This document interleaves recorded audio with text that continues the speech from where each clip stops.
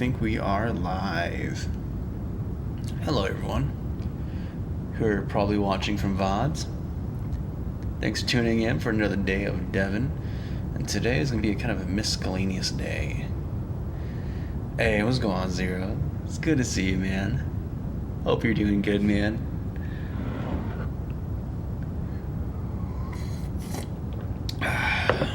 Hope your rest isn't disrupted, man. Let me get some donuts real quick, 1 sec. But yeah, stream starting. No masks today. We're gonna be a space trucker, I guess. I don't know. I just don't like the way the masks things sound with the mask. I don't know, the mask sounds a little different. Also, I just like having actual headphones on instead of these like little earbuds. Hey, what's going on, Draco? It's good to see you, man. How are you doing today?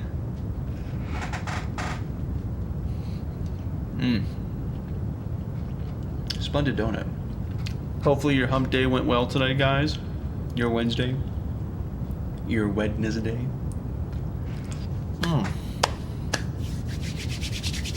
So, today,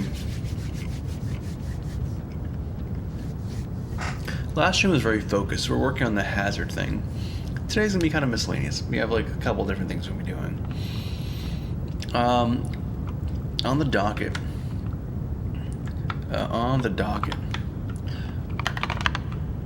I'm sorry. I'm pretty sure I typed in this. So on the docket for today,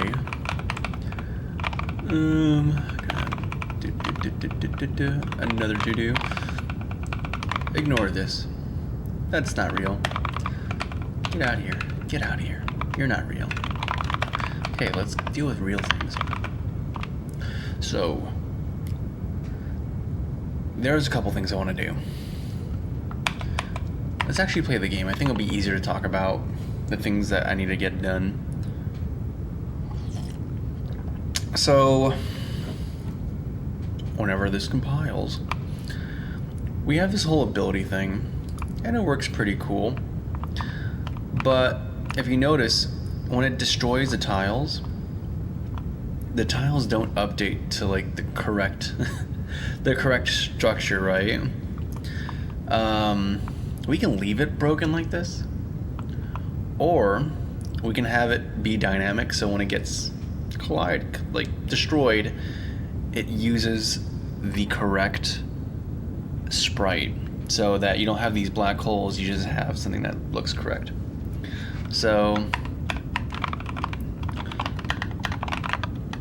tile destruction correction.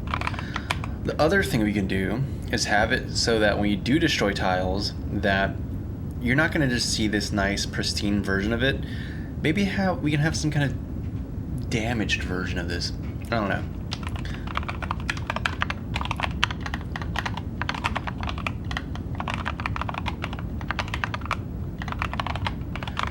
So it looks very clear that you're destroying it.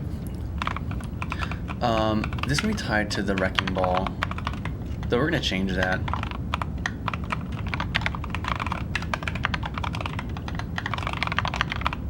I think we're going to make it like a drill ability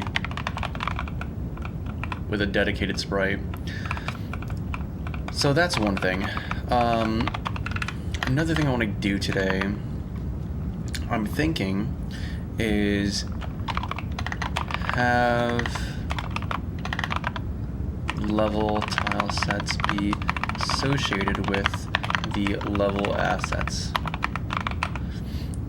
So we have a thing called a level asset in our game, and they contain a couple things. They contain like the name of the level, they contain the music that should play. They're going to contain now the background, and part of that we want to include is going to be the tile set to use visually.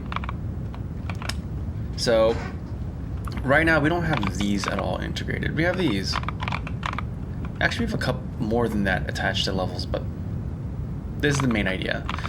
I want to introduce these guys into it. We're going to integrate that. So that's another thing I want to do for today. And what else is there? I also want to fix some minor UI stuff. We also have to get rid of breaks, like from everything. Get rid of break fading.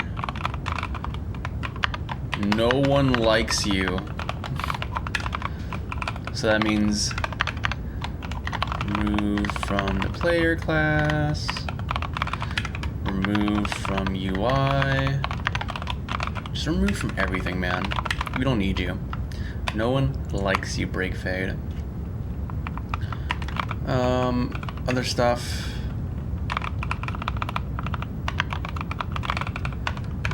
Fix UI oddities. So that's a lot we can do today. Let me catch up and chat real quick, guys. I have a group project due next week. Let me expand this. I can't really see. I'm a little... Alright. So you have a group project. That sounds already stressful. And one of the members that didn't show up for practice today, and I'm a little worried. Oh my goodness. He shows up time next week. Even messaged him. Yep, that's a classic. I mean, that's gonna classic. You're gonna have always at least one guy who's like that. At least it's just one dude and not like the whole group. That's rough. I don't know why, but every single video editing program I've used didn't have a keyframe system, so there's no good way of moving stuff around. Oh, weird. How to cut and like move those things with a jittery, humanly imperfect, not smooth at all. Yeah, that's terrible. Just remove like the French language back. Can I say something kind of weird, man? Or brother? Yeah, sure thing, go for it, Leonard. I mean, you know, keep it kind of PG, like nothing inappropriate.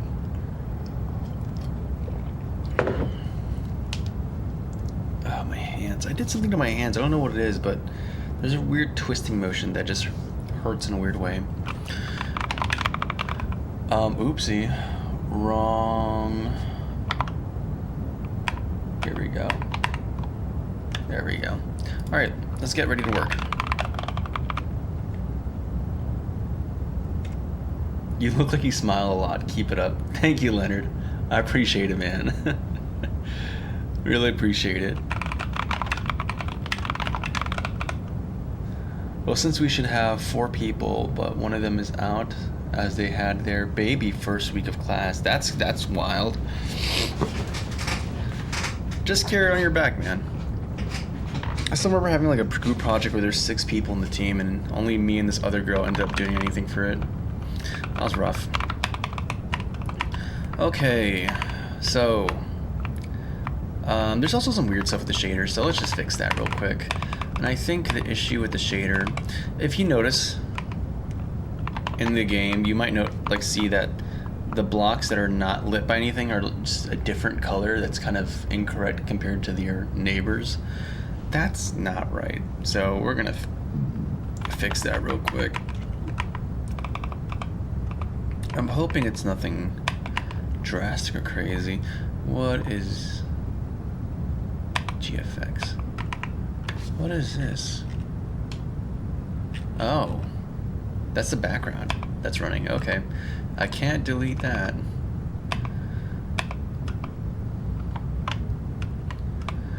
Okay, let's just open up Writer. I thought I had an instance open somewhere, but I guess I don't. So we're just gonna double click and then see what happens. I have a group project, but it's due Friday. We have to wait for, I think, 2 people to do like 2 things. Gosh, all these group projects, man. It's terrible. Terrible, terrible.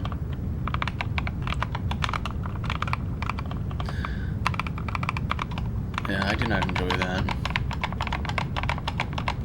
Okay, here we go. We're at the shader for the standard tile. And I think the error that's happening in our logic is back when we were trying to add support for diagonals, but I don't think we're going to do that. So this whole normalization step we do ahead of time, I think is incorrect. If I'm not mistaken. Like we do what? All that. Then we do norm. And it's going to be a float 2 of x and y comp, and they're going to be normalized. And then we do norm and 1. And I think that's where things go wrong. Because we didn't initially implement it that way. We implemented it in this manner. X. Oh, let me put on some music as well. I don't know. I actually feel divided on using music in the stream. For shorts, like editing videos or highlights or supercuts, it's kind of bad. I don't know. It's kind of funny, but you just see drastic changes in vibe, and I can't control the music that's in the background when I'm editing. So it's just whatever happened to be playing at the time is what it's gonna be. Normal map value.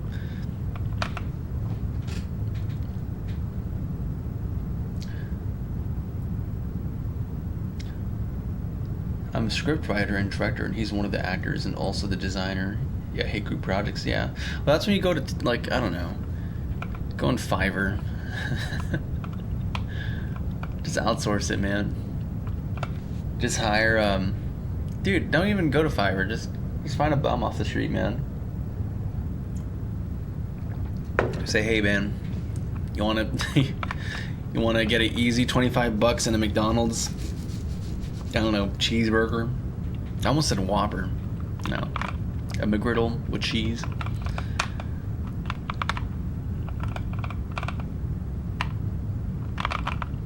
Normalize, yeah, so X comp, Y comp, then. You know, this doesn't quite. What I was doing here doesn't quite work in principle because all of these can be net 1 and max value. So normalizing this is actually not correct. This actually might be just perfectly fine. Oh, I guess I wanted to keep these relative to the max value. So I think, so what, the component for a perfect diagonal, like a 45-degree angle on the unit circle would be like, would it be 2 squared? Is it something, I think it's like 2 squared. No, not 2 squared. Or the square root of 2. I think that's what it is. It's like 0.7 something. Am I tripping? Am I incorrect?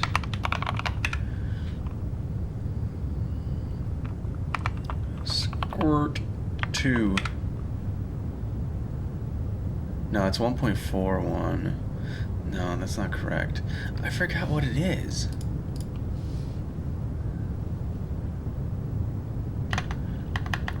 Unit circle.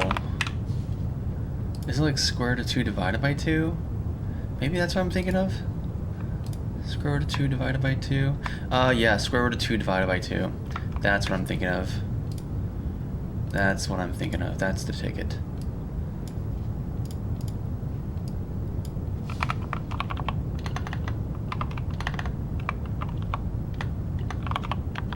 Oh, can't type. Yeah, 0.707, yep. That's exactly what I'm thinking. So you'd have that square, not squared, that times 2, that, yeah, plus, that would be like the way you calculate it. If we were going to do that, that's how you have to calculate it. I think I would hard code that calculation though, just because that's a common thing. Do I have a math utility CGNC file here somewhere?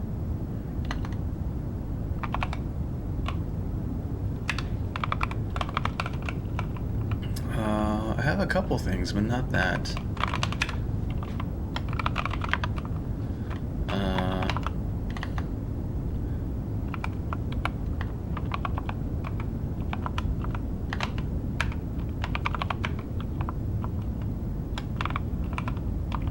You're gonna be 0.707.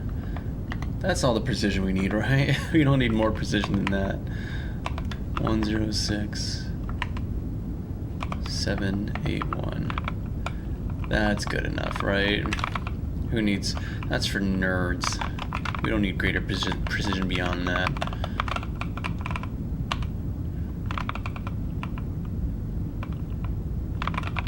Cool. How long have you been coding? A little while, man. A little while.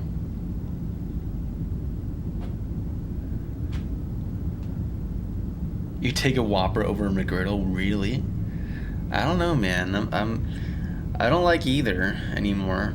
Actually, I'm lying. They have good stuff, but I don't like eating fast food anymore. But if I had to, I'd go McDonald's. I don't know. There's something about Burger King that just seems so, I don't know.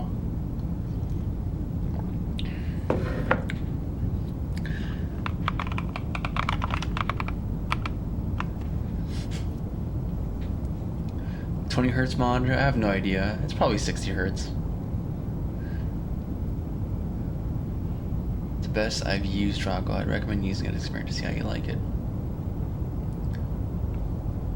On Dino Crisis, pre-rendered graphics. Oh, pre-rendered graphics is fantastic. I want to do a game with that one day, like Final Fantasy IX, the way they did it. Alright, anyways, I think we fixed our issue already. Let's just run it.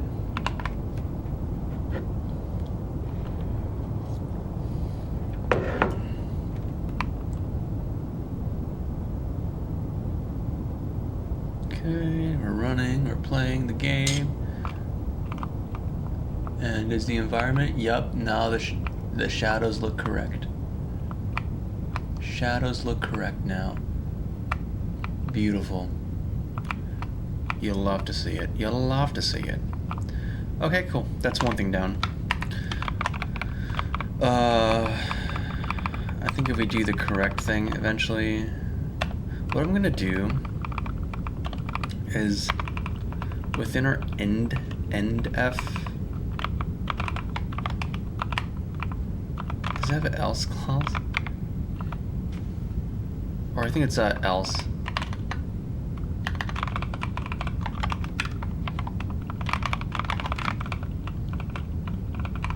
So we're gonna have deferring calculations for things.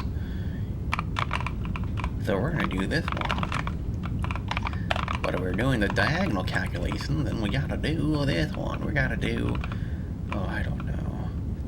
I think we're gonna do x comp divide equal by, because at most it could be 1, and if you factor in the diagonals, it's gonna be, yeah. So it's gonna be 1 plus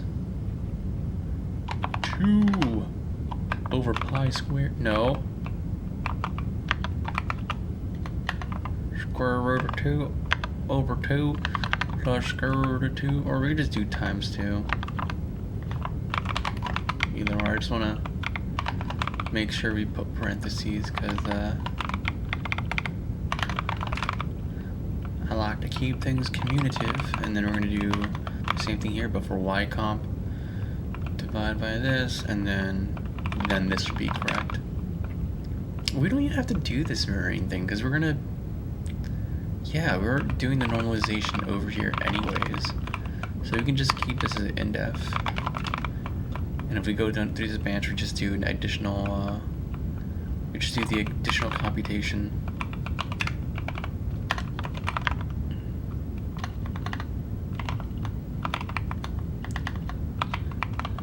I guess normalize components.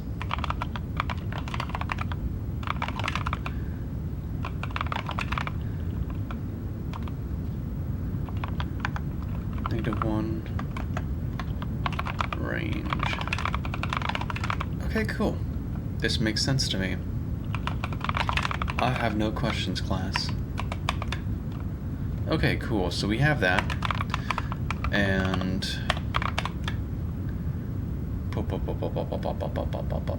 the drill thing. We have another level of complexity to have here because now we have to have like this broken state where we have Gosh, I keep feature creeping, man. I just keep feature creeping. Because now we have this main text. Broken tile.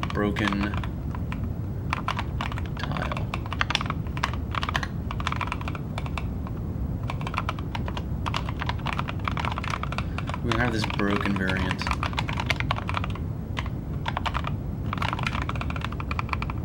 That we have to factor into here. We also have to add this like another property.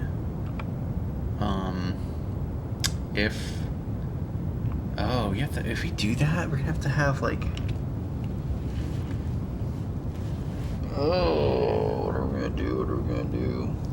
I'll have to add like some new data to our model so we can understand if a tile if you're adjacent to a broken tile, like a tile that's dead, but it's not dead because it was never spawned. It was spawned, it just has been destroyed by the player. More data. This feels like feature creep. I don't think it's the most important thing here, but it adds that fun factor. I don't know. Okay, let's just do the thing we need to do, the level tile sets. So level, actually let's do something even funner. Let's get rid of the break fading. Let's get rid of the break fade because no one likes you. No one likes the break fade. So we're just gonna get rid of it.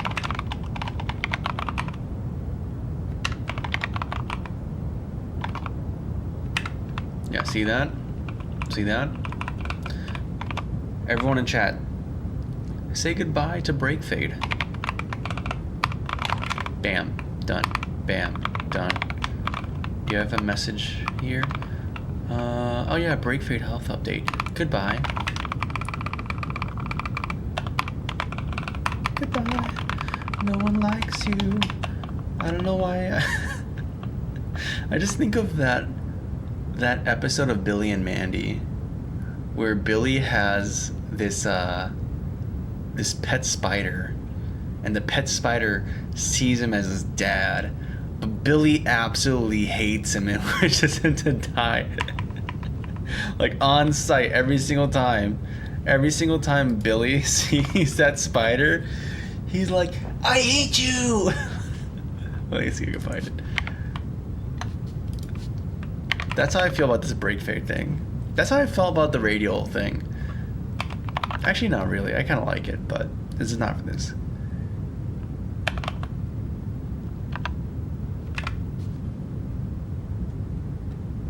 Spider. You have to clarify that. I think there's a lot of...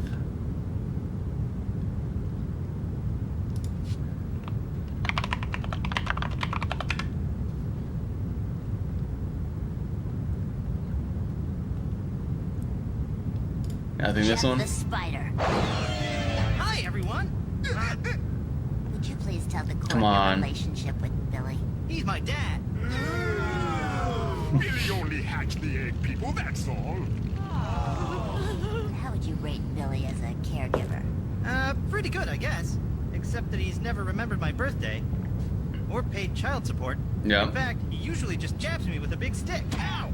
I'll jab you good, you filthy bug! Why won't you love me, Dad? I'll be anything you want me to be. Wait, best part.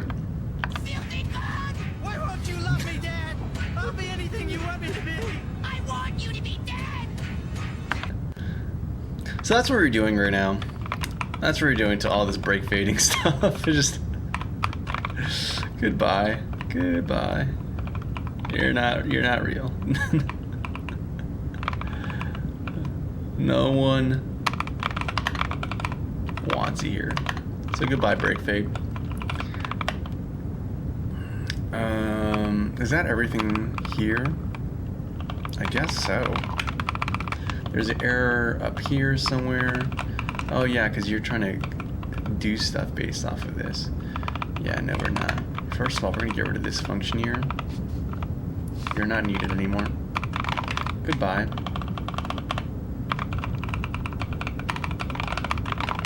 Gonna delete that. I'm gonna delete every single evidence that you existed. Doesn't that sound nice? That sounds so pleasant. Alright, break bar, goodbye. You're not real. Cool. Oh yeah, we had a bunch of references to this. Break bar position, nope. Nope. I remember seeing this interesting video about why adopting new code is kind of a liability.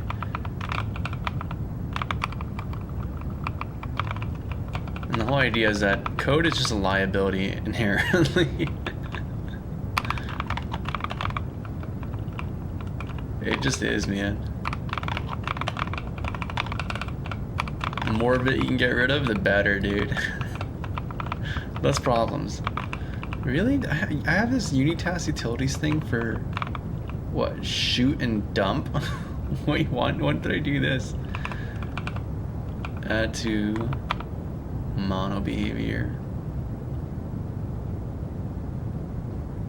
Why did I do this again? I guess because I did it a bunch. I was just tired of having to do to observable, subscribe, and then add to the mono behavior, and then like forget. Okay, yeah, that's why. Okay, that's a funny name. Cool. We don't need these anymore either. We're not doing the debug stuff. We're better than that. I think, at least. What is the game called? I don't know. It's called. It was called Fight and Flight, and then I changed it to Radio Rush because we had this rotating world mechanic. But I got rid of that mechanic because it doesn't really make sense for this game. So the name Radio Rush doesn't really make sense anymore. So I don't know. I have no idea. We're aimless as far as the name is concerned. Very cursed. What's happening? Usually can't move audio separate from its video source, but Witchcraft frame rate shifts everything around. Caden Live has that. It kind of sucks, honestly. I don't know how to make it independent, but oh well. Okay, so game, did you compile? Game, board, canvas, game view. We have two HUDs for some reason, don't know why. Cool. And we're gonna erase Breakbar's existence. It's like you never lived. You never were real. I don't know. I don't know why I'm being so mean to this Breakbar. It wasn't that bad of an idea. I just don't think it's that necessary for this game. So we're just gonna pull a little, just a little Stalin, if you will.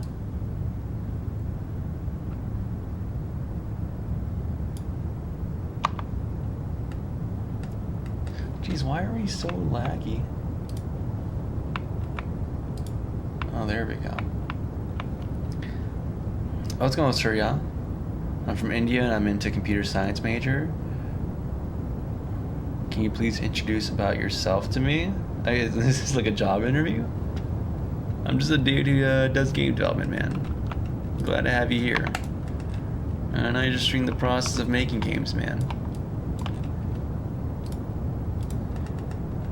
I work doing this kind of stuff in my day job, and I like doing this stuff in my downtime as well, so.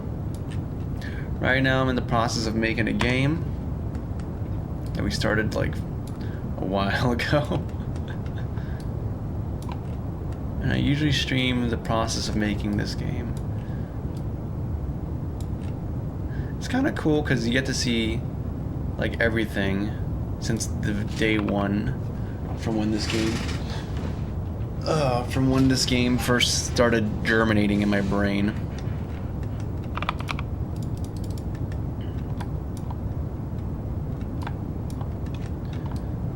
And hopefully we're getting close to done. That's the goal, that's the desire. I'm hoping we can get done sometime pretty soon. Because I have so many things I want to work on. And I can't allow myself to do them until I finish at least this.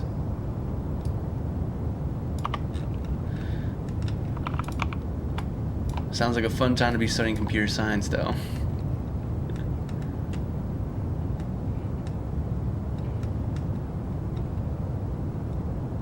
Let's see here. Okay. So we have to reorganize things a little bit, but I don't think it's that big of a deal. I don't think that's bad at all.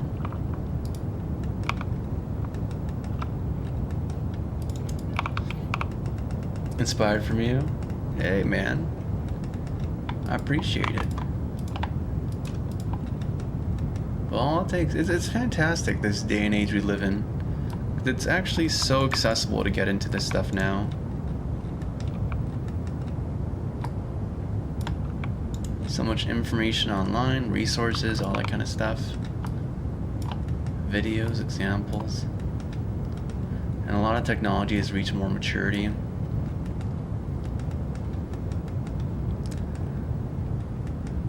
mean, of course, there's some jank stuff that happens here and there, but that's more few and far between, thankfully.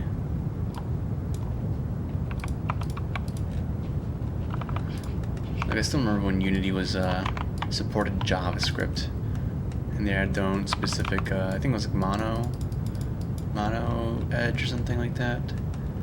I don't know. It was like they had their own scripting language at some point, and their own editor, I think. What a crazy time to be alive.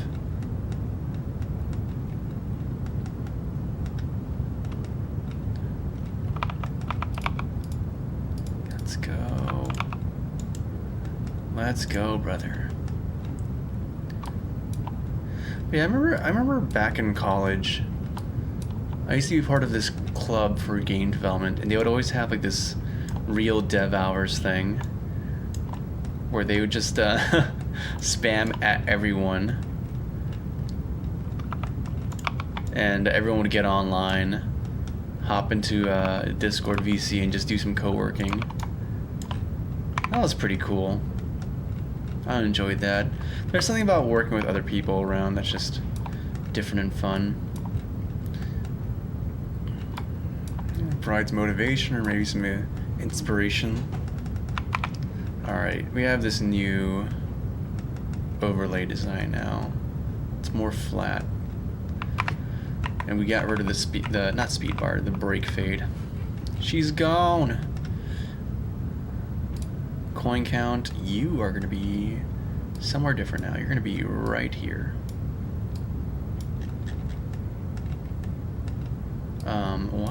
Why is there Z fighting here?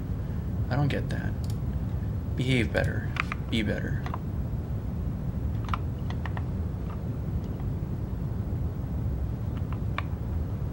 Wait a second. Why is it when I get you reasonably close to each other, there's Z fighting? Why are we Z fighting? Are the elements actually overlapping? How much? Okay, one second. Let's turn off this. Really? There's that much padding for the numbers? Why did I do that? Wait a second, let's look at this. Did I really give you that much padding? Oh, you're transparent though. Oh, is the shader not doing that? Are you not handling discards? You're not. You're just returning this value. Okay, that's simple. Float 4, color.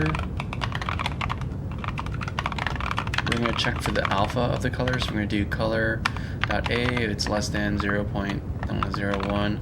We're going to discard this, meaning that this pixel is going to be transparent. Otherwise, if it's not a low alpha value, we're going to return color. Return, and then now that's transparent. Beautiful. Beautiful. Yes, yes. Oh, beautiful. This looks exactly how I dreamed it would. Beautiful. This feels very small, though. This needs to be moved over a little bit, wouldn't you say? I concur, me. Gosh, me and myself are in such... We're just so in sync, dude. It's like he knows what I'm thinking. Boom, boom, save. Go back to here. Look at Billy and Mandy. Go back to this tab. Control R. Okay, now you're a little bit too far. It's okay, we can work with that. And maybe I gotta make you a little wider in general. So we're gonna do this. Boop.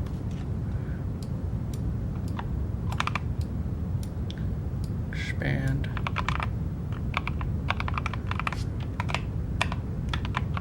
Okay, you're a little longer. I can get behind that.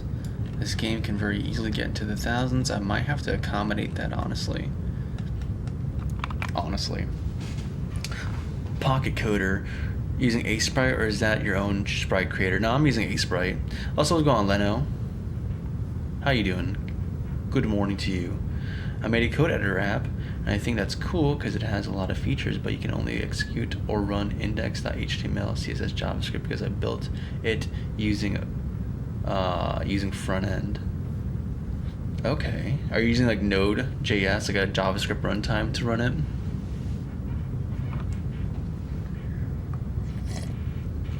Or some kind of like portable browser thing?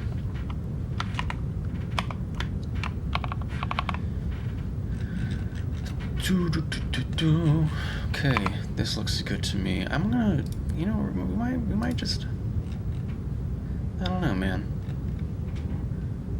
Maybe, just maybe, we hard-coded this? Why would I do that? Why on earth did I hard-code this?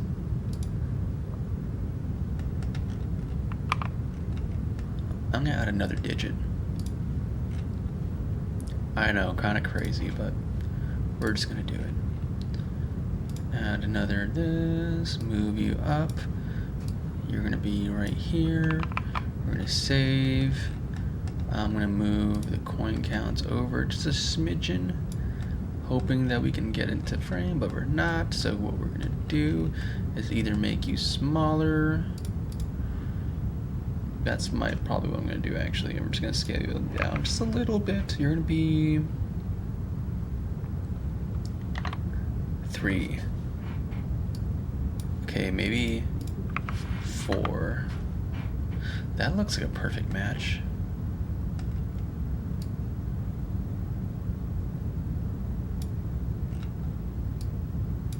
I mean, yeah, that could fit. That could fit.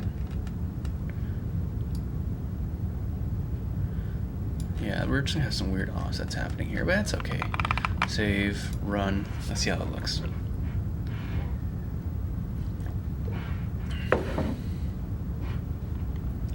What's going on here?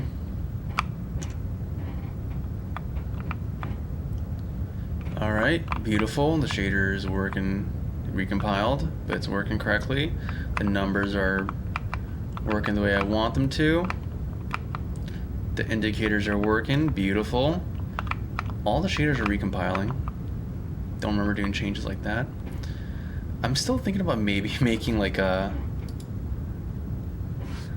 I don't know, I'm debating. Maybe we'll do actual physics collisions detection so that the player can't just clip through everything. Either that or calculate a vector field, but I don't want to do that. I kind of don't want to do that.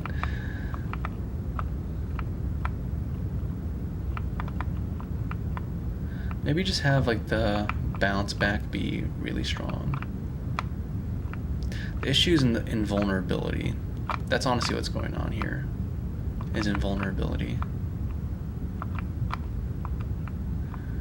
Okay, but the coins are working. Cool. I'm liking the new layout. This feels good to me. I hate this default Unity button here, so we're going to adjust that. You know what, we're gonna just do something real quick while we're at it. It's gonna be real quick. We're gonna do a minor, simple pause button. Boop, boop, boop, boop, boop. Symmetry option.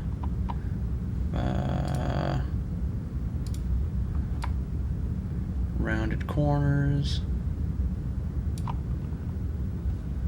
We're gonna do the same thing, but over here. Honestly, I could have just done this on both sides. Yeah. Very nice. Okay, cool. I can disable that. Fill these bad boys in.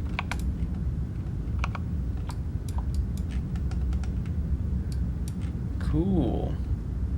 Maybe brighter actually, because I'm gonna make it semi-transparent. And then make it black for outline. It's like a Shift O, I think. Yeah, Shift O, and then we can have this outline generated. Beautiful. One more time. Okay. I feel less convinced, but this is fine, I think. No, it's not. It's not. But we're gonna do this in a way that's not symmetric. I can't use a symmetry tool for it.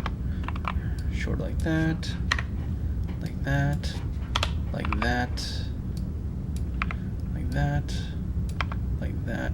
Did I do 2 pixels by accident? I did. There we go. And now back, symmetry back on. We're gonna get back to coding. I just wanna get this feeling consistent, because that does not feel consistent right now.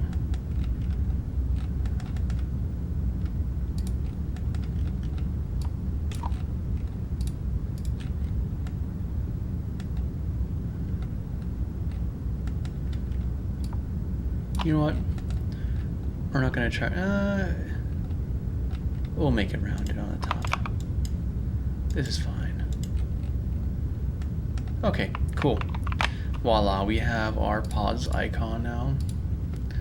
Gameplay, UI, T, pause.png.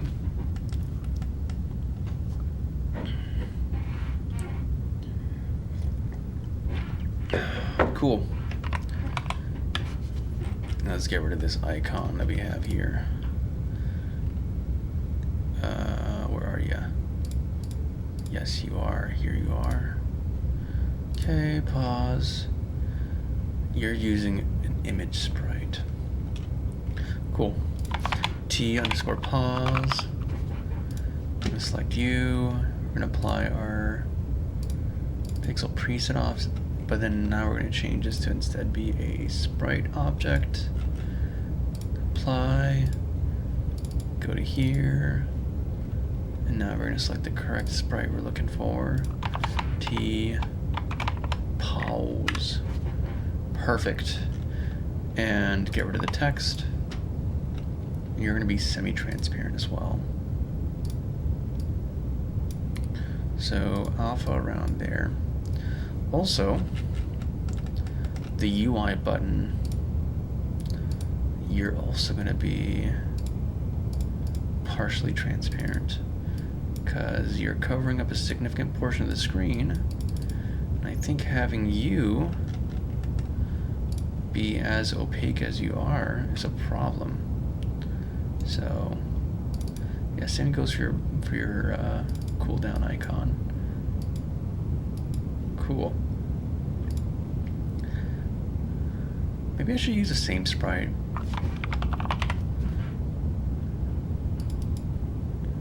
Same one, just colored a little differently.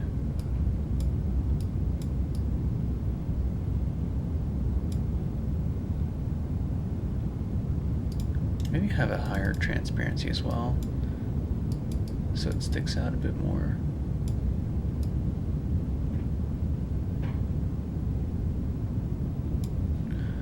Okay, let's try playing and let's see how it looks.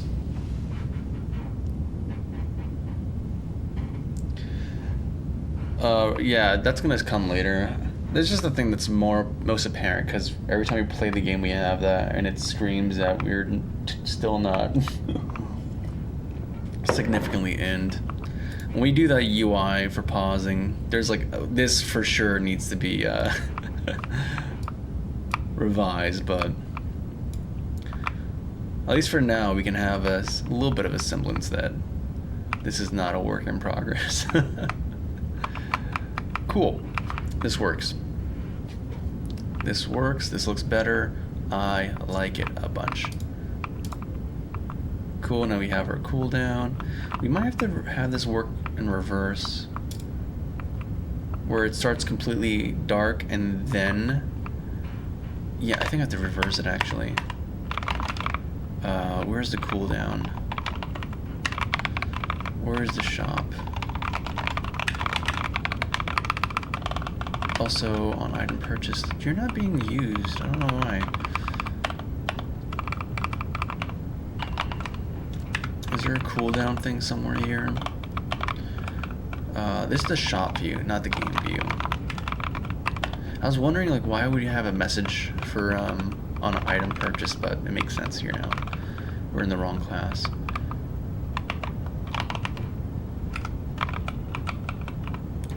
Okay. Where's the cooldown happening? It's either in an observable or with an update.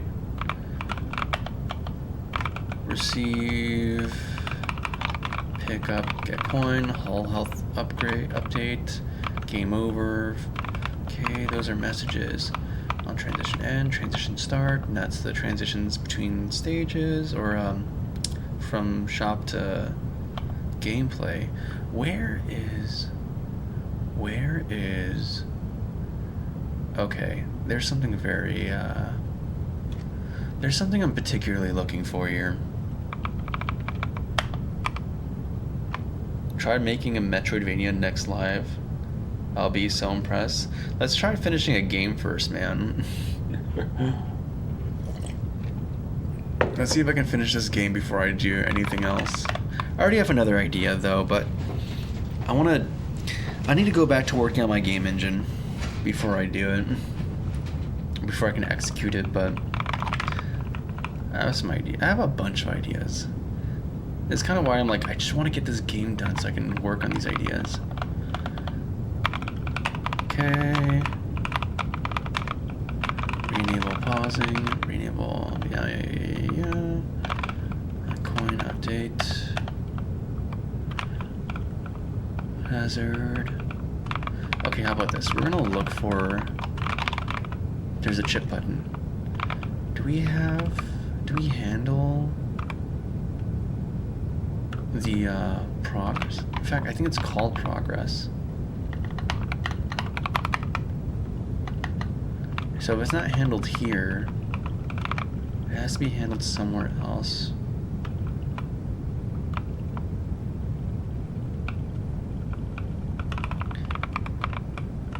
And I don't see any serialized references for the chip button, so...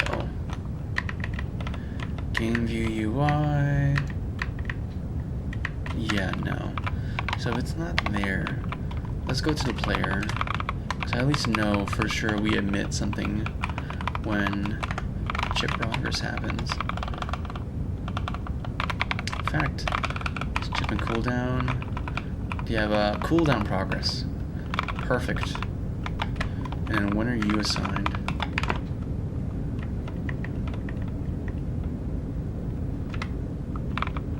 Cooldown progress equals ellipse time. Interesting. Okay, cool. So when are you used? Oh, player controller handles this. Okay, that makes... I understand why. So we're going to do 1 minus the progress, and then we're going to have the desired direction for everything.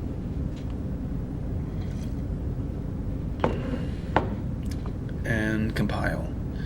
And whoa, there we go. Beautiful. Nice, and that's exactly what I want.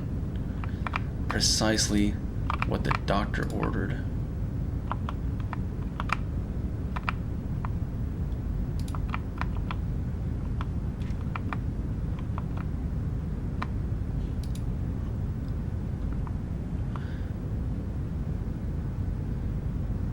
The wrecking ball is kind of fun, but it's just not that super useful when it's just like Like, everything you want to destroy is probably going to be in front of you. There's not that many obstacles in the way. I mean, we should add more obstacles, but...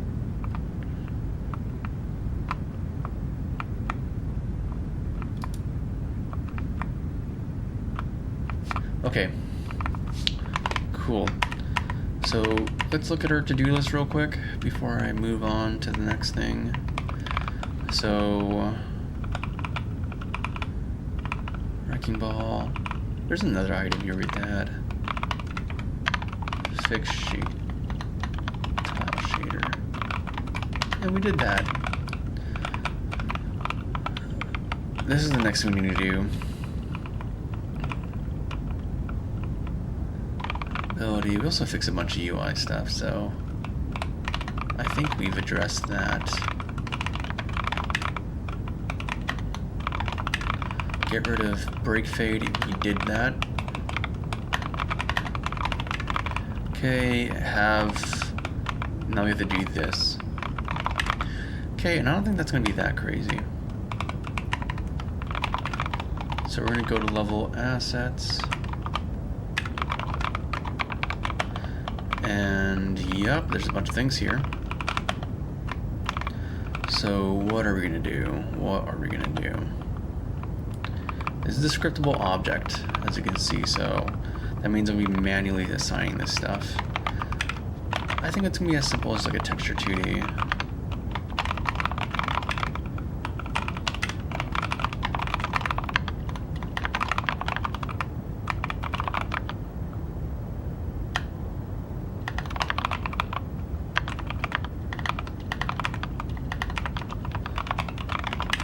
Okay, cool. And then within the game board, here's where we're going to see the difference. So, we have to inject this reference into our tile. So let's actually go there too. Also, hazard's a bad word because this is not representative anymore. It's like it's a tile. So we're going to change this object to be that.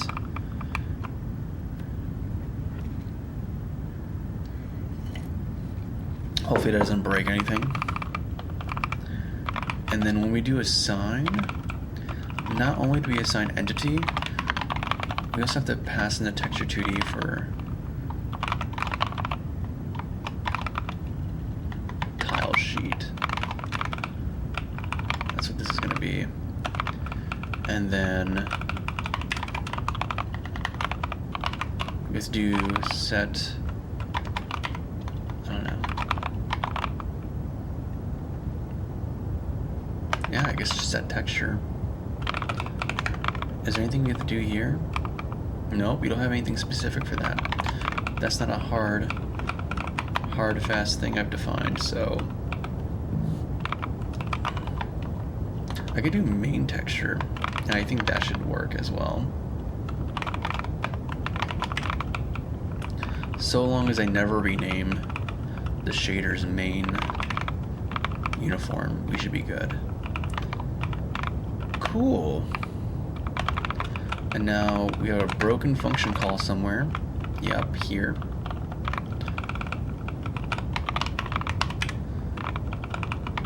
And then we should probably... I think we're going to hand in level assets directly, because we might want to do some more things here that should be passed in. Level assets dot.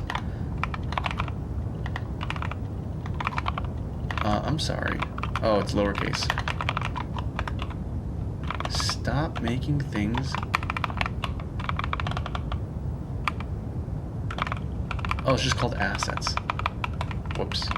No, I'm going to change that. It's too general.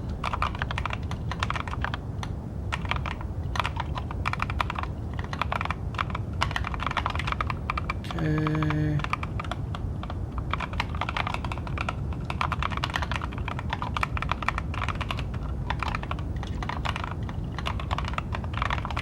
Okay, cool. So we have the propagation all the way down here. Now let's go fix the upper API that's here. And do we cache the current selected? Like, do we have that somewhere? Bunch of constants, static stuff, debug stuff. We have the model, we have the view, we have the border radius, variable position, bunch of shader properties. Current level, are you ever assigned?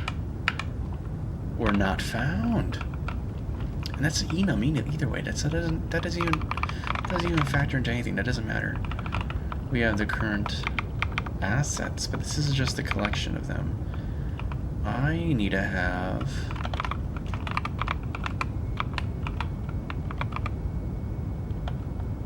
the current one we've loaded.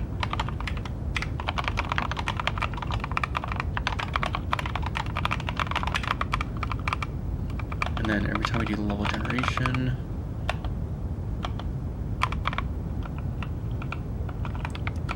okay, cool. Yeah, no. You're now going to be current level.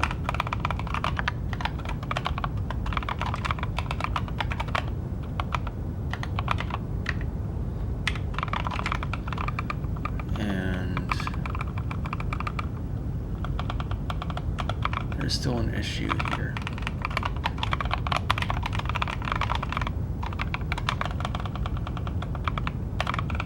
Cool. No, stop. Now we're good to go. Cool. So that should fix all of our APIs, and now we just have to modify our level sheets. And we should just be good to go. Where do we get this? Do we resource load or something?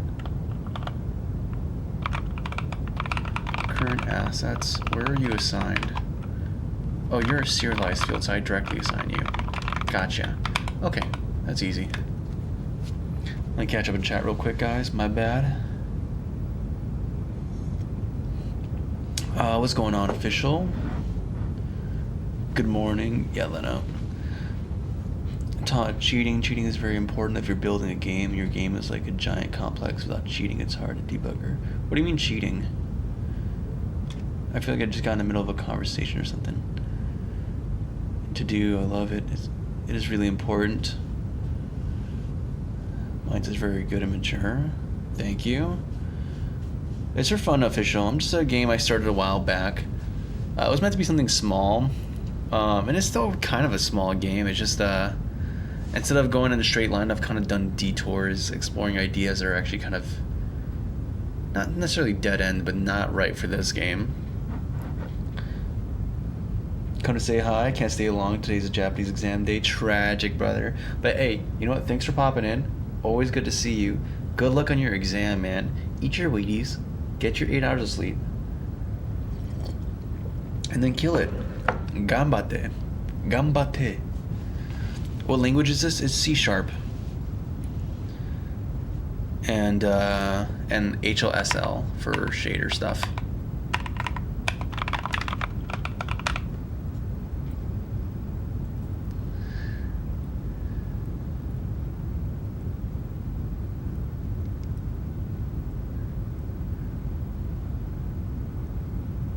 I see you. Good to see you, Erdna. Yep. Oh, we gotta do it, man. I have the energy, we have the capability. Why not use it to the... Why not exercise it, right? Why not exhaust all that you have? I think it's sad to have capabilities and not utilize it.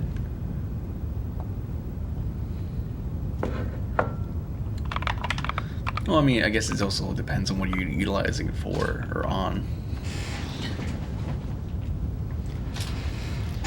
Sure, I'm not making like a nuke or anything, but you know, still something to consider. I've been thinking about what I can use my skill sets for. Beyond just, I love making video games. I can't stop thinking about it, but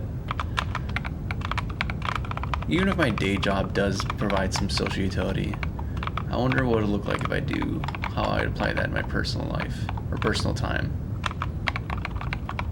I don't know, we'll see. I guess there's nothing wrong with making things for personal edification. Okay, so we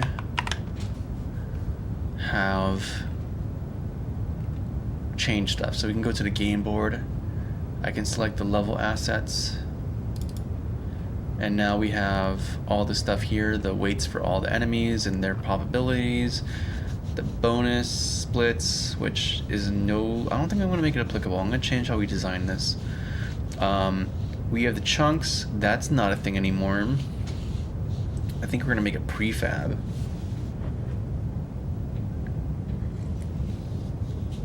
That's what I'm thinking. Or maybe we just have the level have everything in it so that you can just activate the levels. I don't think it's gonna be that crazy. Like, they're just a bunch of quads, right? Music, and here's a tile set. I'm sorry, why is the spacing weird on this? Did I mess up the naming or something? Hey, what happened here? Oh, did I make it a capital I? Whoops.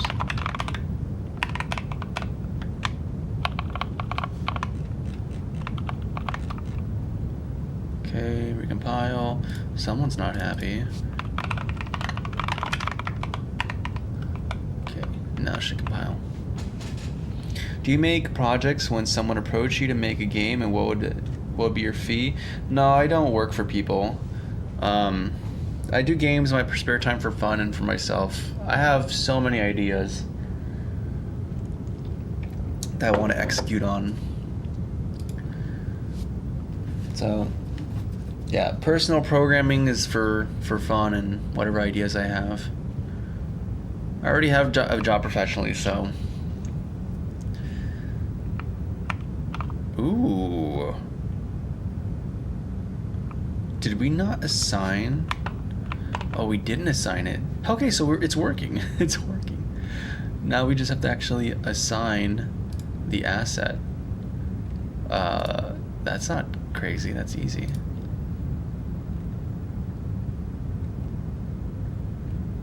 Game board, level asset.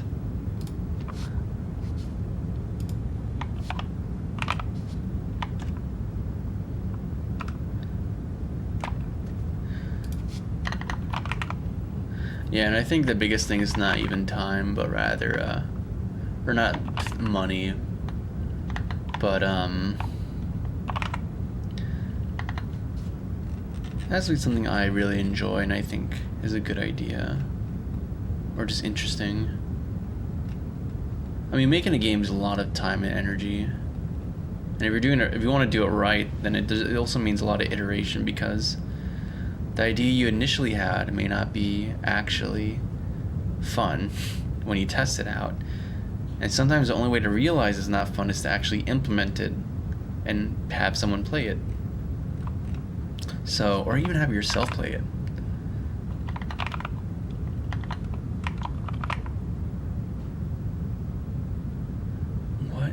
Where is the,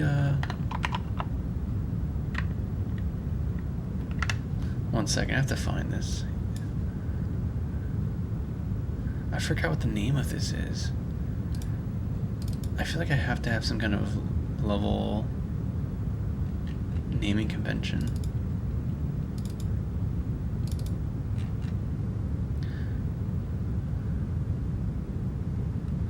And also just making stuff like this is kind of a self-expression thing. Lane set? That's not a good name.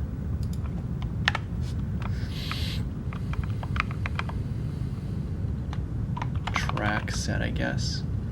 Or tile set. Standard.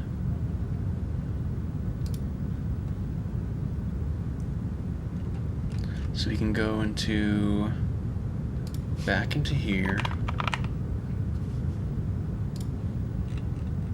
And you're gonna have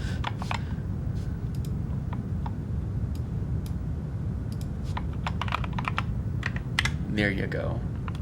Save it. And if we press play, we should actually see the correct stuff now. For your game, I'm debating it. I'm not sure if I'm going to release the source code for this game.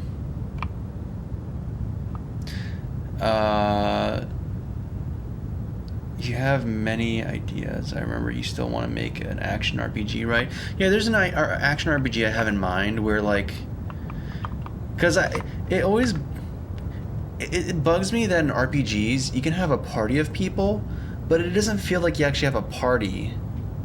Like in overall, you only see one person, and then only during encounters you actually see them fighting. But like majority of the time, you're not seeing them. They're like interacting individually. So like, I have an idea where it would be an action RPG where each character occupies one button here on your gamepad. So like, instead of having one character that has multiple moves, you instead have this. You build this move set by having an individual character for it. So you start off very simple, but as you recruit new people and add them on, like you start having a full move set. So your party is kind of like a character in of itself. When you press one button, one dude goes, and then the other person, when you press another button, the other person goes, and then maybe you have people who combo off each other very well, and they have great synergy.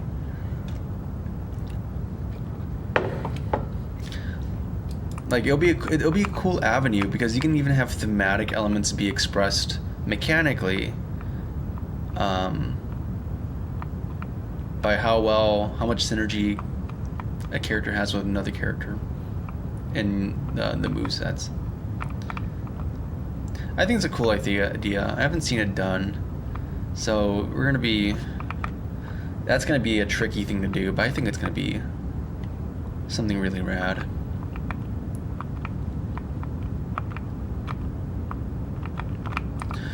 Okay. And I think I want to do that in my game engine. There's another one. There's a bunch of stuff I have in mind. I want to revisit a game called Dot Dungeon I did a while ago, because that's a mechanic I haven't seen anyone really do either.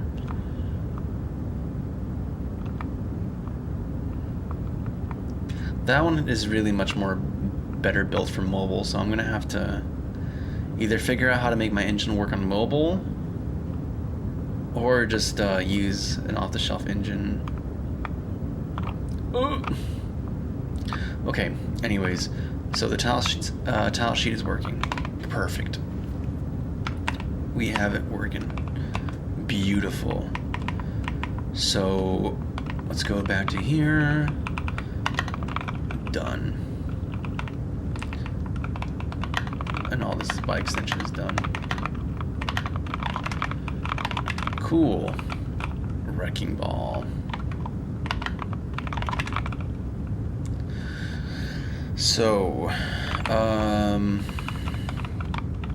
this is more of a design decision, but I might convert this wrecking ball ability into a drill ability that's in front of the player and is gonna just carve through environments. Something else I want to do is have sine wave level gen algorithm. That's another one. That's a simpler one to implement, honestly.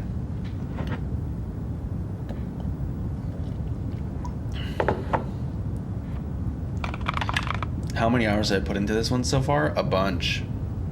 You can go through the whole since day one I've been streaming all progress to this game, so you can find it all in the channel archive. Like if you go to the channel and go to live, you'll see all the streams since day one. It's a bunch. I haven't counted it, but it's a lot. But Valkyrie profile was turn-based, but action RPG. Your idea is awesome. Thank you, man. Well, ideas are cheap, though, right? Like ideas are like, they're both the most important thing, but also the least important thing, because execution is the hardest part of making games. or making anything really. Anyone could have a great idea, but if you can't execute it, then that's all it is, an idea. And even a simple idea like this game, a lot of nuances start getting revealed. I think I might start making a simple RPG first before I even tackle that game. Because, you know, if I've never done an RPG before, an action RPG is it's a whole nother thing. There's way other elements tied to that, so I think I'm going to start with that. Nothing crazy, something very standard, and then see how that goes. I wish I was less tired so I could follow what you're saying. It's alright, man. I think even someone who's technical may struggle to follow what I'm talking about, just because, like, you know, even if you can have all the knowledge, but if you don't know the context, then you don't know what they're talking about. I can go into someone's code base and hear people talking about specific things about it, and I could be totally lost, even if I know, like, the individual elements of lingo. I think context is, like, the most important thing, so that's why a lot of people just tune in to kind of just chill, relax, and fall asleep sometimes to the stream. Also, thank you, Boss Corner. I'm glad you dig the setup. Anyways, I'm gonna put on some background music, guys, because I need something. I need a little something. It's still gonna be kind of chill, though. I'm gonna start with some Windows 95.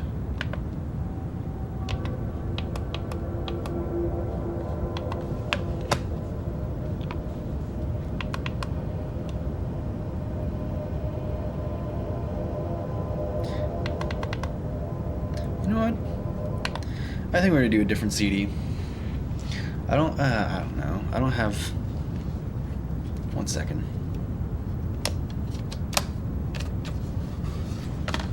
Let me pull this out. Let me label it before I put in the other CD, and then we're gonna be back at it. Is this small or big? Okay, that's big, I think. Biggish.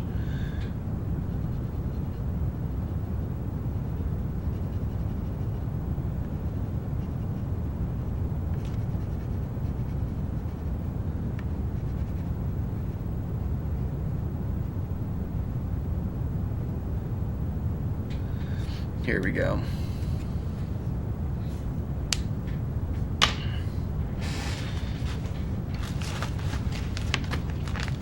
Okay.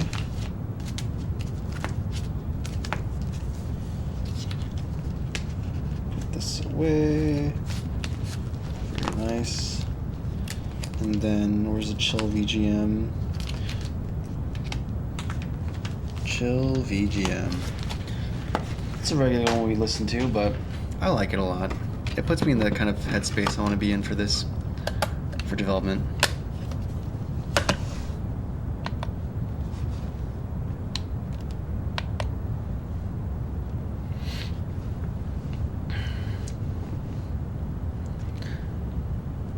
I'm just getting familiar with the entire process. Yeah, that's the whole thing, man. I'm also trying to make some shorts that condenses a lot of the process down. I mean, you don't really... like, it doesn't show the actual code that goes on, but you can kind of see how the iteration happens, where you test something, do you like it? Alright, then we do some changes, so on and so forth.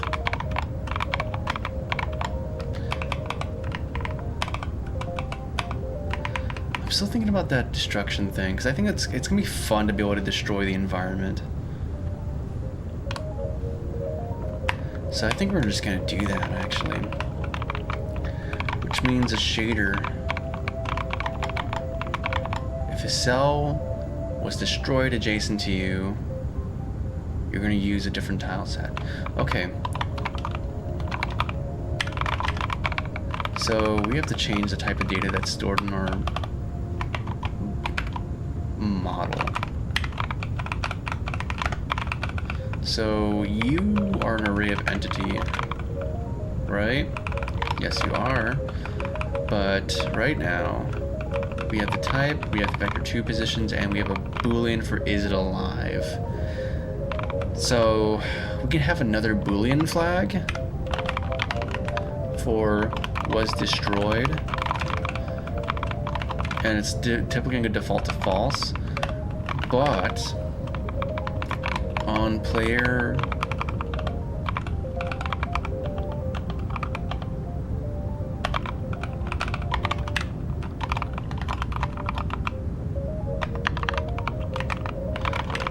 we have the correct. Okay, yeah, we got that.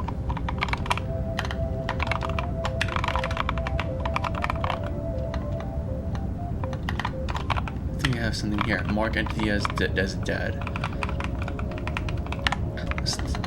Let's be more specific. As destroyed.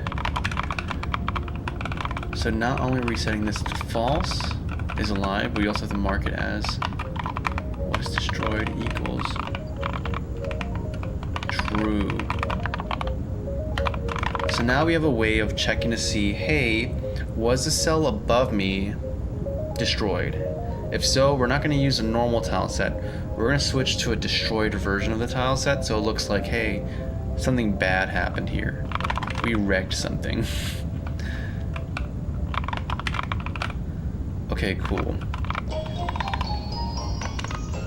So next thing we need to do is go to tile, and we have this huge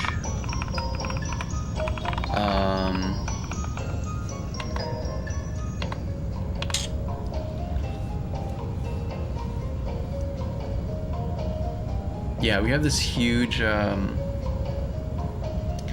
it's not gonna work the way I want it to, is it?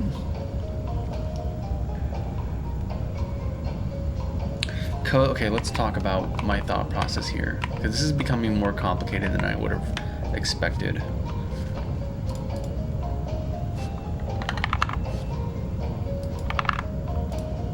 So like, let's say we have, we're gonna use a grid here. So you have tile 1, and then you have another tile, and it goes down, and it goes down, and you know, that's the whole tile set, right? Or the state of the level, the tiles.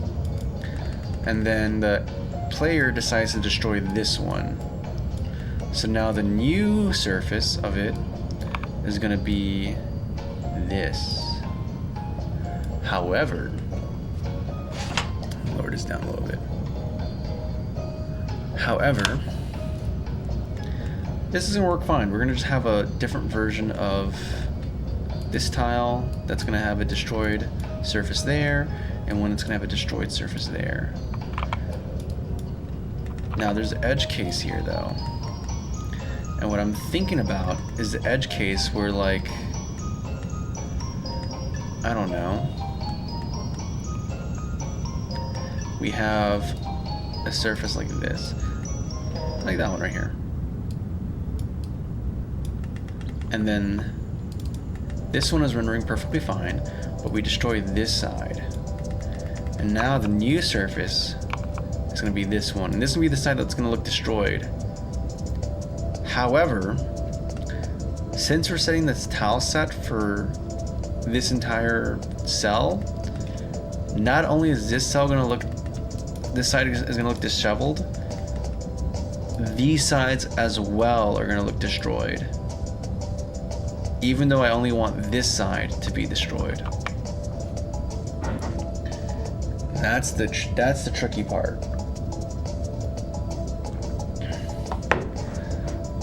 Ooh, brother. So option 1 is we just let it be like that. Hey, you destroyed this cell, this entire area is gonna look like it just got messed up. Cool, the destruction propagated everywhere. I don't think there's much bad consequences from that at all. Like, this is just cosmetics. And I think it might even be kind of more fun, because it seems like you're doing more mayhem. The other options I see are going to be much more involved, where we have to do like more fine-tuned UV remapping. Like, we have multiple levels of UV remapping, and this would be like the third the third or second level of it, which is already going to be very tricky. And we have to do that for every single side. So we can calculate the UV for this, or we can try encoding the extra data into the shader and material. Either way, it's not going to be pretty. So I think we're just going to leave this be like that.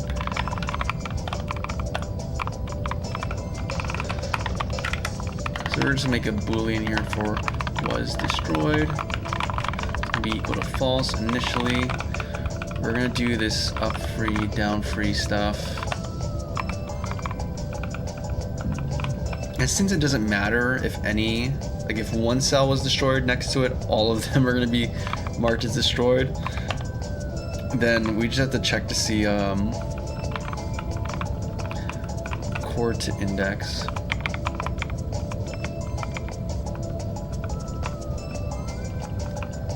Yeah, we're indexing it to here.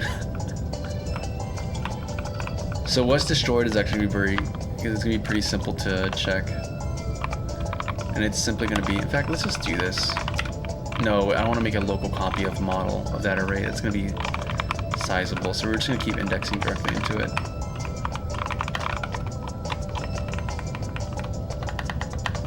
So we're gonna do just a huge chain of this for every direction. Right, left, down. Cool, was destroyed. And then we have to set some kind of shader.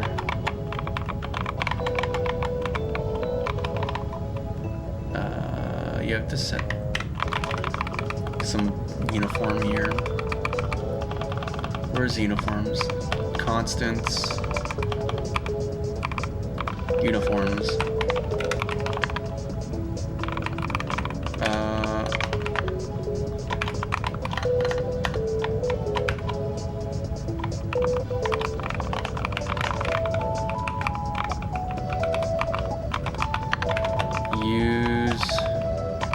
Destroyed set. Okay. Now we're gonna go back to tile.cs. We're gonna make a shader property.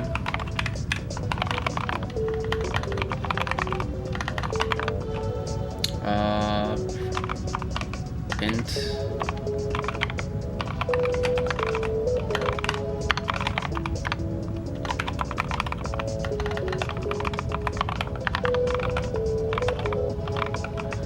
And it's going to be shader property to ID.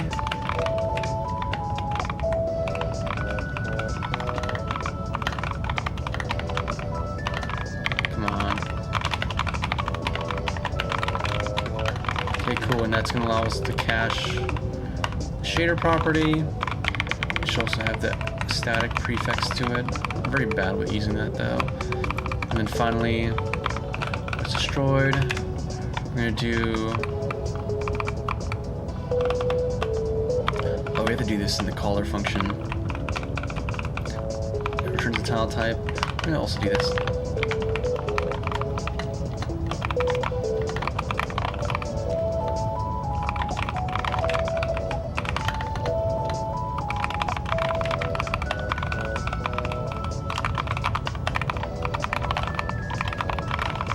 Cool.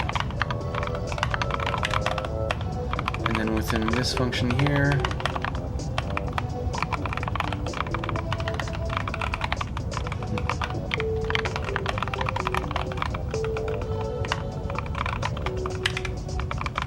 and then we'll just do material set boolean. Is there a thing as setting a boolean? Oh, I can't. I guess we're not. We're gonna use a float instead, I guess. Right, set int.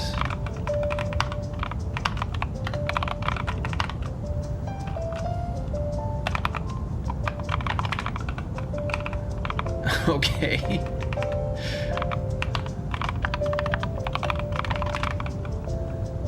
Wait. Can I do cast a float? I can't. That's dumb. Okay. We'll do a ternary.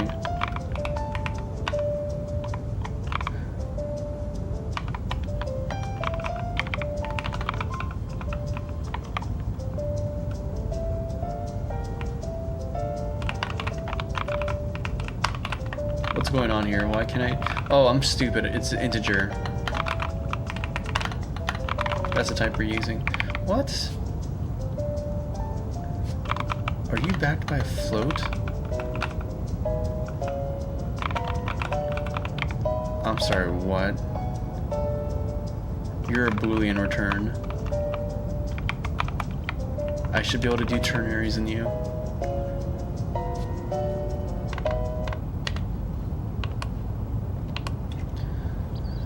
Candidates are int.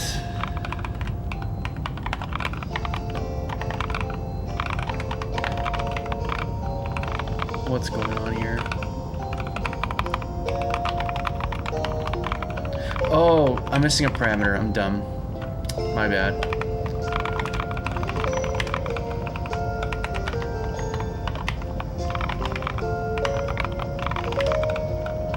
Okay, cool. We're good. I can use ternaries. So we're good there.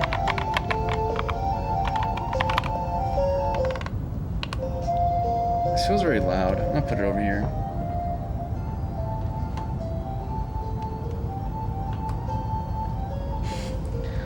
Try catch block? Nah. I'm sorry. Let me catch up on chat real quick, guys. I'm not even trying to follow along. Yep. Sitting on the chair. Yeah, so that feature is destructible walls or objects with smoothing animations is the way to truth game development. It's fun. Say, hey, something bad happens to me. Switch to the crack state. Then switch to destruction state. In JavaScript, let state. Make a tiny box flying around the world to be better. I did miss the part when you were trying to fix the stretch of the bunch of yellow line. Did it work? Oh yeah, we got that working. Yeah, are you talking about like the when we had the weird deformations with the edge of the tiles? Yeah, that's working now. Now we're adding a destroyed state. So we're gonna add another tile set, and we're gonna be triggering when to use that tile set versus the current one we're providing.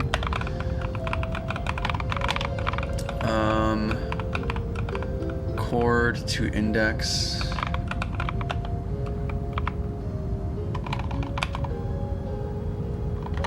Right. We have this shader here. We have this backed by a bool, but we're gonna use an integer instead. And it's gonna be 0 or 1. Just so I can be clear about what's being returned. And then when we do sample sprite sheet, we are going to do something here. I'm not sure how I want to go about it. We can have, I mean, it's a uniform, so they're all going to have the same code execution time, since this value is going to be the same for all of them. So I could just do like an if statement.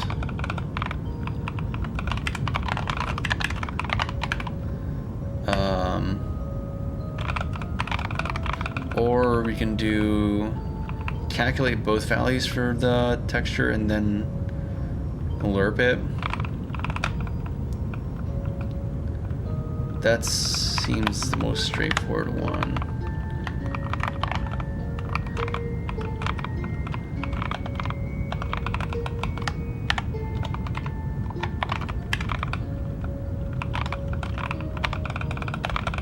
So we're gonna have this.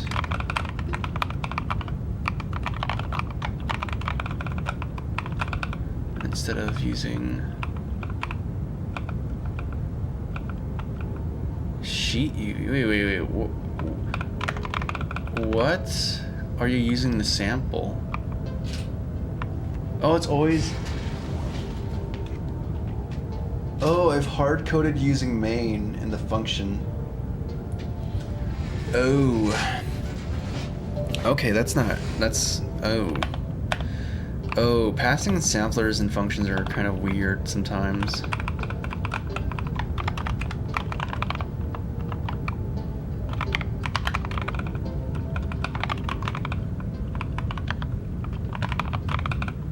I should be able to just do this though.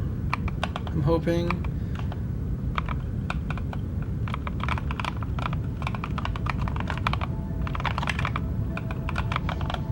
I think we're good there.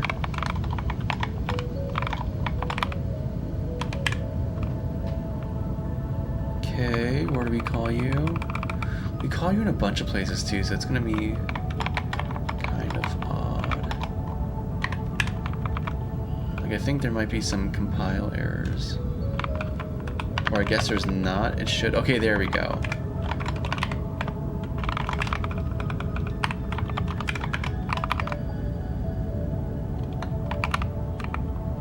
Oh, do we not? I need to add that to the uniforms. Let's do that real quick. Uniforms, here we go.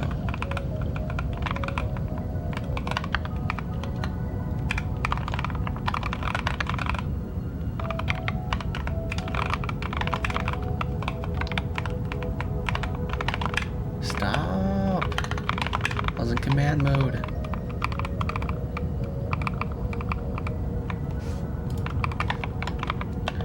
Okay, we have the destroy tile.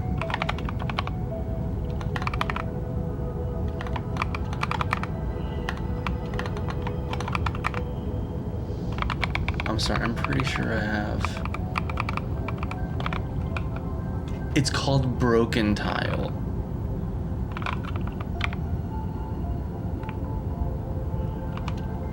Oh, fantastic. I like that term better, actually. It's just gonna be weird having this flip-flop terminology.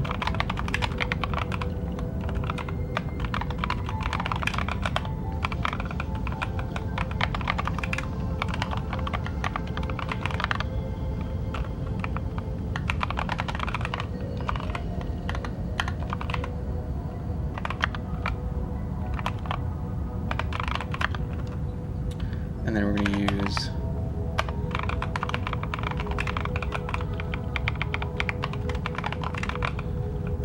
okay, and then we're going to use final.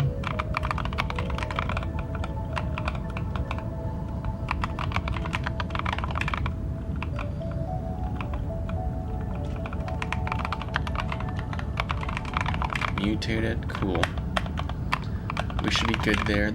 We have a bunch of shaders that are going to be broken now, though. Yep, because we didn't, we changed some stuff, didn't we? Actually, it's only like one, I think.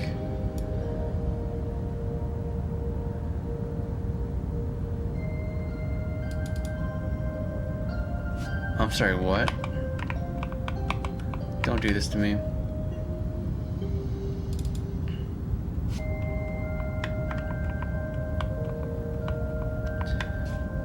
It's gonna be in Sprite sheet. Hopefully this fixes everything. We're using main, right?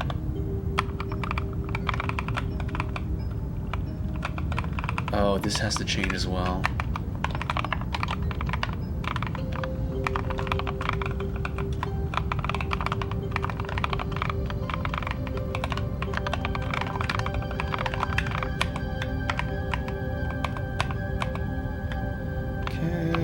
Recompile. Let's see, the shaders work good.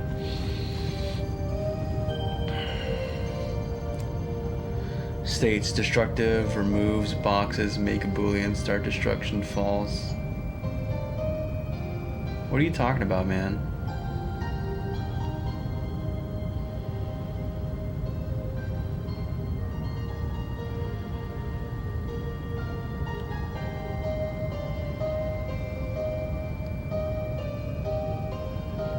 Sounds like we're trying to set up like some kind of state machine.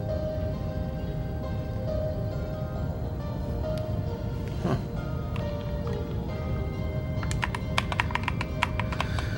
Okay, so we have this working on the shader.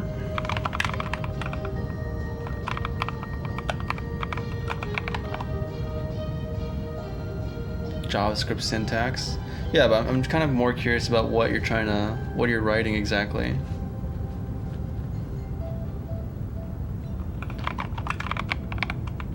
Okay, so we have the sampler set up. We have the 2 states we can be in. To test this, we have to make a version of this sprite sheet that's actually destroyed, so we should do that. We also have to do a few other fundamental things before I can even... Yeah, we have to revise the level assets.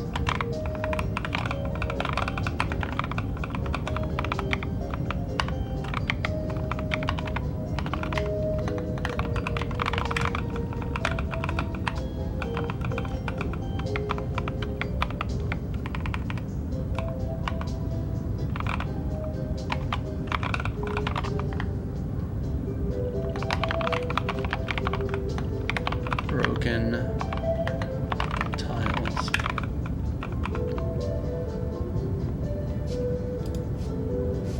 Okay. We have that. Hazard. I believe I call it tile now, that's yes. So we have to do some other stuff on assign. Honestly, like, we should just take in level assets directly.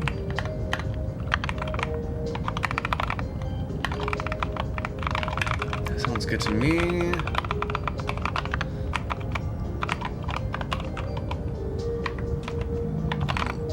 Tiles. No. Tile set. And then we have to do material.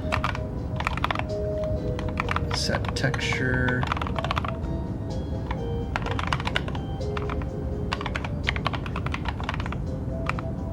What did I call it?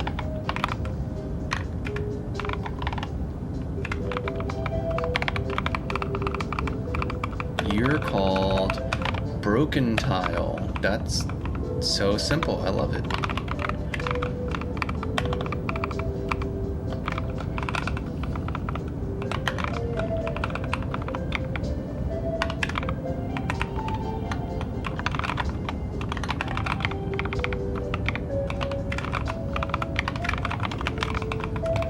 Okay. Broken tile. That's what it's called, right? Broken tile. Capital B broken, I believe. Let's be consistent. Okay. So we assign everything. Nope. This is not right. Okay, cool. Very nice. Okay.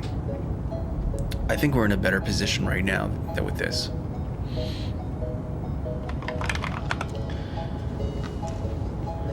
Go to college for comp sci. I did go to college, though most of what I've learned has been on my personal time or, you know, from my day job, when I eventually got a day job. So that's why I do JavaScript. Well, the syntax is not really the problem here. I just want to know what you're trying to implement. But yeah, you learn game dev by just doing a bunch of game projects. I've been making games since like little dinky game projects since I was in middle school, and I think most of my confidence and knowledge just comes from just continuously working on projects. And when you do projects, you're gonna start finding things you don't know. You just start Googling to achieve the goals you have in your mind for whatever game you want to make at the moment. That's how it was for me.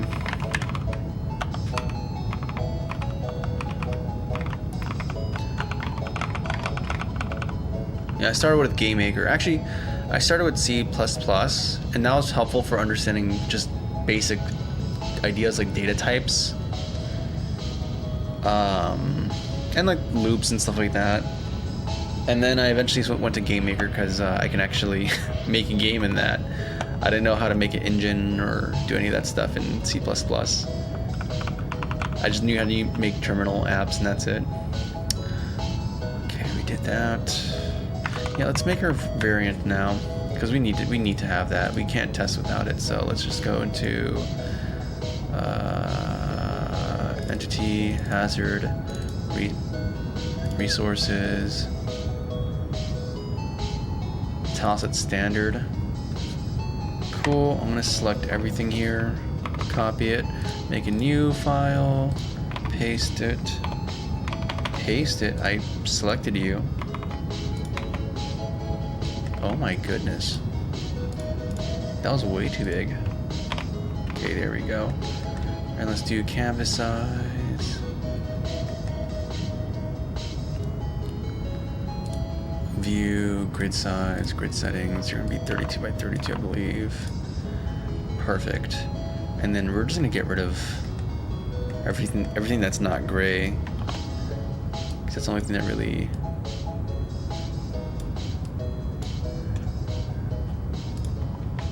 needs to be removed.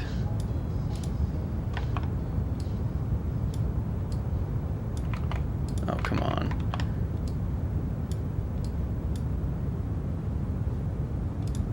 That's right, because you're not gonna... Now this is gonna be easier.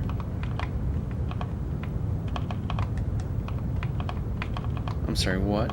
I have to do shift, okay. Here we go. There we go. Nice, and then now we can start making our variants. What color are we gonna use? I don't like this color. We're gonna use... Oh, it even has different complementary chromat. Oh my goodness. Tetradic. Oh my goodness. Sprite, when did you become such a great, fantastic, beautiful application? Color, tint, shade, tone. Yeah, that's what I want to work with. So, you've been destroyed. So let's use this darker color.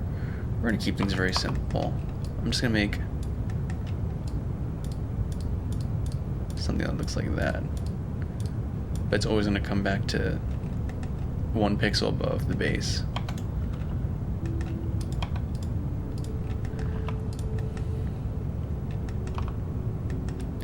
Maybe have some like exposed rebar underneath or something.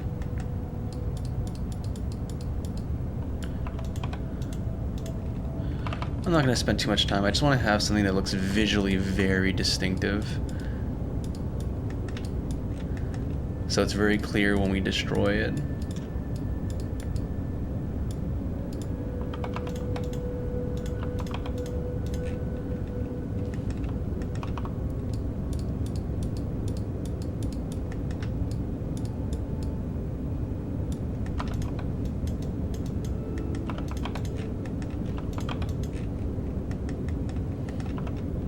Yeah, nothing fancy. We can do the cool rendering later. I just want to test functionality.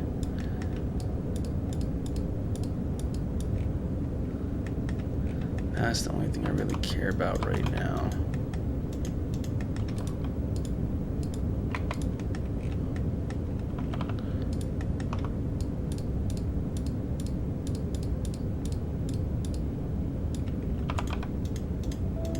Okay, very cool.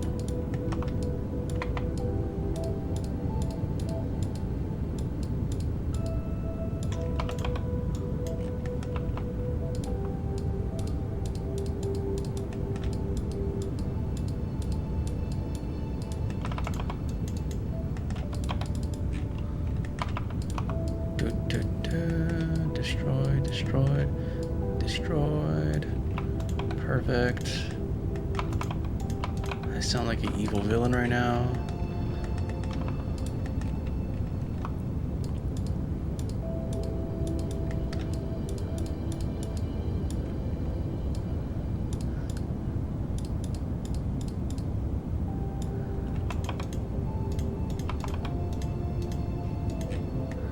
Okay, cool.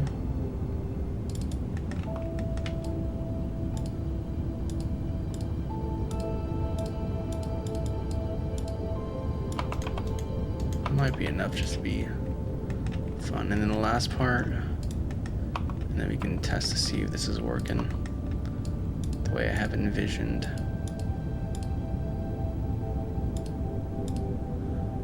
and preserve some mass a little bit.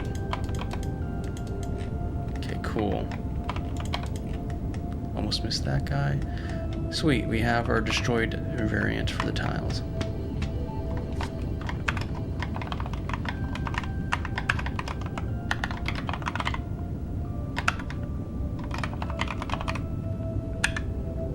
Whoops. You're supposed to say it as a PNG file. My bad. Okay. But now we're good. This is mad. That's easy to fix though.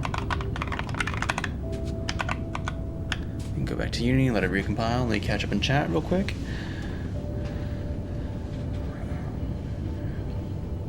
I started with GameMaker in 2009, then moved to Dark Basic in the same year and quit for 12 years. I started making games again last year, and I love it. I'm glad to hear that, dude. I'm glad to hear you came back to making games. It's fun, dude. Yeah, I think I was lucky. I think I started doing this. Like, I think if I started trying to make a game in middle school a few years before that, I would have struggled. I think I started around 2010 or 11, around there, and that's when, like, I started right when a new version of GameMaker got released. I think it was like 8. It was like a first big jump, and it's like night and day compared to like the previous version. And like the thing that helped is that YouTube, there was actually some video tutorials for doing stuff in GameMaker. I think if I didn't have that, I might have just like struck out or something, or just, I don't know, I would keep tinkering with C++, but it wouldn't be the game I wanted to make. So I don't know, maybe that would have been better. Who knows? Or maybe I would have just quit entirely. I think if I couldn't make objects move around in GameMaker, I probably wouldn't have gone as far. I don't know.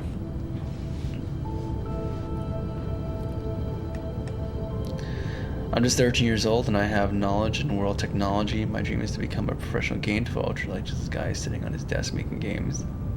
As far as making games. Well, here's the great news, man. If you make games, you're already a game developer. If you make a single dollar from a game, congratulations, you're a professional game developer. I think I struggled a lot as a kid trying to figure out, am I a real game dev or am I a phony? Am I a poser? And I just come to the realization that it's like, no, if you make something, you're already there. You're already a developer. And everything from there is your journey to be becoming a developer that you want to be.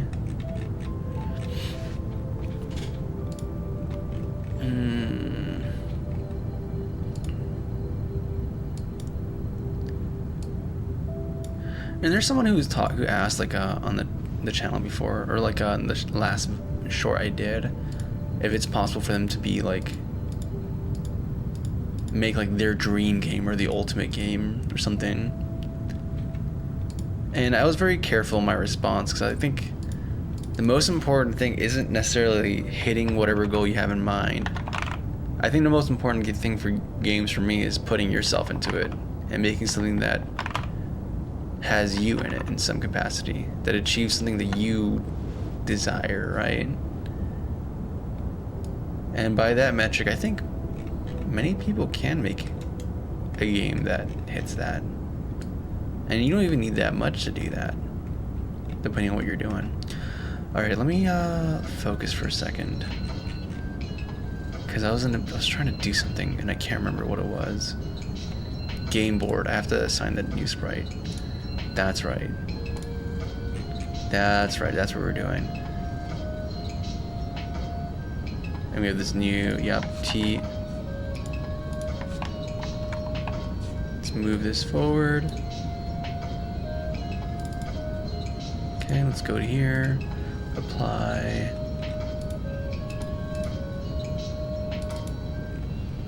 And now you're gonna be 128. Okay, cool.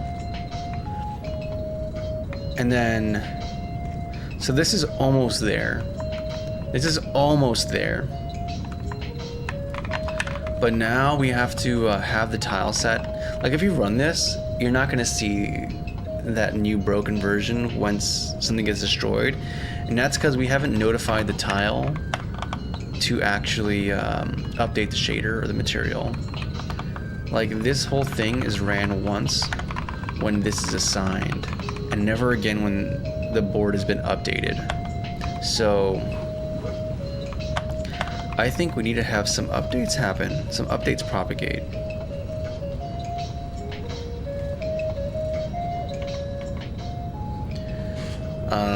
How are we gonna do this? We can do events, we can do an observable. This is happening every single frame that wrecking ball is running.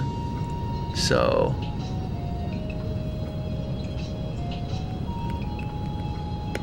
there's kind of a performance criticality to this. Using message brokers would be great because we'd be constructing a bunch of objects every single frame, and even if they're empty, it still allocates something that have to be GC'd. Like, how much?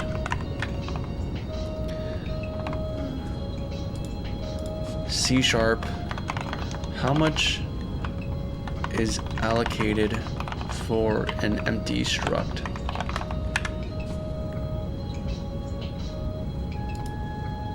Yeah, something asking, why does an empty struct consume memory in C#? Where is the dude? An empty struct in .NET consumes 1 byte. You can think of this as packing, since the unnamed byte is only accessible in unsafe code. Maybe it is fine. Maybe I could just do the emit thing.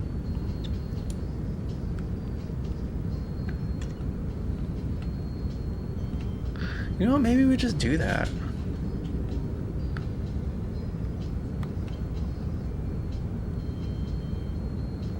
Where every single object we'll just do simple events. How about that? Or simple callback. Where is game board?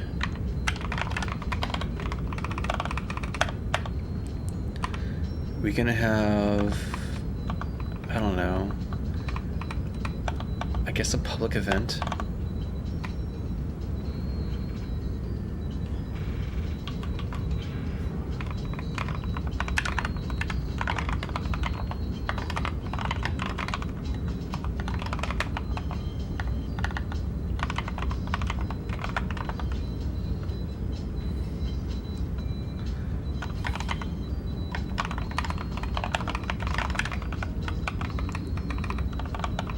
Okay, and then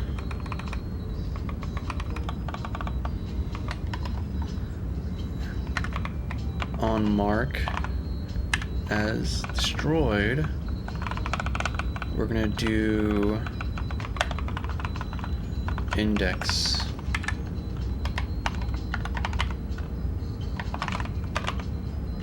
null check invoke. And it's gonna be, maybe it could just be one thing to be index. I don't know. And then we can make, like, I think we're gonna make this be 3 things: index, X, and Y.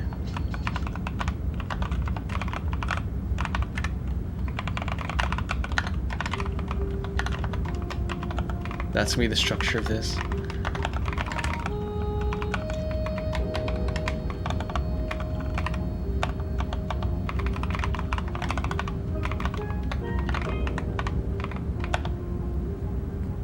Do we actually get?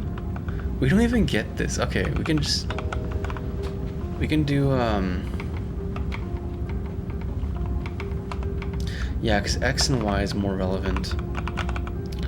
Yeah, it is.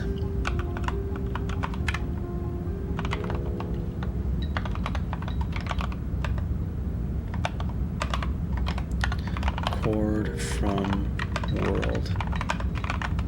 No. I want to get rid of this autofill. I feel like it's always more of a hindrance than a boon.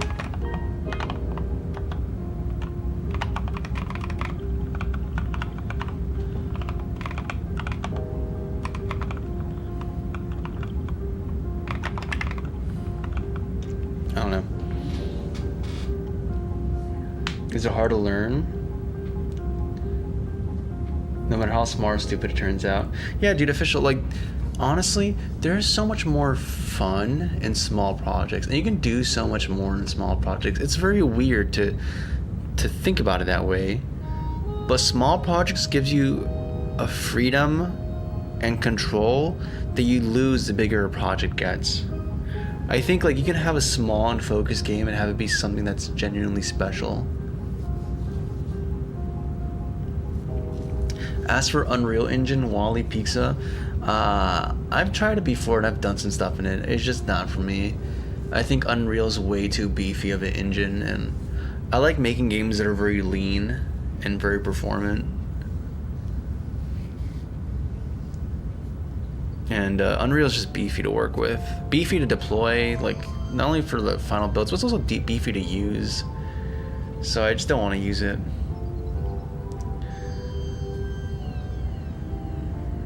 What's going on, right? Just, I have limited tools, bro. We don't have money. I need a job. Just do an animation, bro. Then remove the object and back into array. What are you talking about, man? Limited tools. Just do an animation. What do you mean do an animation? And back it into an array again? I don't know what you're talking about, man. And remove an object and back it into an array again? I don't know what you mean, man. I mean, keep in mind, the way I'm designing this is different because this is happening every single frame. And keep in mind, this game, I want it to run on this $40 phone I got from Walmart. It's still pretty strong, honestly, but I want it to be very performant. So, like, things that are very hot as far as function calls are concerned, I'm going to try to avoid allocations as much as I can. Things that have to be GC'd, all that kind of stuff.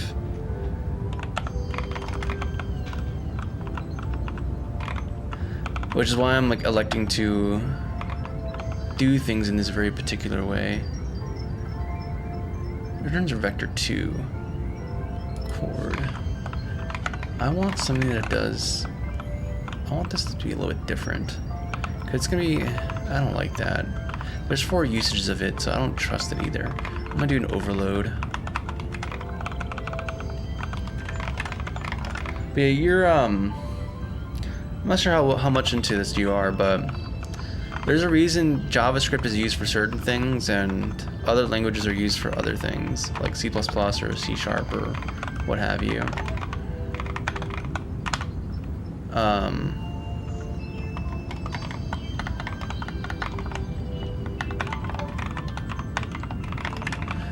There's important trade-offs that happen and that are made in order to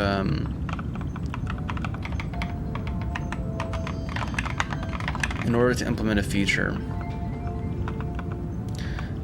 And sometimes you'll be willing to trade off things like performance, for example, for, let's say, readability, right, or ease of developer use or abstraction. And there's times where you can't do that because if you do that, things will lag and chug. And you don't want to have that to happen in your application.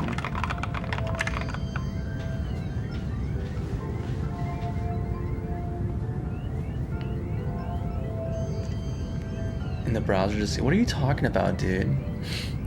And no, don't use AI. AI is, like, actually, especially if you're learning, don't use AI. You're gonna fall into, like, a learned helplessness thing. And no, we're not using a browser, man, because, like, that's browser using, like, JavaScript and browser stuff is, like, part of what I hate about modern technology. And I'm not saying, like, this is I'm not dogging on people who use it for stuff, right? But the thing is, like like, so much web infrastructure and applications are written in it, right? And they're very slow and inefficient, and they're also kind of error prone because JavaScript inherently just kind of doesn't have a lot of guardrails that statically typed languages have, right? And then slow because, like, it's an interpreted languages. Like, there's been crazy optimizations to make it faster, but at a certain point, sometimes you just need to use like a low-level language to achieve low-level performance. C# is a nice balance between it. It's garbage collected, but you can still do unsafe stuff if you want to, or you can like use native stuff if you want to, or you can play around the GC so that you don't have it be invoked. And that's kind of what we're doing right now. Like, I'm trying to avoid accumulating stuff for the GC to run while we're playing. This overload's not happy, is it? It is not happy. What if I remove this guy? We have 4 usages, but they're gonna be broken, I imagine. But yeah, like I get so like bothered by it, because like I have to deal with a bunch of applications on the regular.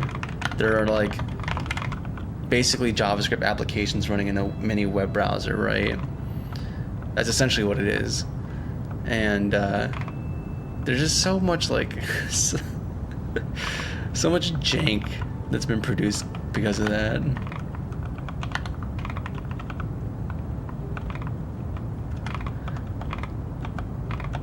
I mean, there's a reason why, like, Microsoft, there's a guy there that announced that they want to start hiring people to rewrite applications into native code. But yeah, man, I've been I have to use applications that are so terrible. So I've become very, very opinionated about that kind of stuff. And just like a lot of abstractions in general. I mean, there's some abstractions. I guess everyone hates abstractions until they find an abstraction they like, and then they use it for everything, but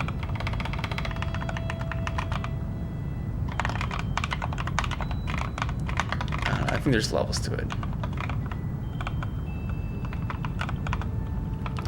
Chord. You return a tuple. Is tuples like an actual... Maybe I don't want to do that. Maybe I don't even want to do this, dude. Maybe I just want to do an out. Does C# do tuples in C# allocate or create a new struct, like under the hood?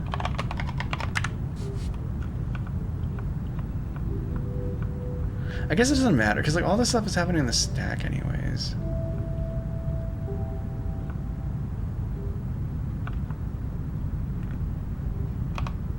But I'm kind of curious though. I want to learn. Returning 2 values, tuples, tuple versus out versus struct. Okay, who's the guy with the good answer? There we go.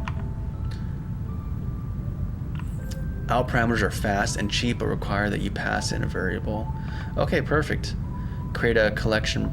That's exactly what I want to avoid: collection pressure, and are unself-documenting. Yup.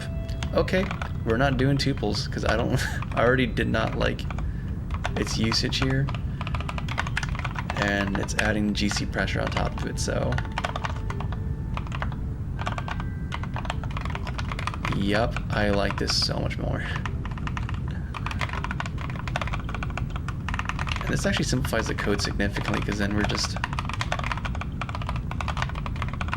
doing X direct value assignments, which I like a lot.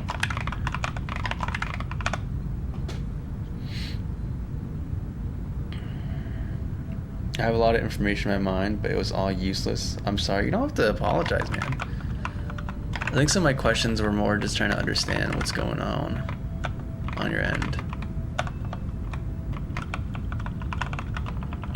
But hey, like just because I have an opinion about JavaScript, don't let that like deter you from making projects and doing stuff in it.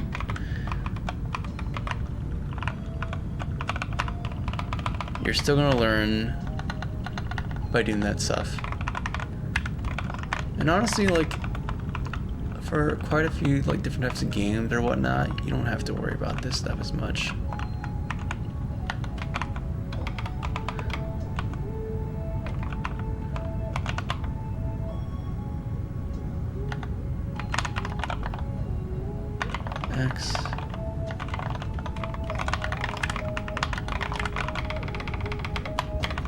But if you ever find yourself wanting to experiment a little bit and go a little bit into the weeds, definitely try to learn a language like C. It'll give you a lot of insight about the lower level stuff. But I don't know, dude. Just code, man. Just do something. I think that's the most important thing. And surround yourself with people who are smart. You'll pick up a lot of stuff from them. That's how I learned most of the things I know have been from just being surrounded by really smart people and picking up different things from them.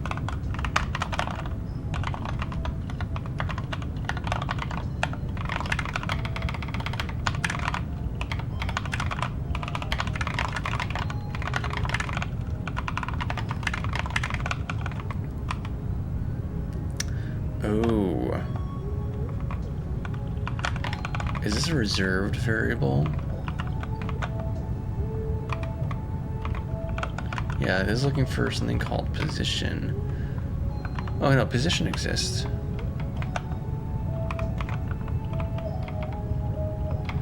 Ah, but you're not a thing anymore. Chord from world. Why are we doing this chord from world thing? Find index for key. Oh, because you need to do a vector. Oh. Do you have to, dude? I feel almost inclined to make my own. Are we breaking stuff? Because I was just in autopilot mode fixing broken API usages, but I'm concerned I may have done something weird. Or maybe I just had duplicate, like redundant calculations. That might be the case, honestly.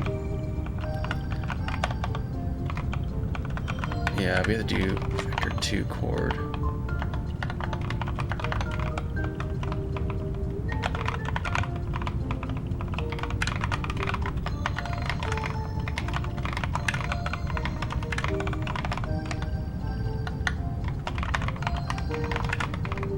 There we go.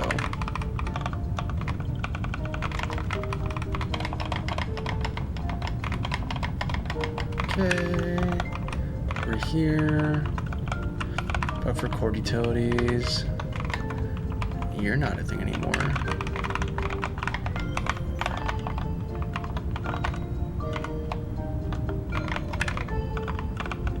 Out int X, out int Y. Why are we unhappy? Because these are reserved. X.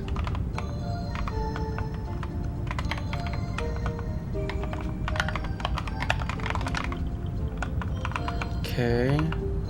Where is this being used? Of course. Do we use it anywhere else? No, we don't. So we don't have to actually allocate this. We can just do. We don't have to do this math floor operation anymore because we're just getting direct integers. That's beautiful. Oh, that's even better.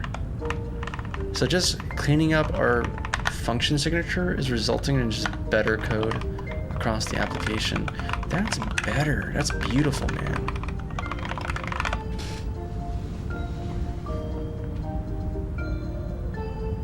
Hope you will find a solution. What do you mean, man? You already got the solution. What do you mean destruction, man? What are you talking about? What are you talking about, man? We already have the destruction logic figured out. It's just a matter of implementing it.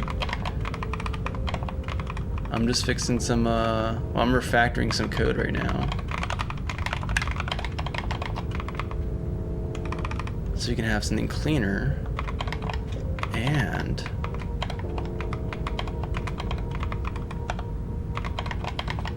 once we finish that, is there anything else I need to change here? I think we should be good to go.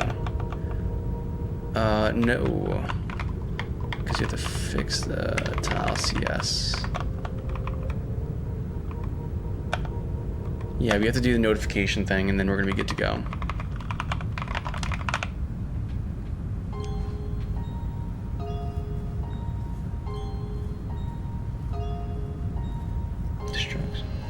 You're just optimizing it. I mean, kind of. I'm implementing the thing.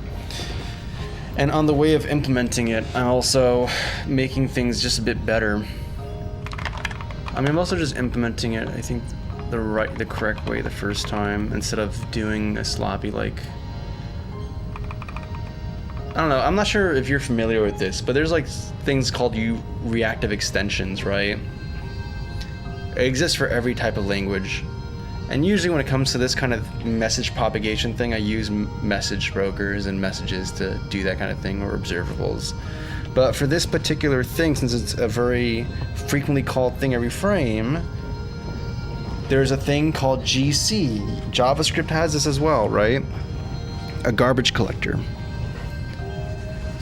And if we're generating all these message structs on runtime, that could eventually cause GC pressure. And what that means is that eventually the garbage collector is going to run, and you're going to have a frame that goes from like taking maybe, I don't know, 2 milliseconds or something to like spike up to taking like 16 or something. And then all of a sudden your game has this periodic spike that happens. That's something like a lot of garbage collected languages have to contend with.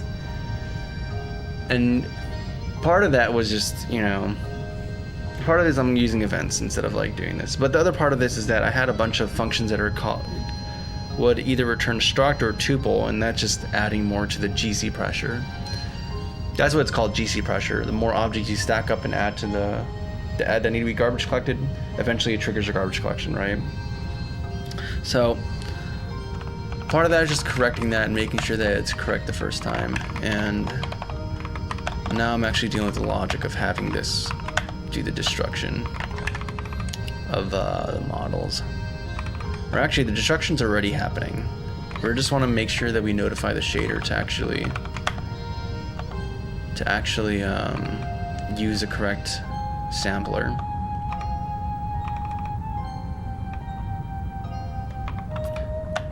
It's a cool thing. It's something you don't really realize it, but if you open up a profiler, you'll see periodic spikes.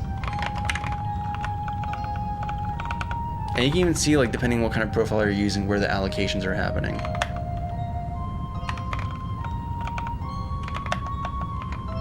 So we have this get tile being called here, and then the updating of all the shader properties here.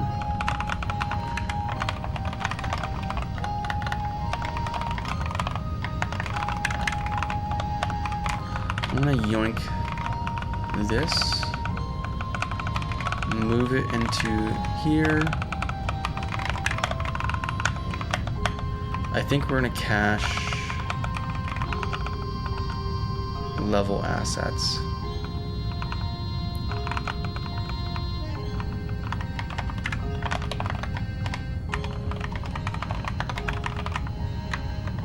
Or maybe we just cache. No, we're just gonna cache this.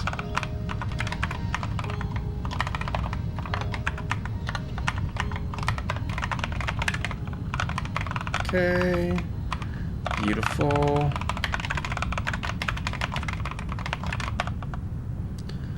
So now this is cached. Move it to be a little bit differently. Entity, yada yada yada yada. We also have this entity position there too, so we actually have access to X and Y. So get tile, and this is using all that. So here's a question, right? We can either have all the tiles on screen do this calculation, or we only do tiles, have them do this update only when an adjacent cell has this going on.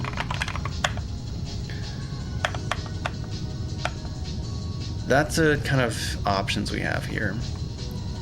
We can just do it the bad way and just profile it and see if it's actually significantly bad.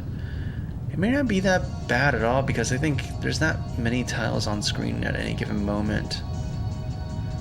And this is only executing on those. I don't know, it depends on how we do the event handling actually. Because we have to have them on return to pool, unsubscribe from this event. Oh my goodness. Observables would be so much simpler in this case.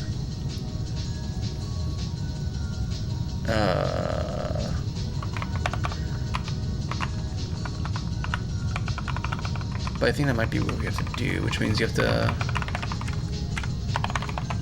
protected, override,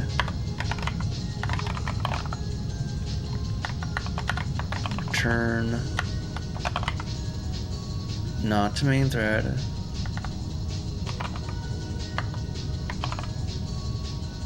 not reset. Okay, what's the virtual function we have here?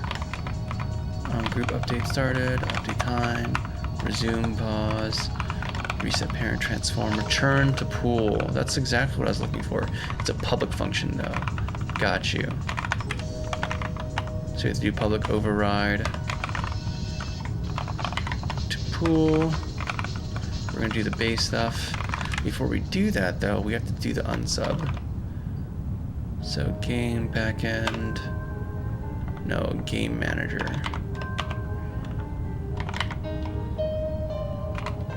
We have to get the instance on destroy, and then we have to do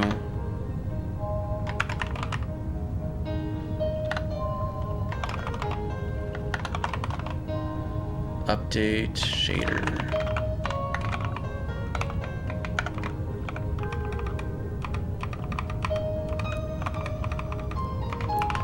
And we're going to change this to not return the index or the information of the object that was destroyed. We don't even have to do that.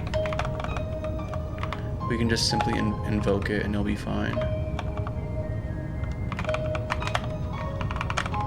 So I'm going to comment this out for right now.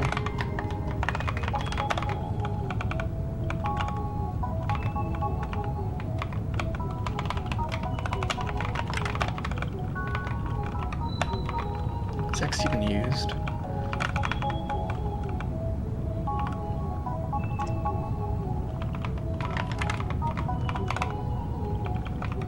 It was used, but we don't need it anymore. Why do we have this null check here? That's strange. Okay. Anyways, so that should partially cover it. We have to go back to tile, and we have to subscribe. We also have to check this cache state of subscription, so...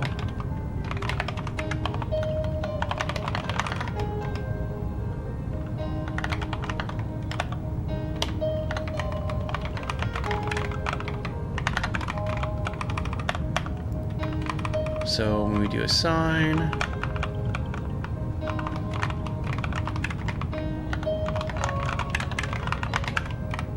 subscribed is false. We're going to set subscribe equals to true. And then what we're going to do is going to have game board manager instance. And then what are we gonna do? We're gonna do on tile destroyed, update shader, or update material properties. That's more accurate.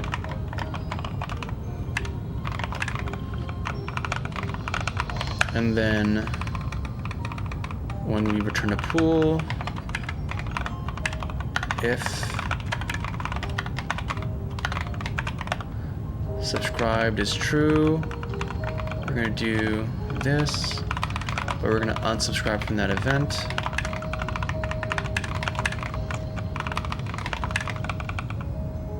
And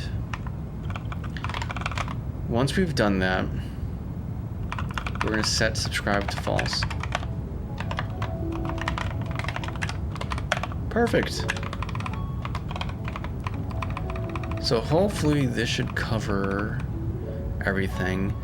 And then if we need to do something more fine-tuned where we don't call every single time, but instead we only invoke on adjacent ones, then we can apply this logic here. But I think we're just going to executing everything. Let's see how good or bad this is. Venerable, what's going on? How much rabbit hole we have to went through in order to build properly? If we are passionate, it's enjoyable, but it's difficult to be curious and we have multiple interests, is it not? How can we move to the function call or define a function by selecting an individual mode using Vim? Okay, so yeah, so Venerable, you asked a couple questions, right?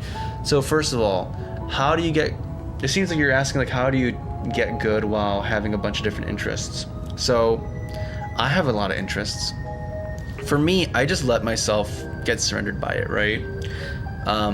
Like I like doing art, I like doing music production, I like programming, and I like a bunch of other things. Forcing yourself to do an interest just because you're trying to march to a goal, especially if you're just learning or trying to get better at this craft, I don't think is very productive. I think that's how you burn yourself out, because you're forcing yourself to do things you don't want to do. The cool thing about games is that there's always a task, like for music, there's always tasks for art, there's always coding stuff. So usually when there's one part of the game I don't want to do, I just let myself work on the other part of the game that I think I find interesting. So that's part of it. Now for Vim, you're asking about Vim questions. So here's a very simple thing. You're asking move to the function call or definition by selecting it in visual mode using Vim. So this is not a Vim thing. This is actually an IDE thing. I use Writer, but any IDE that is meant for C# can do this, right? If you're using Microsoft Visual Studio or whatever. I'm using Control and close bracket to be able to go to, like, let's say, I don't know, this object, right? It'll take me to the definition of it. Control bracket. I think for Vim, if they have like stuff set up, it should do that automatically. In Writer, there's F12, but every IDE has a shortcut for go to definition. You can just go to your settings and find it and then map it to a button. So that's kind of the answer to your two questions there. Long time no see. What's going on, Damien? It's good to see you, man. Welcome to the stream, dog. Hopefully you're doing well. Hopefully your Wednesday went well. Hump day.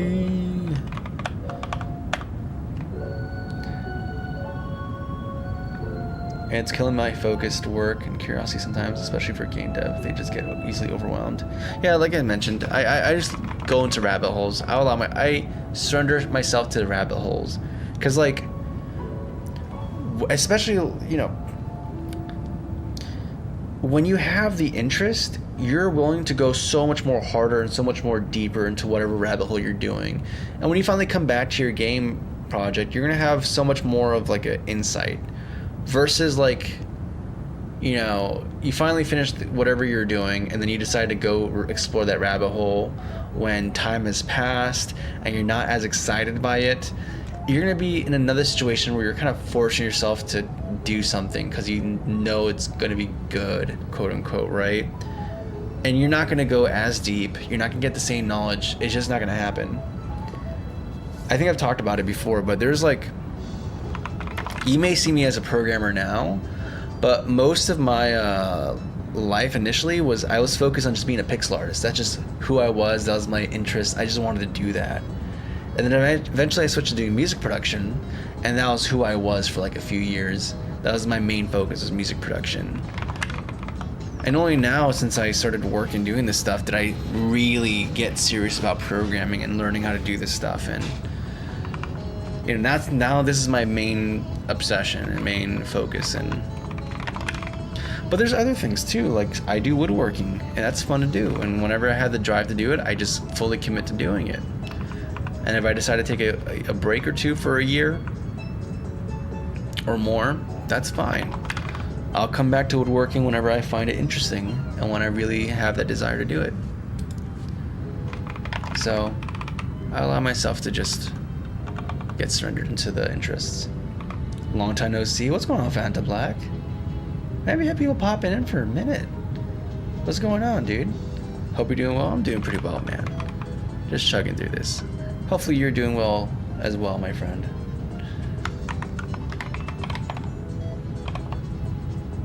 I was gonna do something, and I can't remember what it was. I think we're good. I don't see any compilation errors. I'm pretty sure I signed everything in the game board. Like, everything's assigned. So I think we just hit play and then see if our destruction thing is working. I think that's just all we can do. So, okay, these shaders aren't working. That's not good. So first of all, we have to fix these shader errors. And I think it's because we were passing in sampler as a... Oh? Yeah, UV. What's happening here? So are we not allowed to do that? We can't pass in a sampler? That sucks. There's a way to do it, but it's kind of, for me, it's very just annoying. So what I think I'm gonna do is not have the sampling happen within this function. Instead, we're gonna return a float2 of the resultant UV, and we're gonna leave sampling to the caller. In fact, I think we have an out. This is returning a sheet UV, and okay, we're returning all these different parameters as well. Min UV, max UV for the cell. I need to specify this.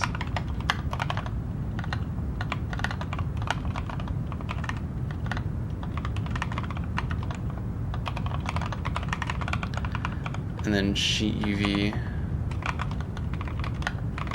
Yeah, I think we're just gonna do this, dude.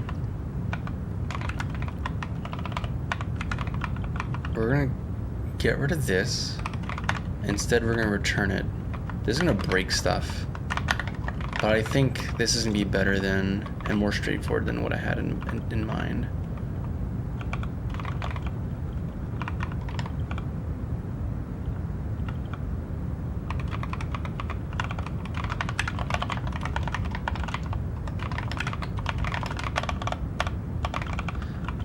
It's gonna be called sample. No. Get sheet UV. That's a more accurate description of what this function is gonna be doing now. And it's gonna be the same thing here. Float2.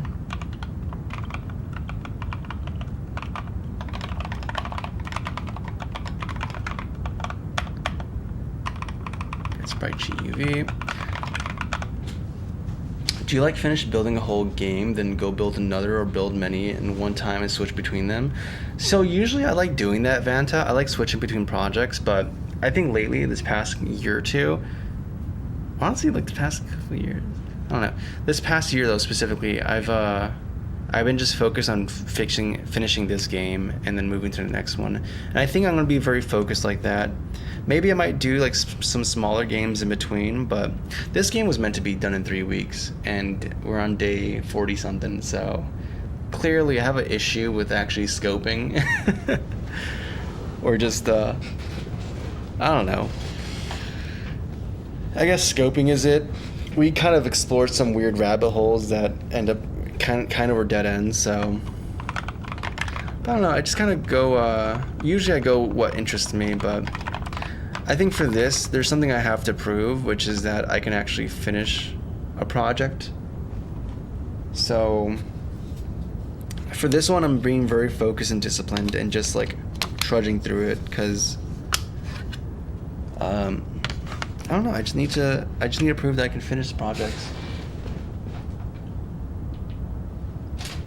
I think it was fine when I was learning, but now I'm not really in a position of doing a lot of learning. I'm still learning some stuff from these projects, but it's not really like me fundamentally changing as a programmer. I always had the capabilities, and now it's just a matter of just executing on it. So Yeah, I think when I was learning or trying to get better, it's perfectly fine to start projects, and you know, if they don't get finished, they don't get finished, whatever. But I think at this point, I need to finish. I need to be able to finish things now. That's the thing I need to practice doing. All right, guys, I'm gonna give you a chance. I'm gonna give you a vote for the next thing for the music. Also, Lily, it's good to see you.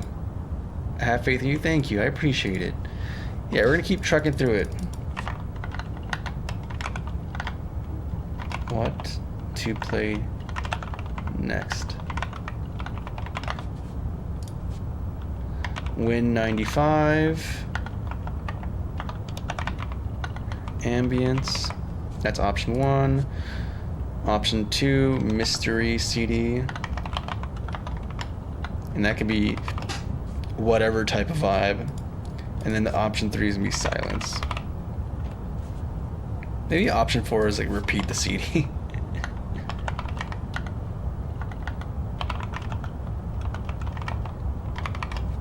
Alright, so that's the poll. Before I start picking stuff. Alright, let me change my position. Let's not fall backwards from my chair like I did that other time. That was goofy. No more sampler. We're just taking in this.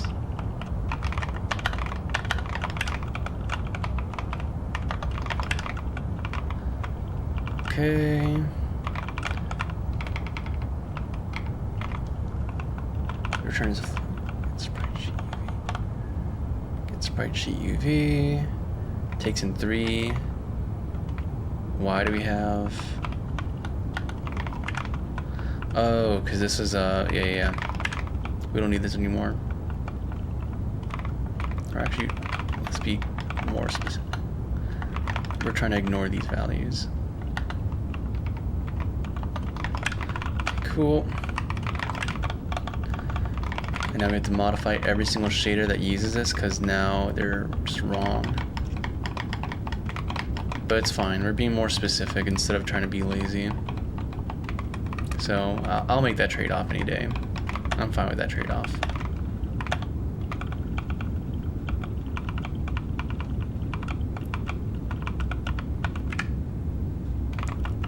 Yeah, sheet UV is now going to be this.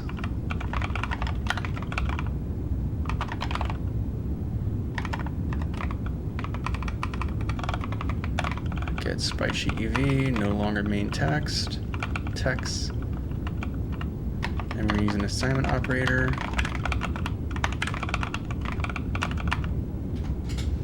Win 95 ambience looks like it's winning right now with 67%. Not bad. Okay. So we have i.uv, menu. We don't have this third parameter anymore either, so that becomes simpler. And then now this becomes, gosh. This just becomes so much easier.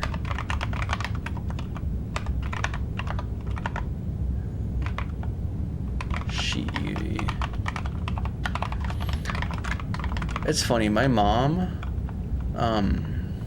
she's Spanish. She speaks Spanish, it's her native language, right? And she speaks English. And very well, honestly, but there's some words she can't say properly. And she can't say sheet. She always says, shit. Or it sounds like that. And she tries really hard to say sheet, but it always comes off wrong. Oh, man. Yeah, there's a few words like that she struggles with. But I think that's fun. I think it's boring if you know English perfectly.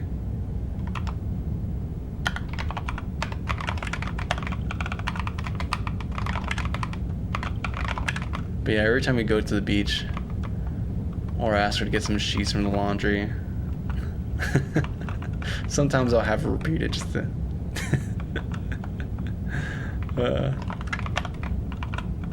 Alright, so we have this. I think that should be correct. And then sprite sheet, shader. No, that's unlit sprite sheet. Yeah, you changed.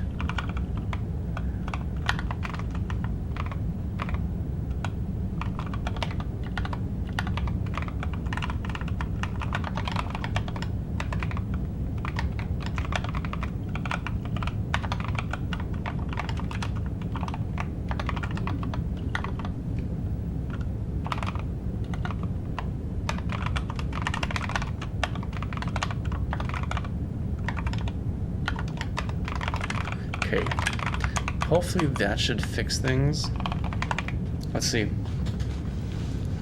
Mama Cozy, yeah, Mama Cozy.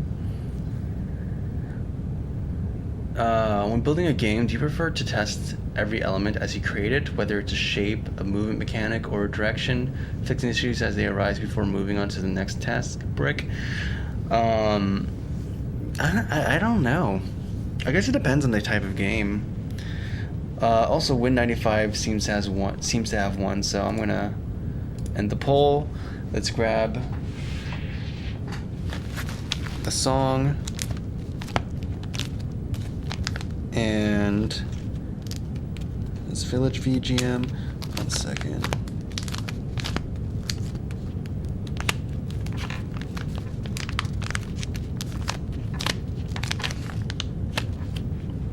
Where's Win95? I know you're here somewhere.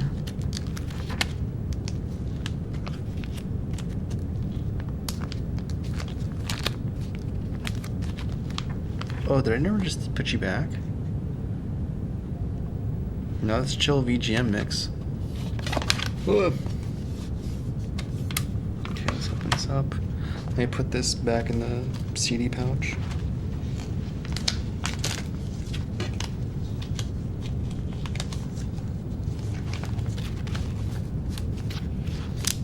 Okay, let me see if I can read. I'm just checking to see if I actually did put it away.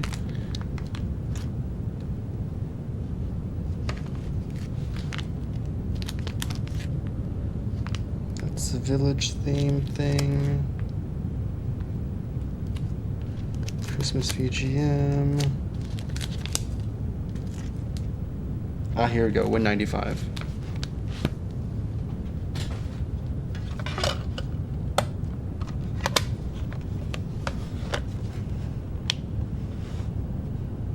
Okay, press play. Yeah, we're using i3 top smartest. Also, Dex Loves, what's going on, man? Bro, every freaking time I'm heading to bed, you're on. What's up with the timing? I don't know, that's usually when I'm free, man. So I'm happy with this day off. I'm glad to hear that, D. Let's go, productive day, let's go. Big productive hours. Let's see if I'm productive. Alright, and the shader looks to have not loaded correctly at all. Oh, it did load. Some of it did. Hey, it's correct. It's actually looking correct. Look at that. Hey, we have the broken tile versions working. Let's go. Look at that. Our broken tiles are working. Okay, some of it looks a little jank, but it's okay. It's okay, we can have a little jank here and there. Yeah, look at that. Yeah, the single block's not gonna work. We have to have a distinction between single blocks versus like a fill block. Oh yeah, Wrecking Ball, look at that. Now we just have to do the, make this like a drill. Because it's not really useful to do this unless like most of half the time it's behind you. Oh my god, they're all messed up. Oh, because on a sign it's not gonna, yeah, okay, I see now. I see what's going on. That's an easy fix. Let's see here. Yeah, we have to have the, I think that the weird behavior in the start was just from the shader recompiling. But I think this should be good now, once I do unassign. Yeah, because we're not... That's what's happening. We didn't initialize any of these. And they only initialized once I started using the ability. But now when we assign an entity to this tile, it's going to update the material properties, and it should just work now off rip. And that should be good. Oh, heck of a drug. Yeah, they are. Hey, brah. It's good to see you as well, my friend. Welcome back to the stream. Gotta bounce. Peace. You have a good one, man. You have a good one, dude. As for your question, Vanta Black, yeah, I think it depends on the type of game. I think if it's a mechanic, I usually like testing it up front a little bit. But sometimes I wait till further on. Like with this game, I waited a little bit further before I started testing with people, because I knew like there's some fundamental stuff like game loops and shop stuff that I want to have built up before I test with people. But I probably should have tested it first anyways. Valve does that whole thing of like testing constantly. Nice. We can make our way through this. We can carve our way. Let's go. Let's freaking go, man. We're making our way to the next lane. Let's go.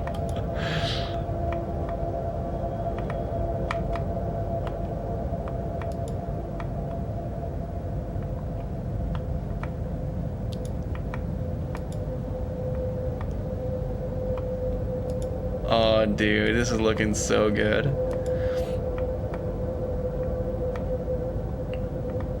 Okay, so the wrecking ball is a cool idea, but I think I'd rather have a drill on the front of the character's bike, so they can just like they can just drive into a wall when they activate it.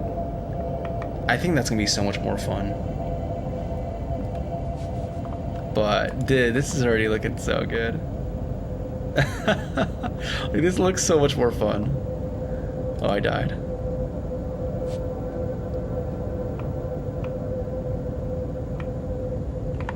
Okay, beautiful. So let's do the drill thing. I think first of all we need to have some kind of drill sprite for the player, or for the player.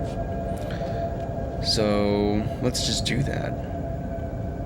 I think it's gonna be 32 by 32.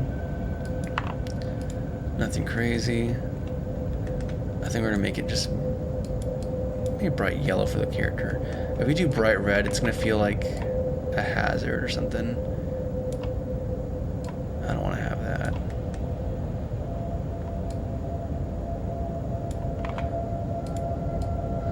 Also, Troll, I saw you in chat, by the way.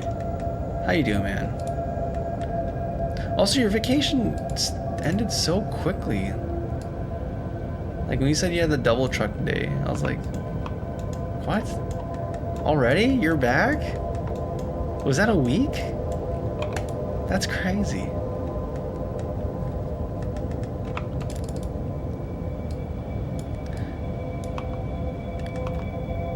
Man, I kind of hate taking vacations, because it's like, or at least like long vacations, because it's just like like, here's the thing, right? Like, I have you ever take a long vacation and then like you get accustomed to it, and then you just feel this dread of impending doom that like, oh no, it's gonna finish soon, and then you have to go back to work, and it's gonna be like it's gonna be done. Did you use your vacation right? Like, it's just, there's like this weird stress associated with it for me. But if I take like a day off on Friday, let's say, then it's like, ooh, this is fun. I would have been working right now, but I'm not. And it just doesn't have that same kind of feel.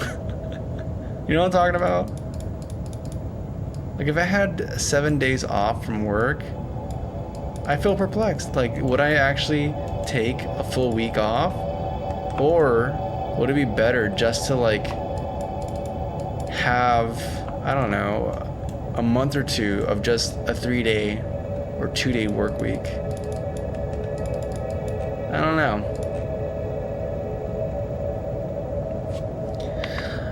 That's something I'm thinking about, because I want to take vacation sometime soon. I don't know. I said I was going to do that like a month or two ago, but this whole release has been, cycle for work has been just dragging on and on.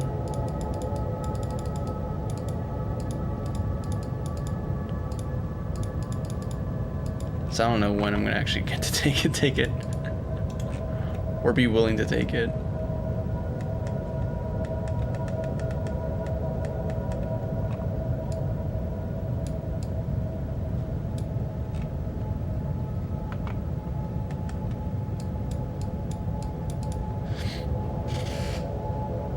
Just Monday to Saturday. Oh, it wasn't a full week? Oh, okay, gotcha. So if you don't mind, I want to ask in financial side of this job, building a small game 2 to 4 weeks, do you like sell them or upload them to Steam or what? I'm going to sell it. I'm going to put it on the Google Play Store and then probably put it on Steam as well. Why not? Put it on itch as well.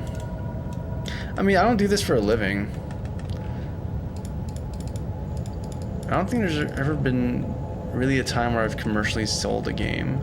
I did once on Google Play before, the original version of this game that I'm remaking, but aside from that, I really don't have that much experience.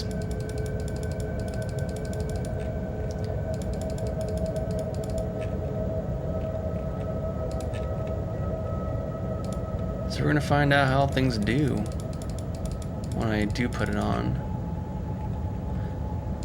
I'm not expecting much though. It's a very ultra casual game for mobile that isn't free.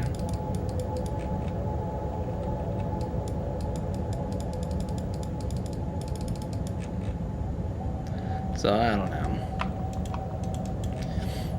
This game project's more so for me, it would seem. I think Messy Mansion would be more like the type of game for a bigger Steam release.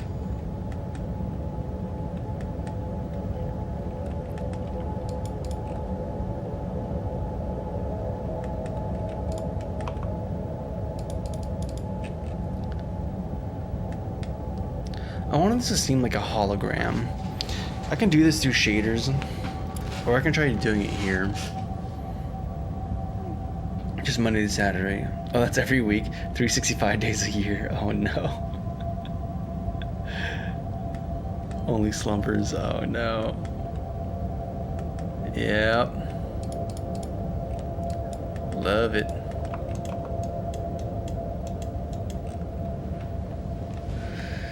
Yeah, man. I mean, I like my job. Don't get it twisted, right? Like, I do dig my job.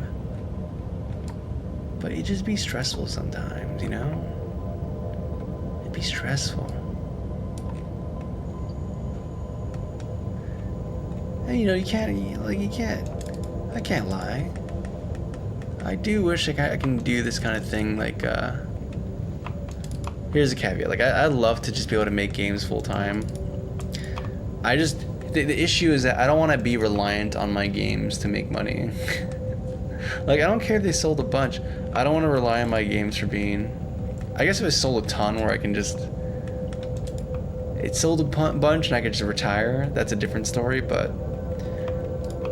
I don't have to rely on constantly having financial income from my games.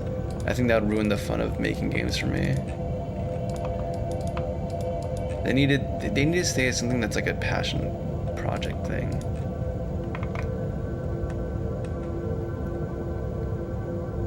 You know? You feel me? I think beyond that, then it would get tainted.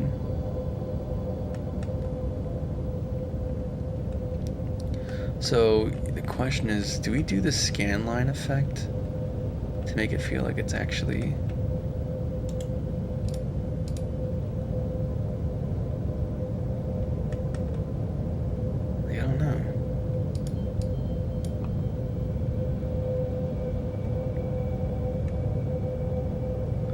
guess instead of darker, I want to use brighter.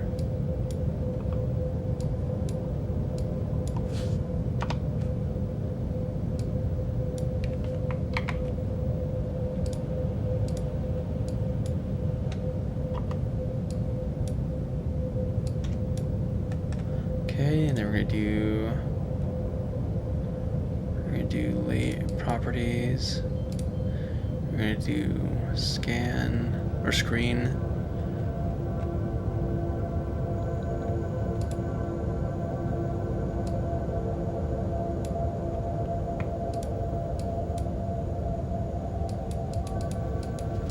And then I also want to make sure that this is like mask. We do masking.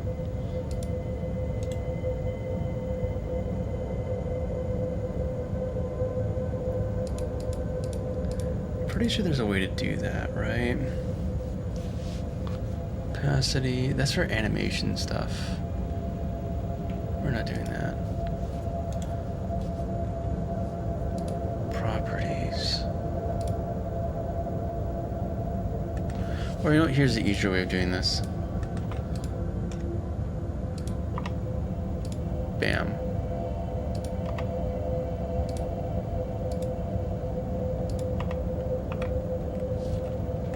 Cool.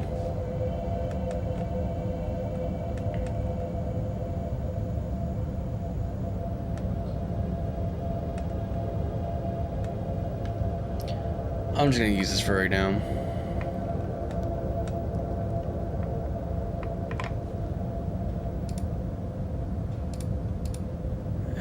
Player.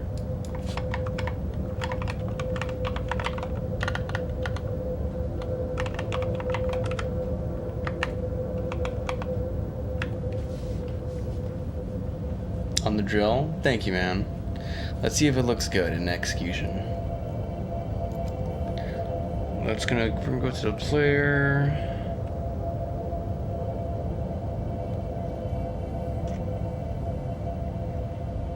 I'm gonna find them.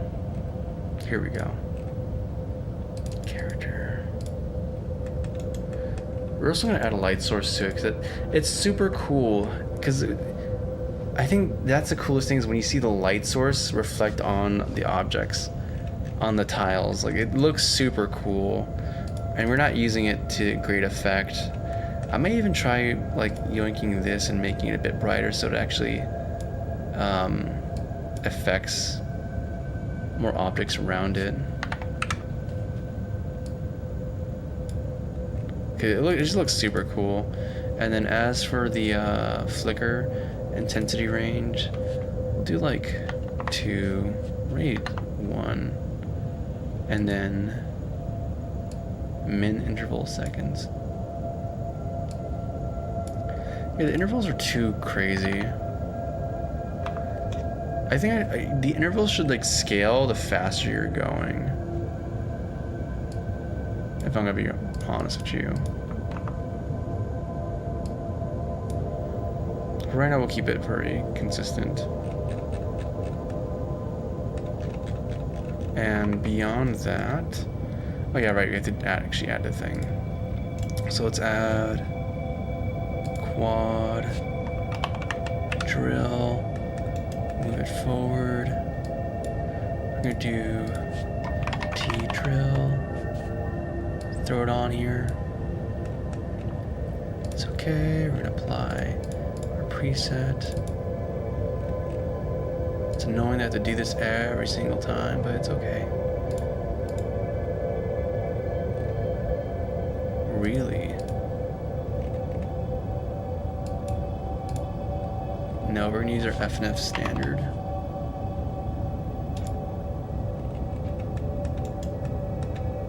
Or actually, no, we're gonna just do unlit. Just transparent cutout. Yeah, you're gonna stick it like a sore thumb, buddy. That's the goal.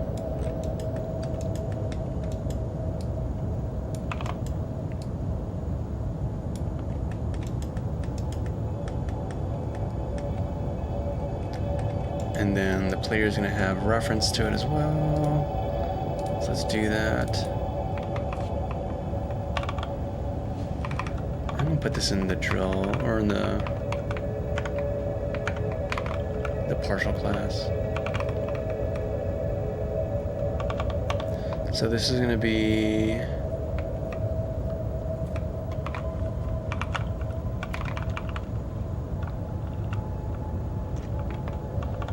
is this the right partial class? No, it's not. This is the one I want to be in. Perfect.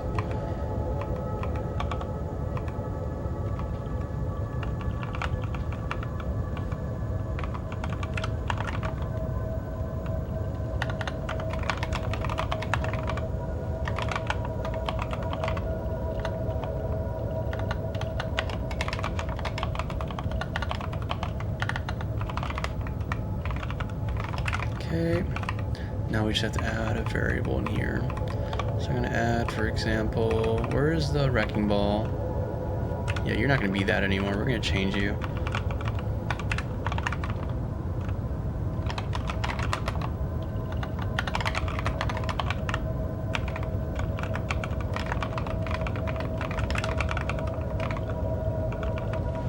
Drill sprite is going to be a reference. Are you happier now? No, you're not. Why are you not happy?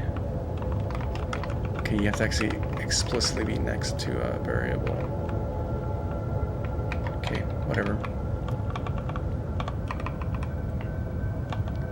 Yeah, this sign stuff is not going to happen.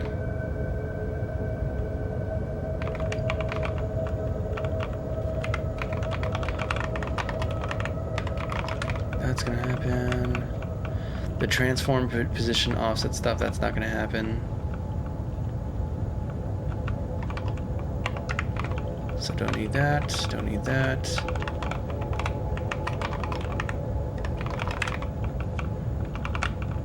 We're not gonna create a primitive. We're not gonna change transforms.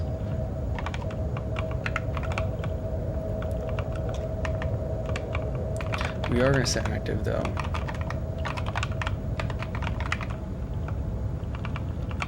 And we have to mark this for deletion. Where is that happening? Oh, we're doing that here. Marking, we're destroying this stuff. Okay, cool. Perfect. Might even have a parameter for this where we can set like the size, but for right now this is fine.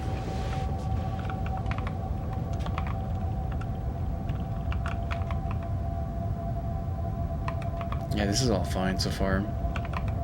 Honestly, a little bit simpler. Cool. So let's go back to the game. You are going to be set and assigned, and then I'm going to move you around. Let's go in paper. Paparehama. Paparehema. Glad to have you here. Is it done with respect to how it will show in the CRT? Nah, not really. I'm looking usually to the LCD screen to see how it looks there. Honestly, a lot of the game, like, the pixel art just looks good on the CRT when it's zoomed out. I just have to double check colors to be sure that nothing weird's happening there, but yeah, it's fine. Okay, player. Yeah, there we go. Drill is going to be assigned there. Perfect. And now I'm going to make the drill hidden. You know what? Actually, we're going to add another light source to it, because why not? I think light sources are cool.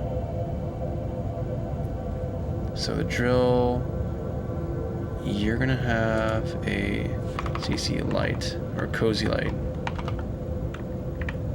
First of all, I would like to see what I'm selecting. Thank you. No, not sunlight.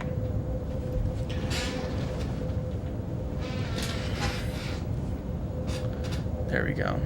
I want to add cozy light. It's going to be a point light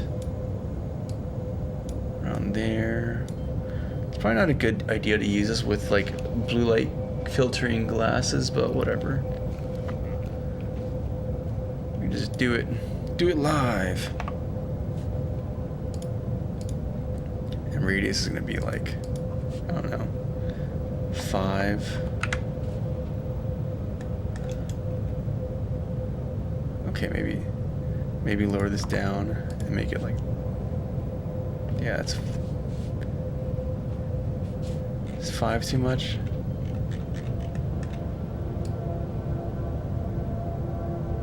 I'm gonna move it further away. Okay, let's run it. Let's see how this looks. I'm excited. What you doing? Yeah, what's Melon doing? Also, Nita and Wither. Yeah, is there your monitor? Yeah, this is my monitor. Also, hello, y'all. Hopefully, you guys are doing well. Oh, I can't do the green thing on this because when I trigger green mode, it gets green screened out. Oh, brother, that's hilarious. Also, there's a exception happening here. Oh, that's fine. That's just Unity being Unity.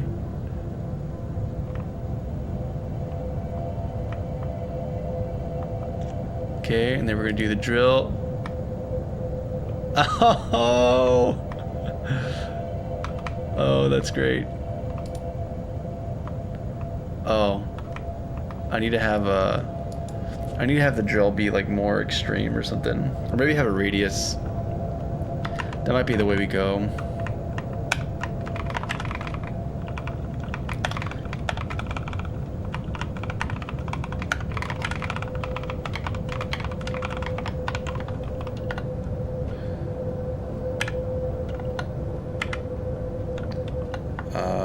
Float, no, int size.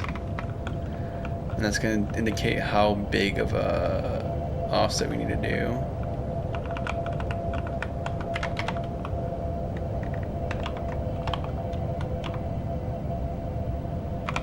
We do this in tile.cs, don't we? We have a thing for like try getting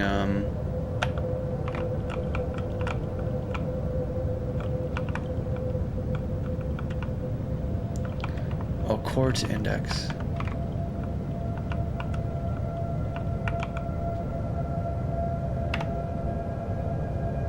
Oh, I do something kind of smart here.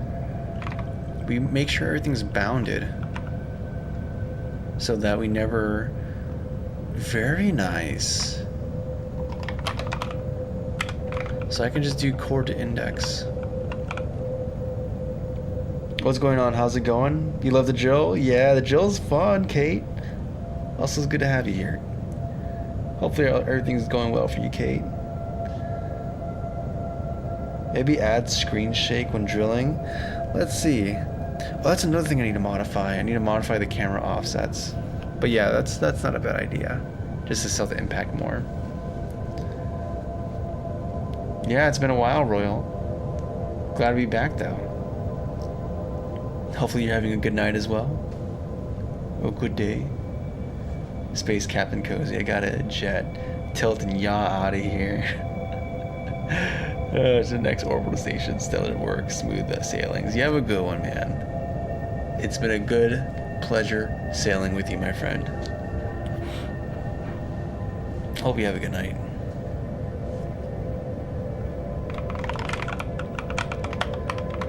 So cool. We're gonna have to do. Are we gonna do like an iteration thing? Do I want to do an iteration thing? I have code for this in Messy Mansion, so I might just lift it and then bring it here or something. I don't know. We can have the box thing. How are we gonna do this cell mutation? We can iterate on the box size. That would be like the simplest thing.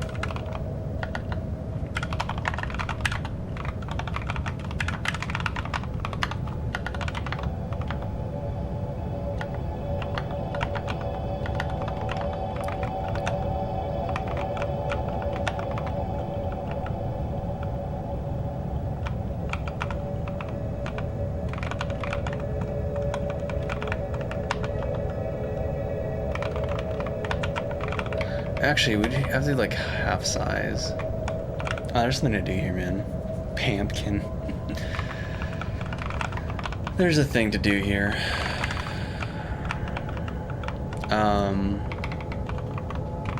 We'd actually want to do half size, first of all. So it'd be...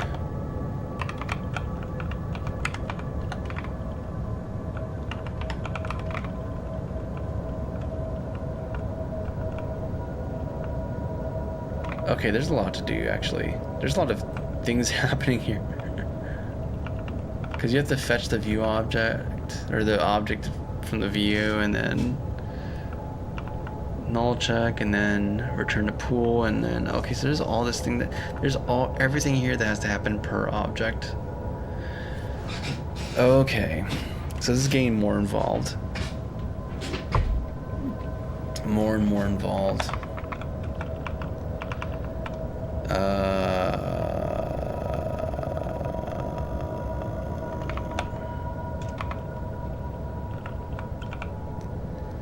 Okay.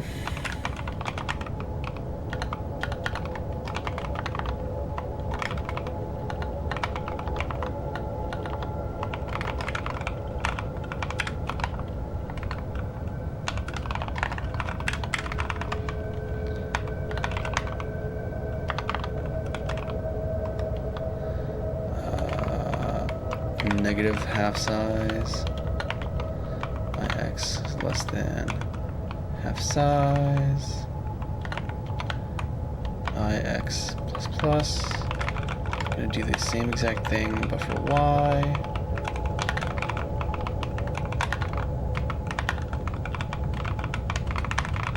Oh my goodness. The fact that insert is also y makes things so tricky. I almost want to move this to the function, but it's fine. So if like half size is 1, what gets evaluated here? Would it be just 0? 1 divided by 2 is gonna be 0.5. I think it rounds down to the nearest even number, whole integer even number. So it would be 0. So it would just be 0.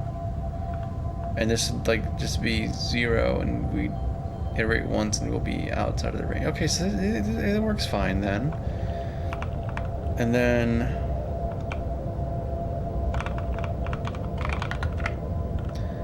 int fy, final y and final x is going to be ix plus x. Totally easy and readable. No one's going to struggle with this whatsoever, ever in their lives. Index. We have all these guard statements here that now have to be changed to work within here. Where's position? Of course we get world position. But this is no longer relevant because we're using X and Y, so...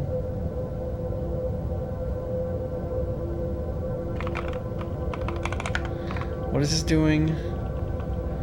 Chord from world. Let's be clear. Get index from world. That's what you're doing. Stop being ambiguous.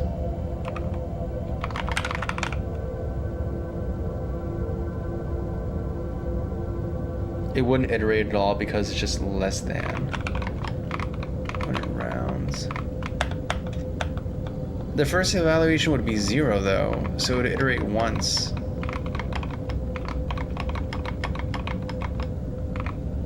Oh, but t size, yeah, no, you're right, because t size is going to be 0 as well, because that's also I divided by, yeah, that's kind of a problem. I guess it's a problem if I decide to use a size of 1. And really, in this game, are we ever going to use a size of 1? Oh, that's terrible. Okay. So what, we change this to equal, less than or equal to, and then just have like an off by 1 error for anything greater than that? I don't know.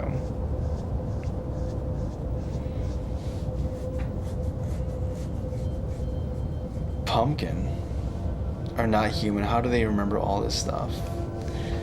You don't have to remember it. You figure it out again. You just have cash in your brain. That's just whatever you think then. Yeah. This is how we start having terrible APIs. Because we have size, but we never specify it has to be greater than 1. That's terrible. Oh, brother. Or actually, what do we treat size like radius? So we don't do half size. What if we just do that? Size just becomes radius. Because it's possible to pass in like a...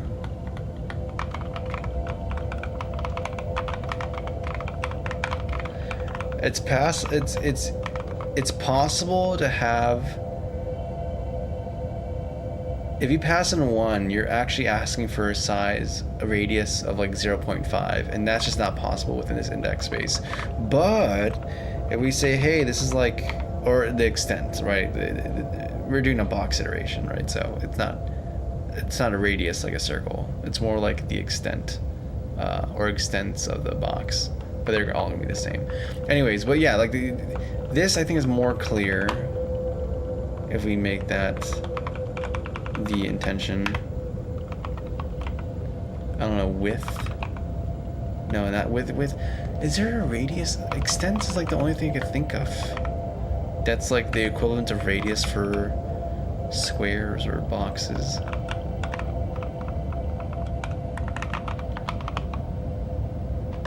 Without being a misnomer.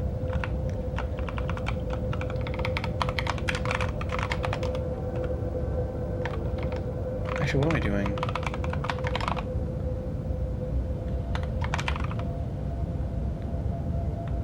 Chord to index. Do we have? Yeah, we have an int variety. Perfect, fy. Perfect. Do you do the balance check? You don't do the balance check. How dare you?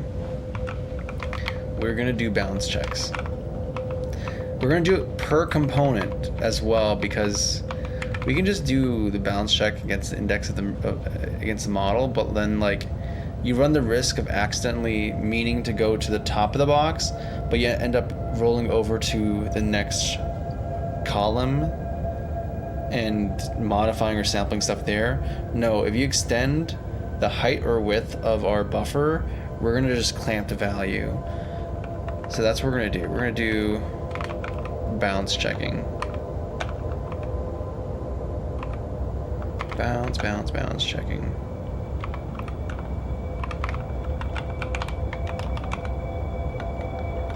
Math F clamp.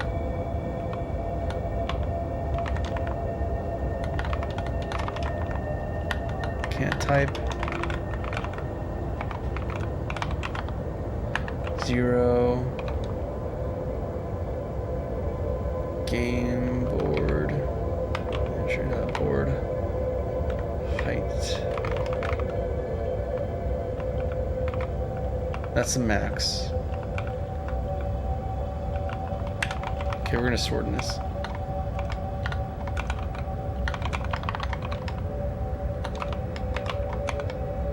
Just because I'm tired of doing that. Board height.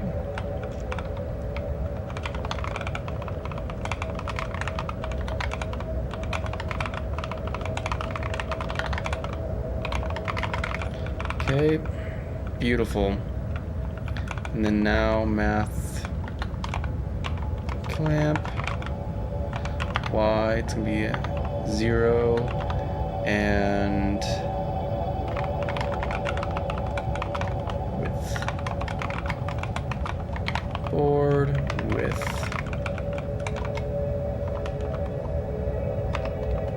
So you don't exceed your value ranges. Beautiful. Exactly how it's meant to be. So extents, negative, positive, range. So yeah. We do this. Index is less than blah, blah, blah. We do some additional checks to see if it's outside our range. But we have this clamping happening that ensures that it's going to be within range. So we can just say nar. We don't cur. We don't cur. And then we can do this. We can do our all of this stuff that we're doing here. It's going to happen in here per object. It's not going to return. We're going to be continues now. We're doing continues. Same thing here. Continues.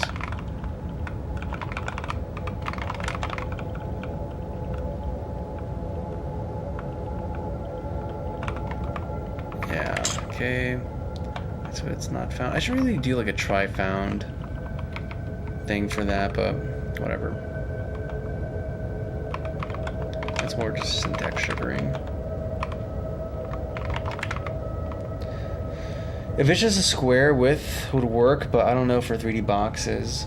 Well, I feel like width implies the entirety of the square.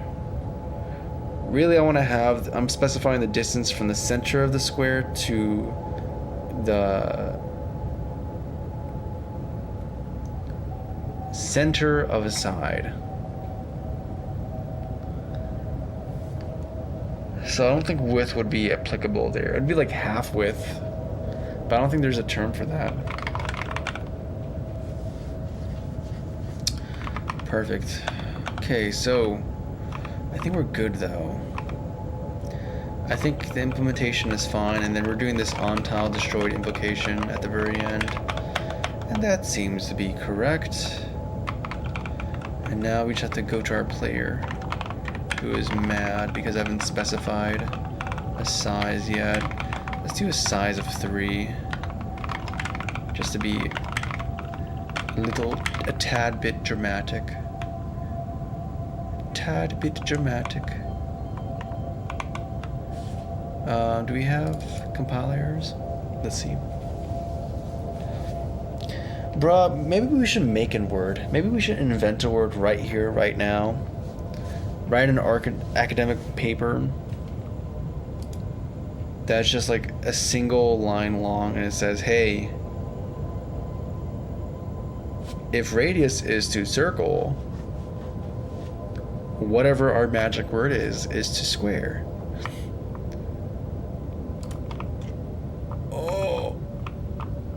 What's happening?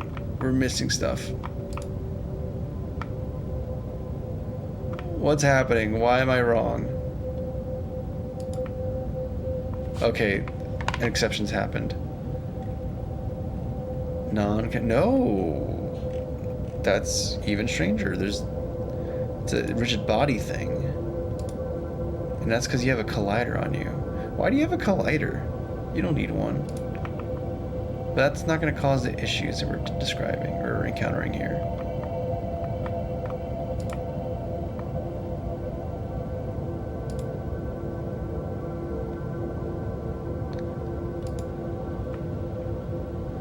Strange things are afoot.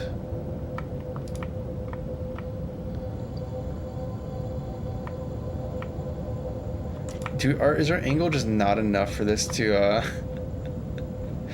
Is that what's happening? I don't know, that seems very weird. It was working before. So I don't think it's the angle issue.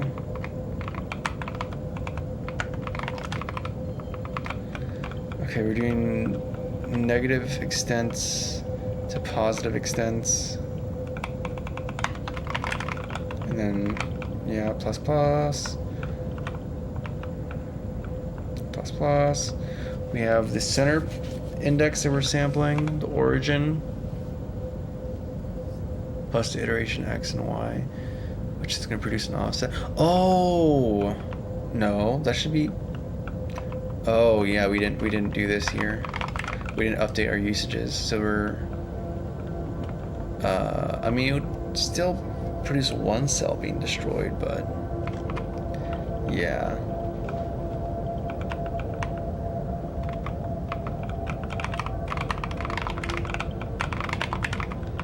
Okay, so we have this index. But we're marking the correct things too, but we're not destroying them, so the obstacle still exists, and then we have the collisions that we're having. Okay, that's an easy fix. I think this should actually just fix all our woes and problems in life. I think all should be dandy now. Right as rain. Gleb. Yes, I would like to. Yeah, it's a CD player, Okior bus. Yeah, it's like a CD player. That's what's playing right now. It's pretty cool. I like it. But, okay, so we now have a function that takes in the gleb of a square. Imagine showing up to math class. Provided the gleb of a square, find the hypotenuse bisecting. Okay. Why are we not happy? Do I need to re-import? I think so. Okay, run it.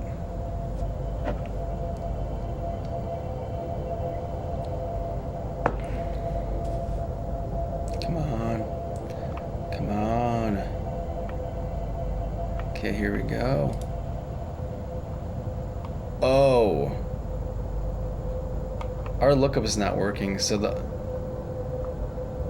that is strange. It's not working there. It's working on the fringes though. And our collider is like,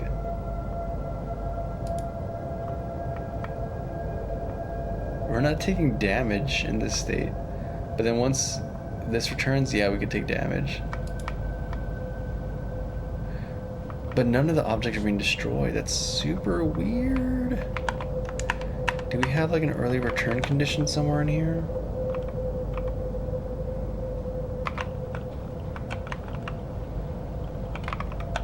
Is our balance checks not working? We have this vector fx, fy being produced. Oh. Is there like some floating point stuff because of tape? Like, do I need to produce my own?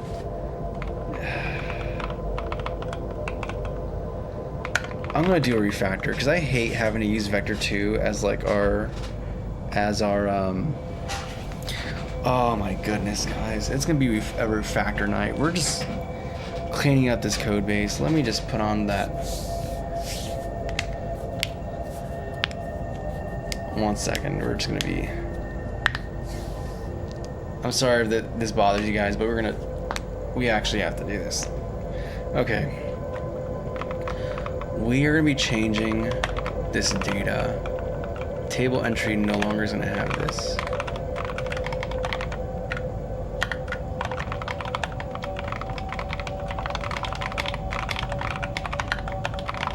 Now we have to take in these values here. Any place that has vector 2 in it is gone. It's just straight up gone. No more. We're not doing that. See that? Everything that has a vector 2, broken. Absolutely broken.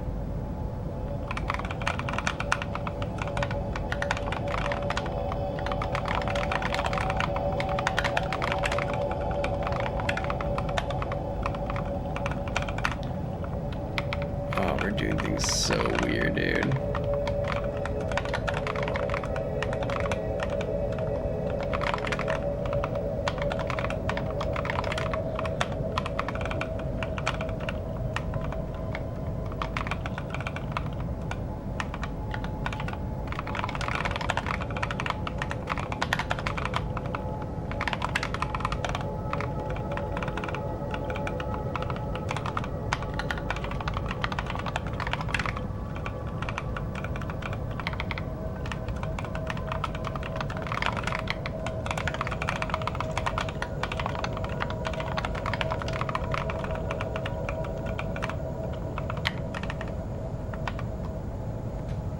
Yeah, no more approximately equal now. We can just do simple freaking comparisons.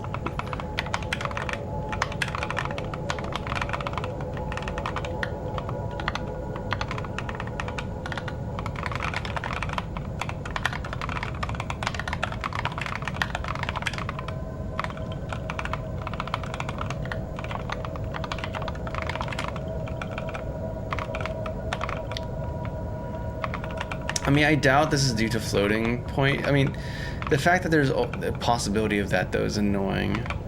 So I just want to have guarantees about how things are going to behave, and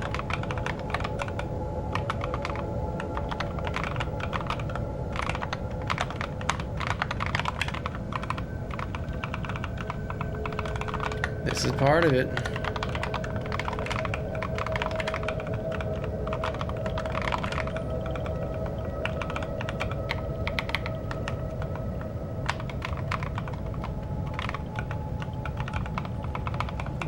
-1.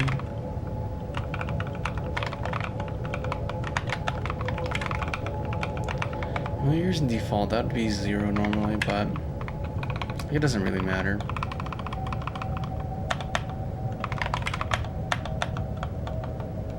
So all usages of this are corrected now. Now if we go down here, all this is going to be broken, but maybe in a good way. Also, entity, you contain a vector 2 for the position. That's not world space, that's coordinate space. So we're just gonna do this.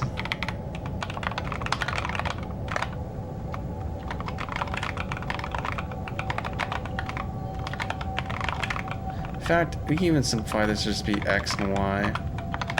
Because position is ambiguous. Position is more like world space stuff, but this.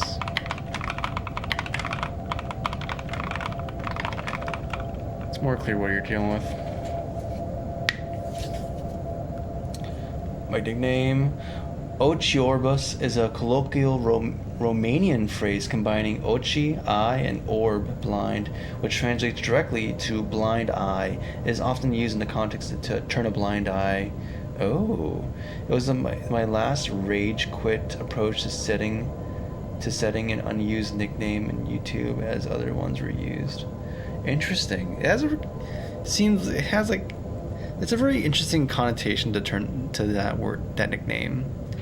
I mean, it has a connotation of corruption, weirdly enough, like turning a blind eye, not, noticing bad things. It's interesting that you're using it in the context of, like, rebelling against YouTube's whole name thing.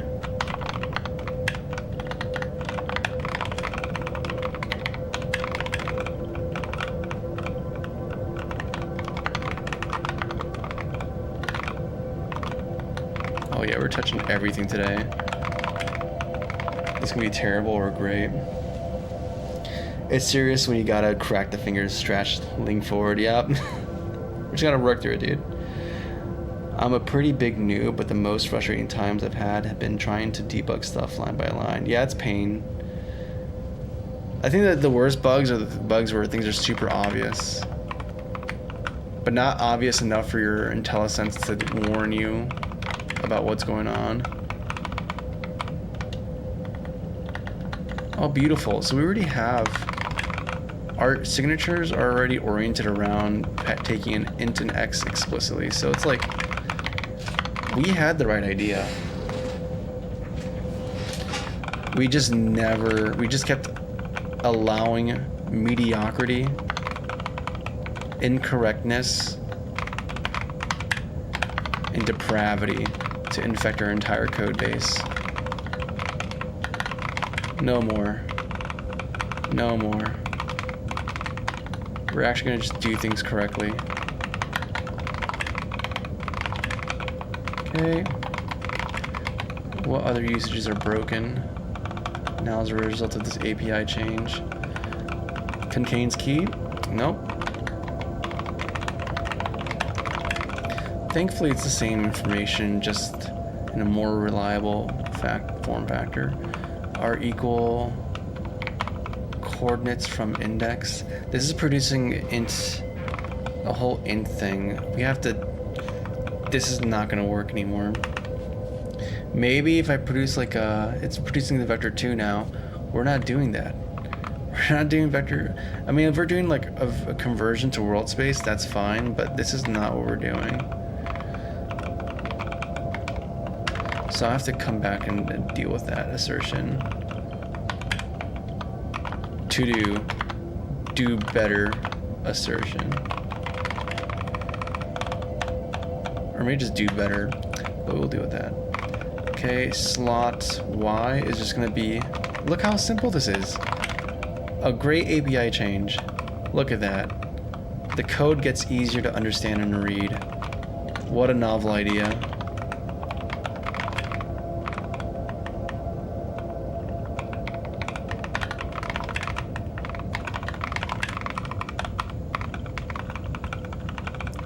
Entry. Key. What is going on here?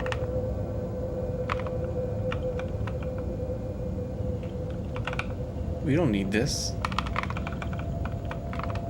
Just do entry dot x.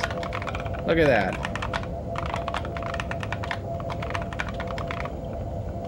Oh wait, 1 second. No, maybe I'm wrong.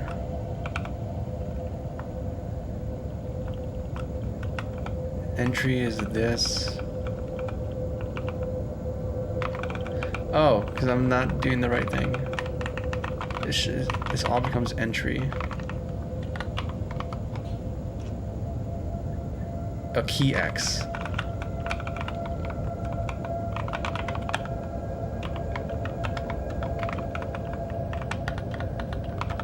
Heck, we can even simplify this out more.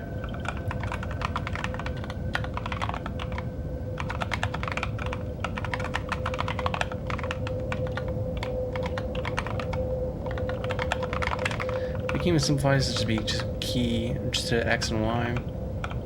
But I think the distinction is kind of important. Return a pool, remove list, ground. Vector 2. Oh, you take a vector 2, your span of vector 2s? Ew. I don't like that.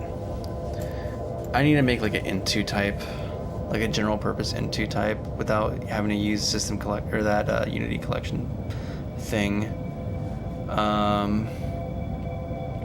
I have one in Messy Mansion. I might just lift it and bring it in here because it's genuinely kind of better and has a bunch of, not better, but it has a bunch of utilities for myself. Otherwise, I'd have to end up making like a break this up into 2 tables, which I don't want to do. I mean, I guess it's not a big deal to do it. I don't know.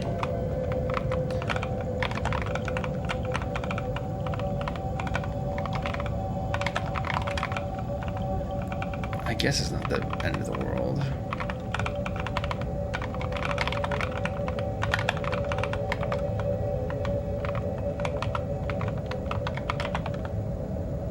Or you know what?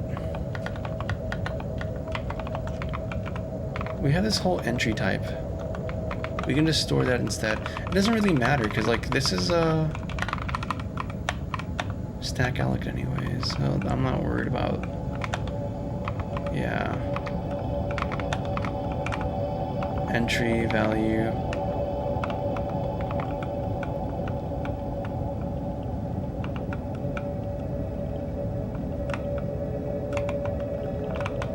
What is entry?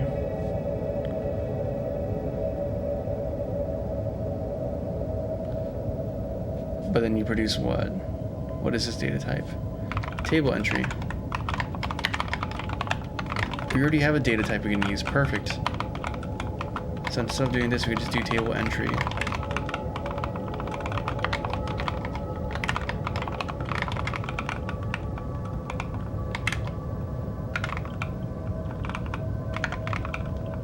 It's a public struct, so we can access that. Destruct Oh, it contains it contains a poolable object though. So it'd be like a pointer type, right? That's a fixed size. Cannot declare a pointer to a managed type entry. Dang it, so we can't stack all like this with dang, that sucks. Because the table entry actually has a reference to the poolable object, and that's like a pointer type.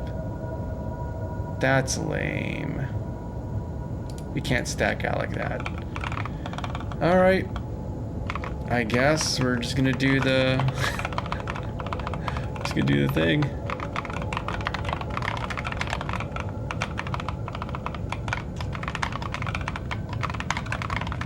I just don't want to deal with the. We're just gonna keep things the way they are.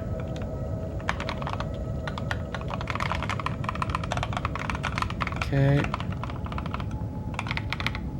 That's my list.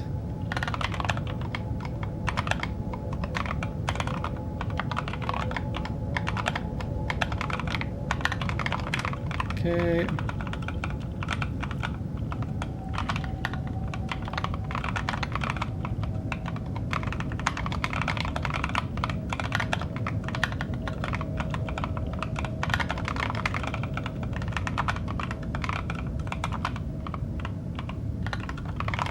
That's not bad. That's fine. This is fine. Okay, and then we have chord. We don't have to allocate this now anymore, because now this API just takes in fx, fy directly, making life easy. Again, fx, fy. Beautiful. Splendid even.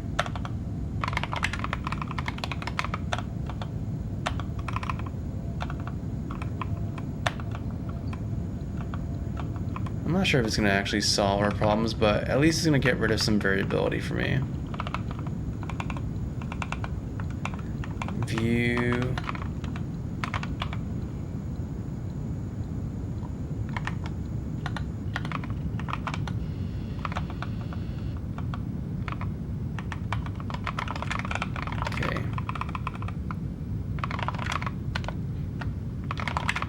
Okay, so that's another one down. Keep going through this.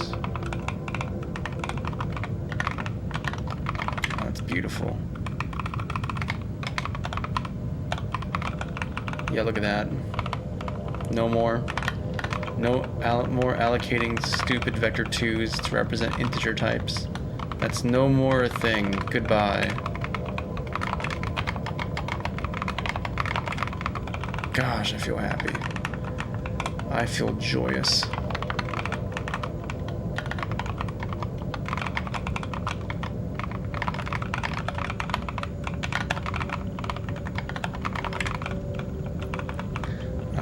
Buffer utilities isn't happening anymore.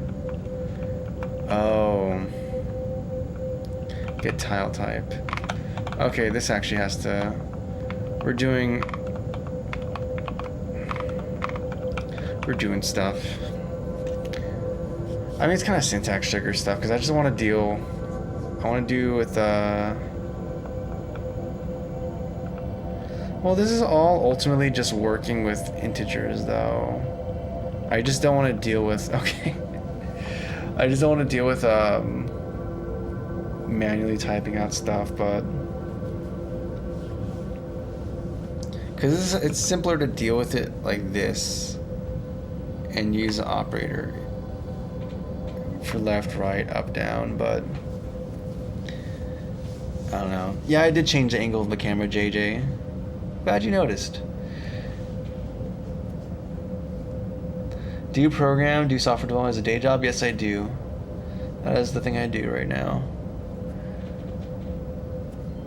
But most frustrating times, yeah. Always great. Thank you, Chimera. I appreciate it. It's always good to see you, Chimera. You always you pop in and you like stream Like, you snipe me in the middle of a stream with just like positivity. I appreciate it. What's your advice for you? I don't know, man. I don't know who you are, where you're at in your development. I'd say get good at just I don't know, searching up information manually.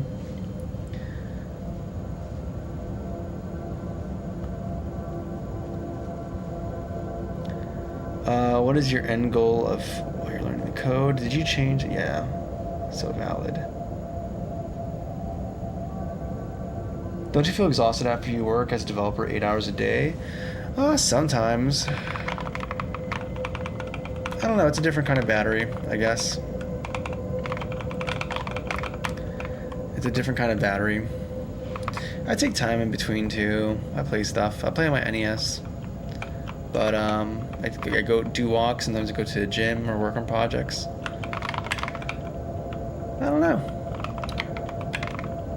I don't feel as worn out.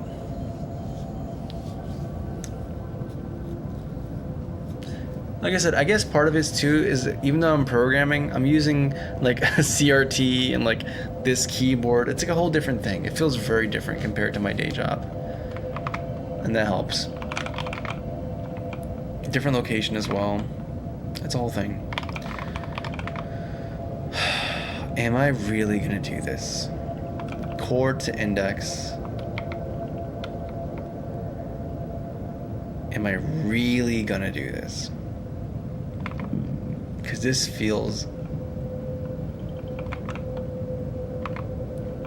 dumb. Yeah, we're gonna do it. I don't care. I don't care. I don't care. I think we've drawn a line in the sand, and we're just gonna do it.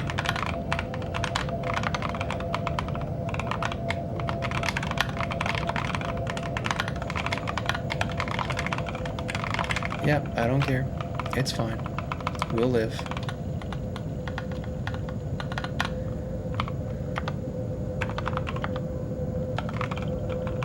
It's okay. We'll survive. Life finds a way. We're gonna organize our code while we're at it. Just make it a little bit more pretty.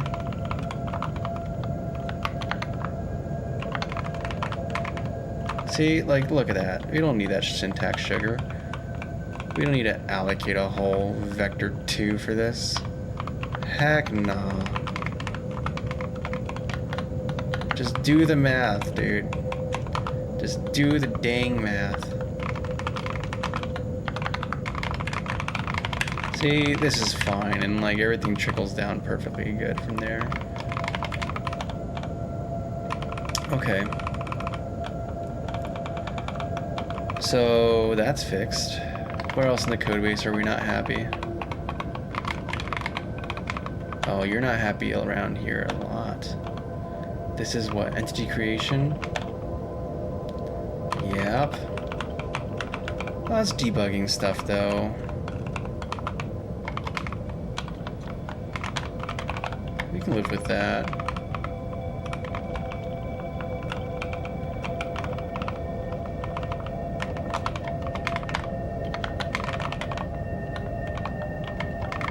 I could always make a property that computes or produces the XY coordinate values, one value. And that'd be, we can use the into structure for that, but yeah, place object on the board. How about nah? How about smell you later? Because we're not doing that. You're gonna get an X and Y value and you're gonna be happy about it. You're gonna love it.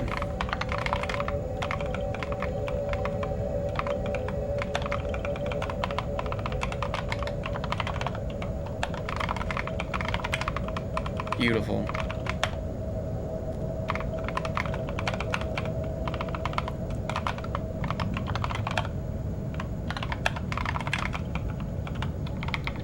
Or maybe just take an entity at this point. Like, we're passing an entity both times. We might as well just have entity go through to this function anyways. Like, that seems... I don't know. I guess we want to keep it very generalized. We don't want to bind it to the entity. I can understand that. Okay, whatever.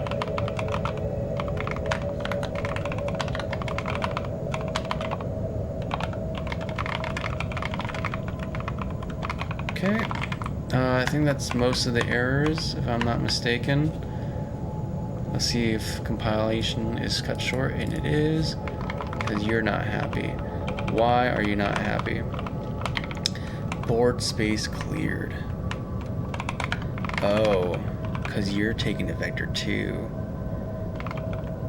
Gross. Board space cleared. Are we using message brokers for this? Oh yeah, I mean this is fine. I don't actually, this is not that, like we're already creating a message structure at this point. Like that's, it's so infrequent and it's not a big deal. We can afford to have some GC pressure over a vector 2 structure being created. I don't like it. I'd rather use an N2 structure, but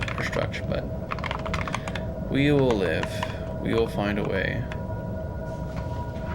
Play Doom? Nah.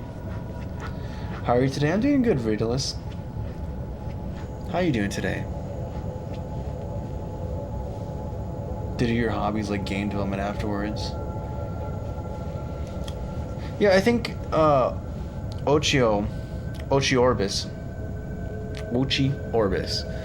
That's what he said. I think having different context, like making your context as different as possible is the most important way to have energy for this kind of stuff. Game, working on the game. I'm gonna show you right now. Let's see if it compiles. Let's see if it works. But the more different your contexts are, like it's just a different energy, man. Even though I work from home most days, I still have a physically different spot and setup and hardware and everything that I use for doing my job. And that's completely different than what I use for leisure. I don't play games on this computer. I used to, but not much anymore. Oh my goodness, we're like lagging. What's going on here? Things have gone wrong. Things have gone critically wrong. Where are they going wrong? Value was null.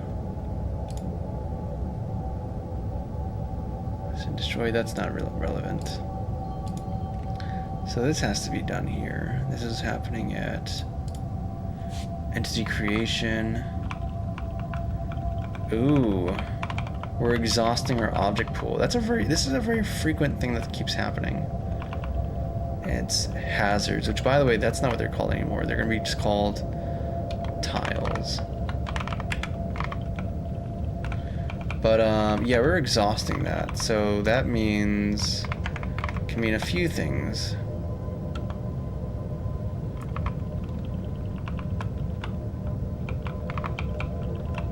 It means that our int is not right. It means that we're not, when we check if it exists already, it's not happening.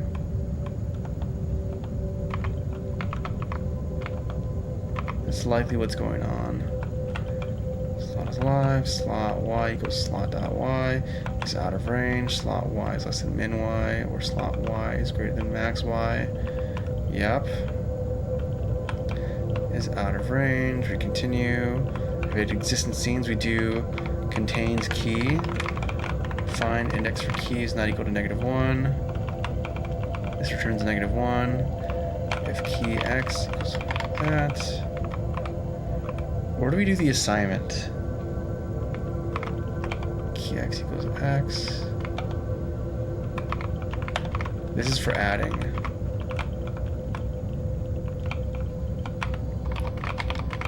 Yeah, we update both things correctly. We do -1 here. No, let's do 0. Or the default. Which I think should result in the same value type.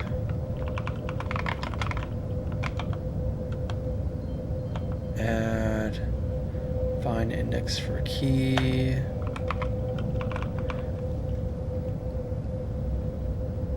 Not equals -1. That looks correct so far. Oh, I got these, well, I got them backwards. That would be a problem. Having these be backwards, that would be a little wrong. Okay, hopefully that's the only issue we have, is that we just got them backwards when we created a new entry. If that's all we did wrong in that huge refactor, I think we're golden. Day-to-day job about, I used to do Android payment stuff for the past 4 years. It's totally new field for me. I work 2 time zones. I like keeping it kind of private, but you know, I do game dev adjacent stuff. I use similar tools like Unity and stuff at where I work. It's not game development, but it uses a lot of the same stuff, but also in a very different way. Hi, what's going on, Sand 4?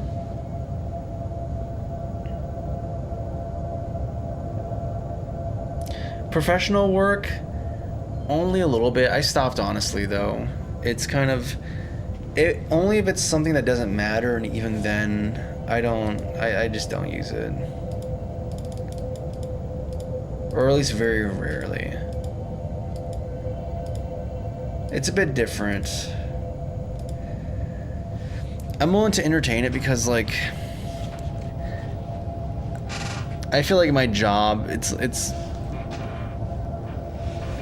my primary responsibility is ultimately like output, right? That's the way I think about it. So it feels irresponsible for me to completely neglect it, if that makes sense. Okay, something weird's going on here. Something really strange is happening. And we're only having this error with the drill, but that's because we have a stupid collider on it that doesn't need to be on there. We can remove that. We're not using colliders. So if the issue doesn't have to deal with the collider, then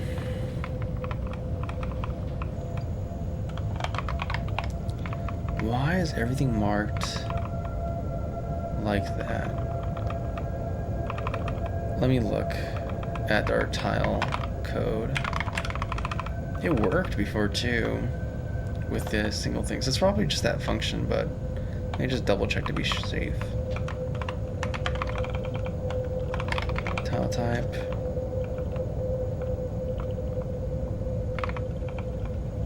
So was destroyed 1. Okay. How are we calculating that? Again, x -1, right, x +1, up, y +1, y -1, get core to index, and we're doing the wrapping, so that's cool.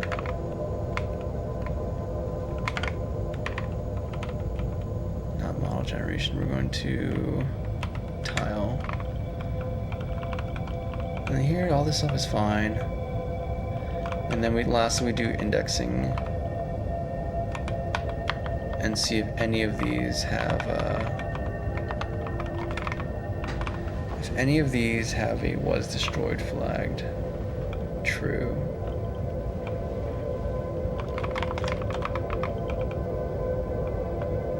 In that case, yeah, we set that out variable to that. Why is this one? Oh, writer's trying to be optimal, but I needed this to be just readable for me, and it's not that big of a performance hit. Okay. So let's go back to game board. And let's look at this mark entity code that we're doing. And see if there's something weird that's going on here. Core to index. We index directly into model.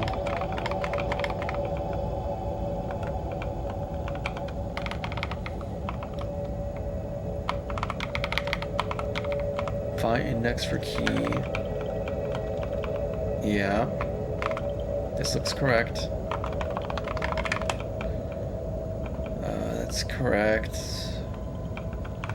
All this is true. Return that. X to X, Y to Y, yep. So far, so good.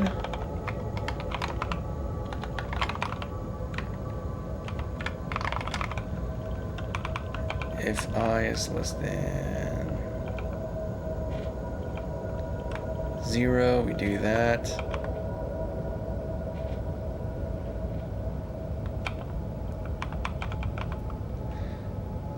Honestly, I want to change this into a try get thing, but that's not important. And then we check to see if we get the poolable object. And if it's null, we continue on our way. Otherwise, we return it to pool and remove it from the view. We pass in fx and fy. These are the final coordinates that we're in. So far, this looks like a straightforward implementation. It seems very straightforward. And then we have this invocation that's happening. But even then, when we go to tile.cs,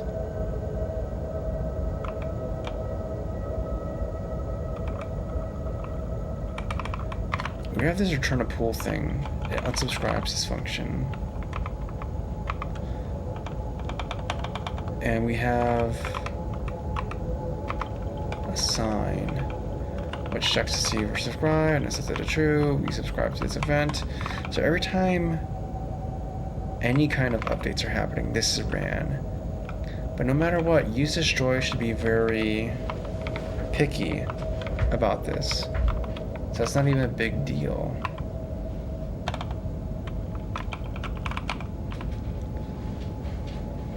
It should be consistent. So no matter what, how many times it's ran, it's not gonna just arbitrarily make everything 1 or 0. So if that's not the case, let's run this again and see if we can get some clues from the game. It was gone, Donner. I like it for debugging when I'm using tools I'm not familiar with, yeah, but overall I'm not a huge fan of using it. Yeah, same. I think I'm very prideful about my craft, and I've adopted programming as a craft, and I treat it as like, I mean, everything I do with it, I want to do it to the best of my abilities and feel proud of it, right? And utilizing it in any degree just completely ruins that for me. It doesn't make me feel proud of it. And diminishes my desire to do work. If that makes sense. Yeah, this is all prematurely, like, marked as dead. That's weird.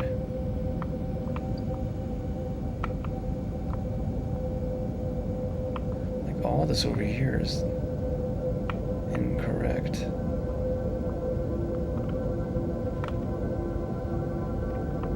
And we haven't even activated the tool yet. That's what's tripping me up. We haven't activated the tool, and yet all these look wrong and weird.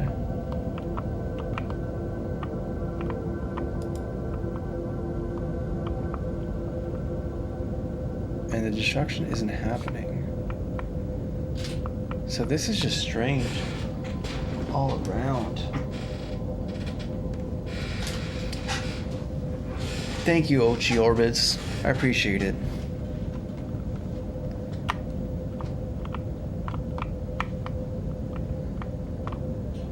Yeah, all this is so weird. Like, we're modifying this stuff.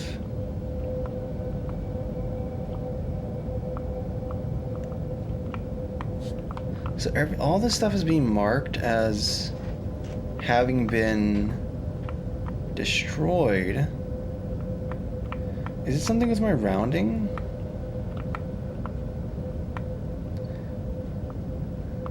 No, I don't think rounding would produce this issue.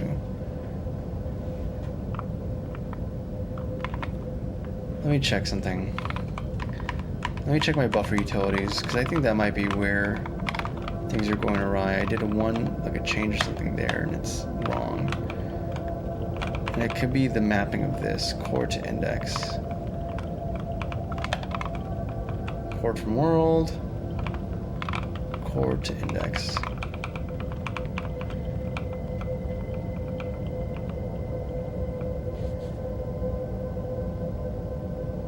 Value, yep, this is value x times height. Yes. Oh. No, no, no, no, no. No, we don't do that. We do... Yeah.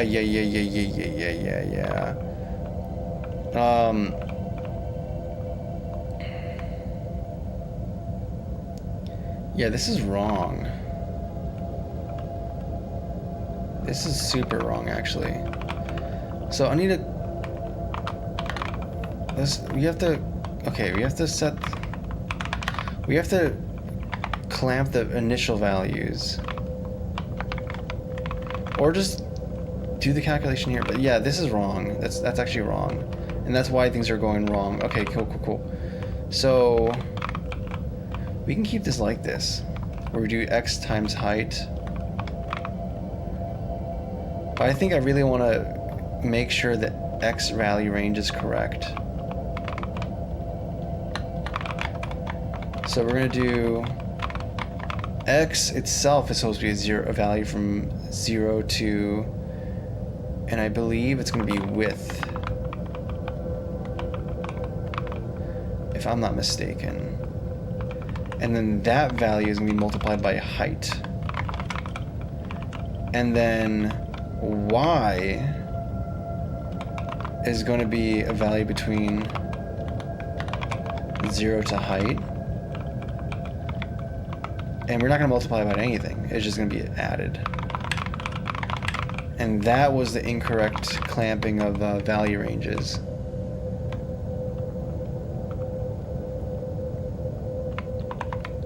Okay, I think this might be it.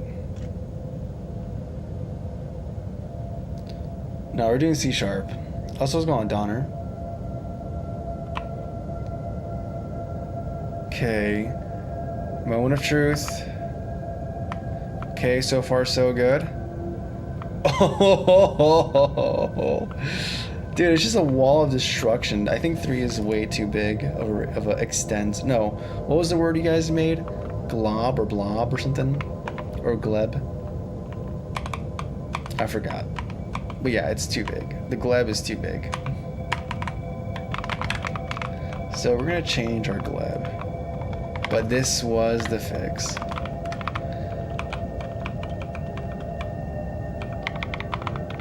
So yeah, you're gonna be like maybe 2. I think that should be more reasonable. I'm hoping.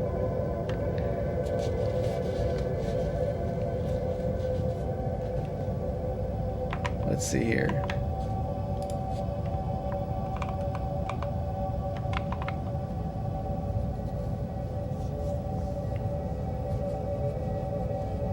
No, not wrong. All right, here we go.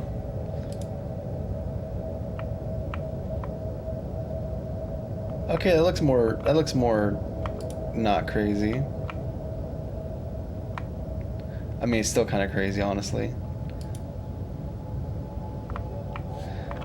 I think I just have to lower. I'm gonna bring it back down to 1. Which is still bigger than what we had initially, and I think I need to move like the drill a bit further away from the player. I think that's just what needs to happen. Like further away, but bigger.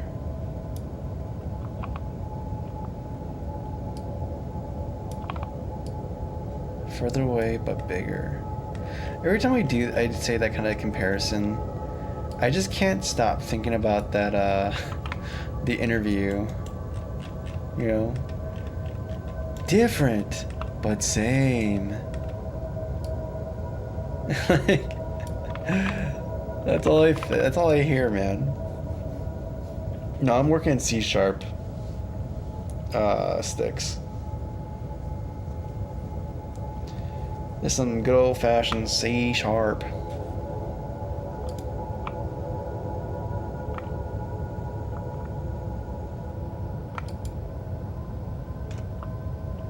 my goodness. 2 does nothing in this economy. What is going on? 2 does nothing in this economy.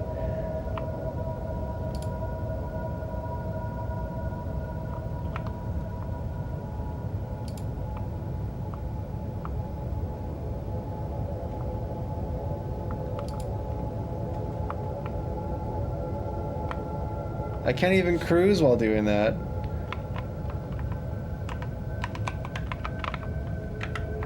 Unacceptable. Unacceptable.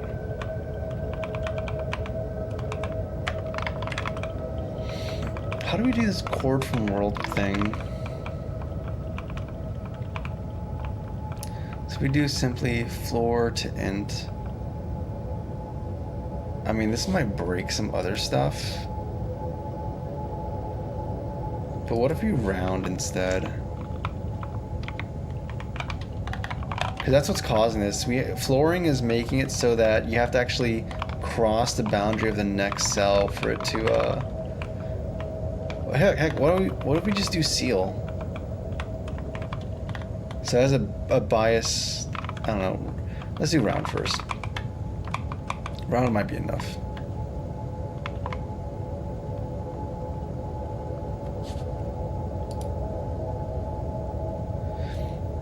That might be just what we need. It might break some other stuff, I think, with level generation. Hopefully it doesn't. No, hopefully it won't. Level generation doesn't do world space stuff. It's always an index space, so that's actually fine.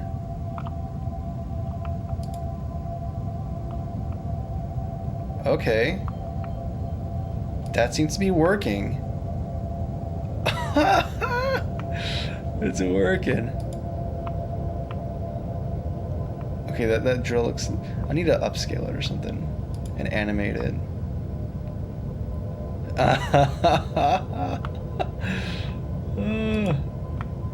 Oh, we don't have the progress bar being rendered for the player, don't we?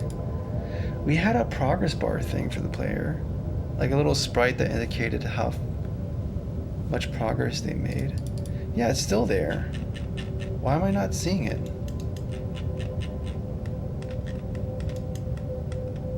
It's like just far away from the player. Oh, because it's the old position. Yeah.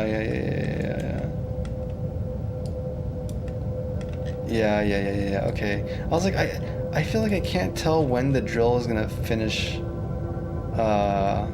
working.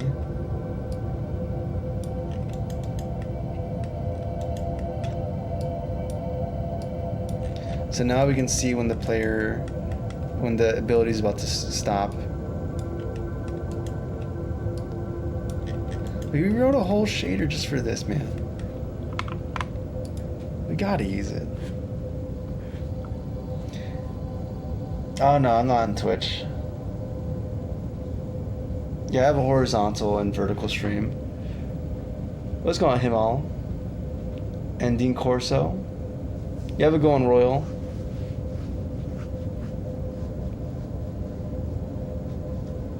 Or I guess, do you switch between streams? What do you think about Cyberpunk? I never played it, so I don't really have an opinion. Yeah, now we can actually like estimate, hey, is my ability about to finish?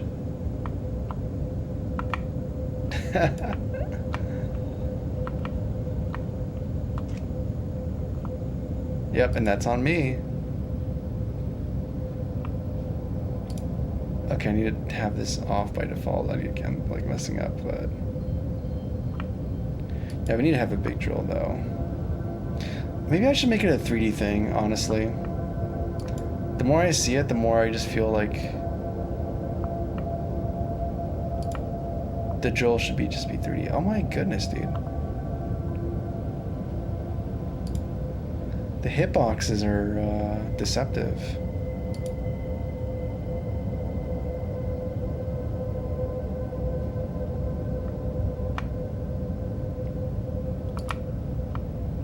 See, like, look at that. What was that?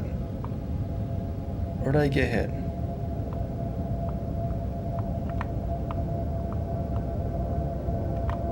Yeah, look at that.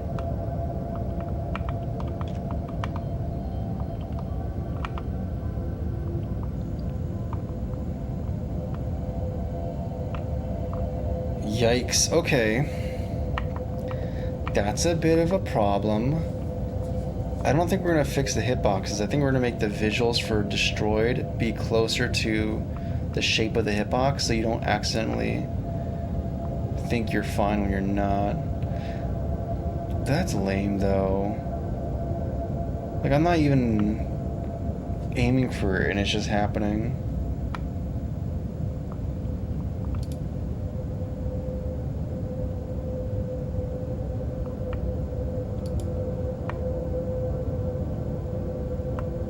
You have to be like careful with your maneuvers or something.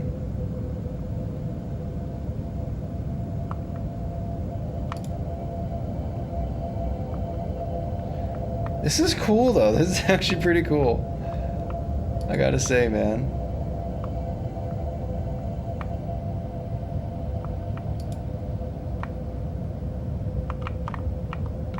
Where's the light source though? I mean, it's there, but it's just not that bright. I'm gonna make it brighter. I want this drill to be bright. Like 4 maybe. Jeez, that might be too much.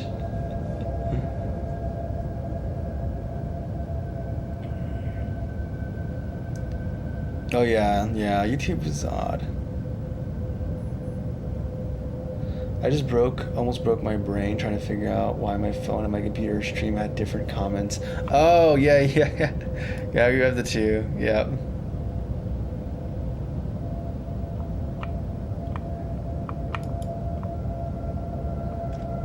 Okay, we're not having the rim lighting that I'm looking for on these. They should have rim lighting. That's strange.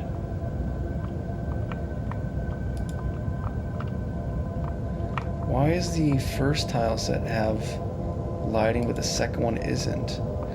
Oh, it's like barely visible. That's strange.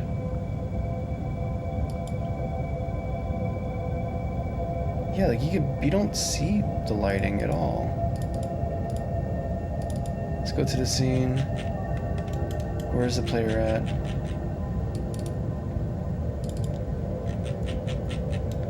Okay, the drill, we're turning it back on. You can kind of see some lighting here, but that's like nothing.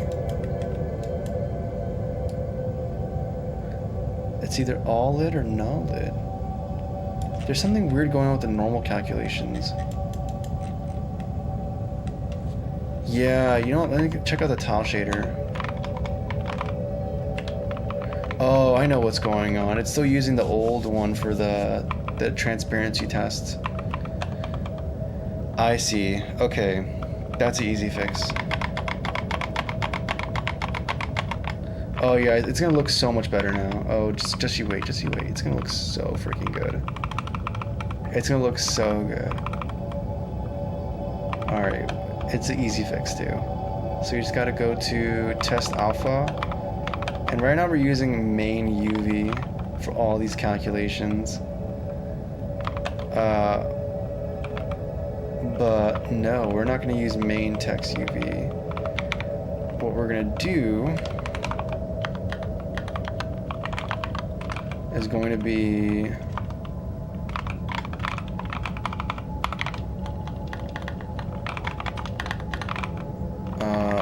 lerp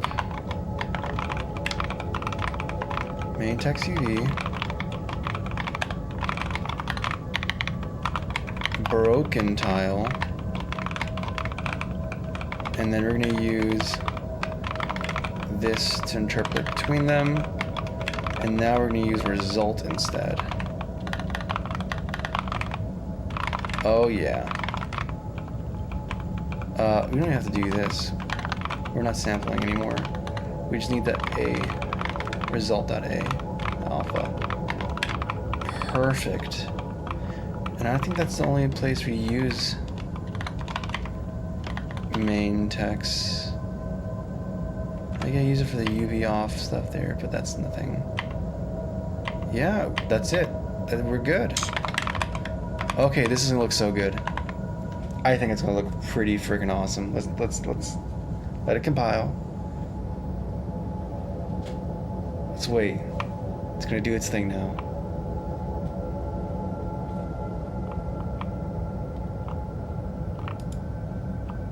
Ah, see? Now it's like lit.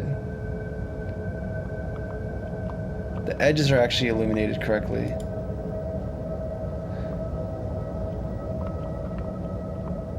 Wait a second.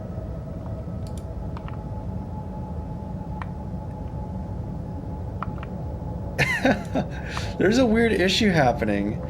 It's still using the wrong texture,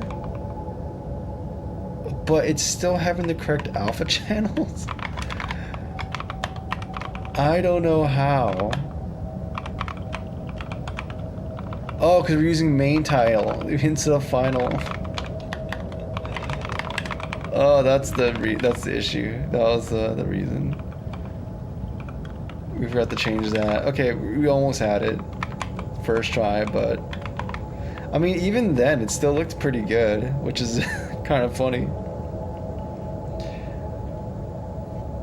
Oh, brother.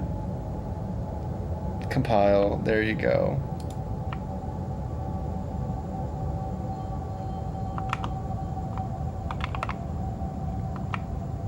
Yep. Yep, there we go. Look at that. Look at that. Look at our lighting calculations. It's actually working good.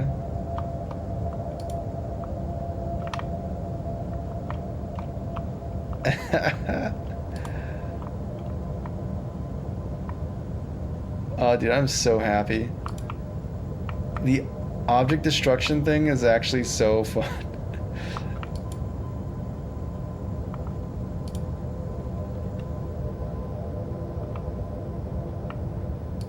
I almost feel like tempted to do more around that than like going fast is cool. I think it's pretty rad that you can play the game like a mole. You can just be a mole, dude. Oh, you're stuck in here now.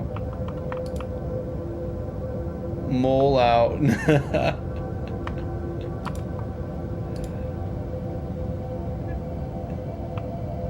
I think we're gonna have chips upgrades. So like you can have the chips be upgraded. So they start off like maybe like this, but then you can upgrade it where you can just you have the drill going for like a minute.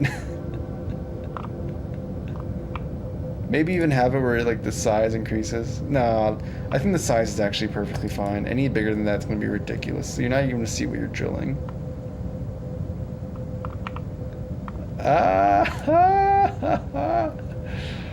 Oh, what a great freaking game, dude. This is so much fun. Oh, that's weird. I don't know what happened there. Oh my goodness, dude.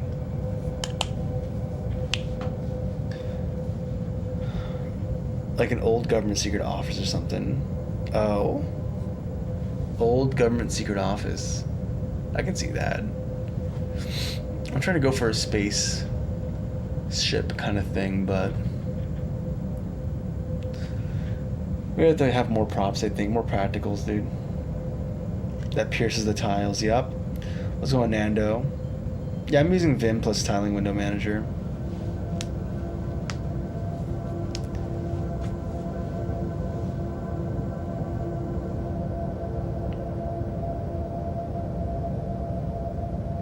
Yeah, you don't need mouse at all. i3 is like the biggest thing. The biggest convenience ever. And then Vim.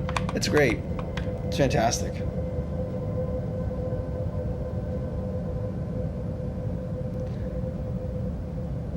Yeah, Windows, I don't know how much you can get. Like the i3 experience, I'm not sure how you do. Like you can do like Alt Tab through Windows and stuff, and you could do like certain things, but it's never quite the same. It's not quite the same. I don't know. Maybe I'm just not looking. At the same time, though, it's like I only use Windows for work, and the issue is that I can't just install mysterious, scary applications from strangers on the internet onto my work machine. That's not cool. I can't do that. So there's things that you can do that gets you closer to the kind of experience I'm having here, but it's just I can't use it. It's like it's terrible, man. And I'm not gonna install Linux or Windows on my laptop again. So we're not doing that. We just live like this, dude. We live like this. It's been 4 hours and 23 minutes, but do we do a stretch goal and try making... Because you see how there's... If we go here... So you see how we have this tile layout, right? And we have a bunch of different cases covered. But we don't have a case for when the tile is just a single little blob by itself. I think we need that. I think also we need to expand the hitbox of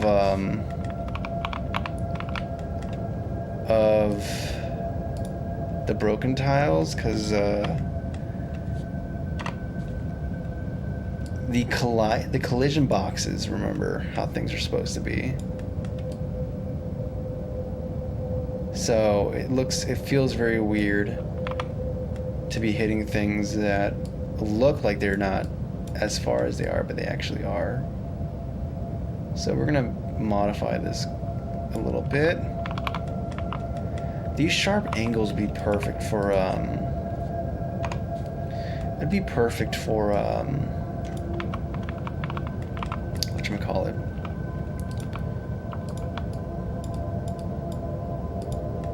For a diagonal light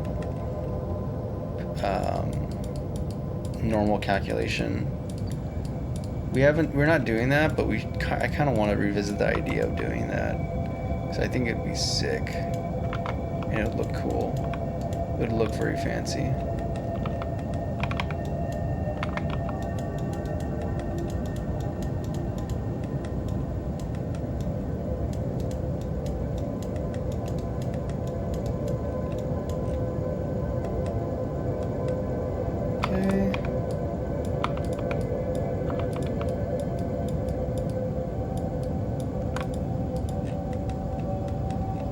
Can't escape the mouse, though. When it comes to pixel art, you can't escape the mouse. The mouse is inevitable.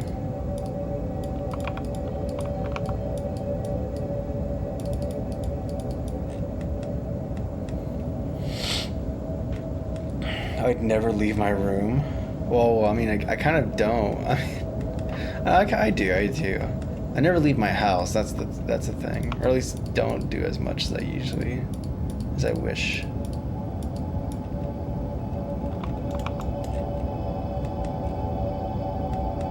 I enjoy the setup though. It's nice. Ever since I started streaming, I don't really use it that much for leisure. Because now my mind is like, this is the stream machine. This is where we do the deving.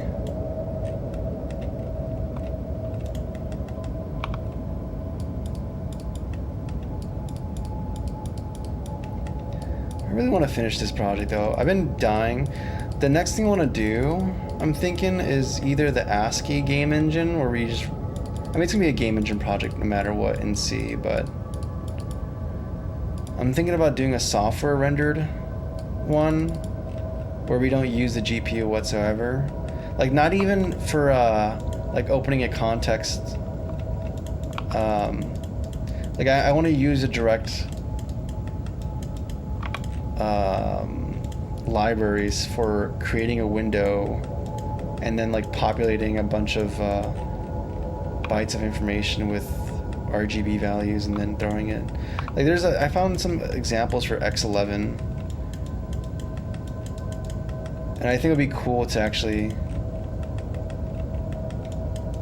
like I want to make a general, I think it'll be cool if I can take like I can implement a game, right?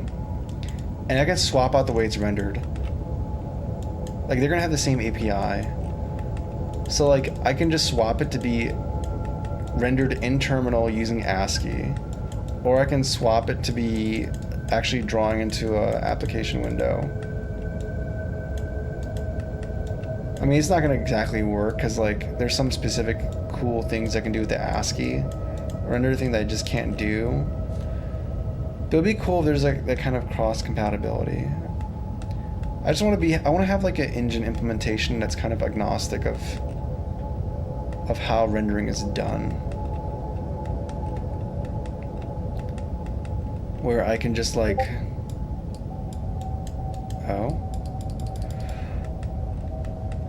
like if I want to use GPU and shaders, I can do that, right? But like I think the abstractions are gonna be kind of similar in a lot of ways. But I think it's cool to have something that doesn't rely on your GPU at all, or whatever graphics library. Like it's just a thing that exists independently and just runs and does its stuff. I like that a lot. Also, hey, Michael Jordan, guys, Michael Jordan joined our Discord. What's going on, Michael? Hope you have a good one, man. Stay cozy. My PC specs, here they are. How you doing? I'm doing good, Yuji.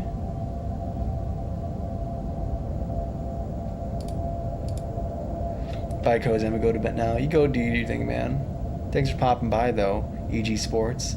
Which I'm sorry I didn't acknowledge your existence here. I should have like pointed it out for a minute. But hi, it's good to see you again, man. Sorry, I got a little too focused. Hope you have a good one, man. And it's always a pleasure seeing you in streams.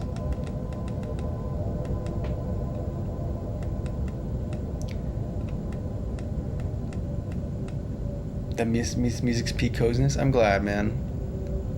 I'm glad you dig the music that's going on.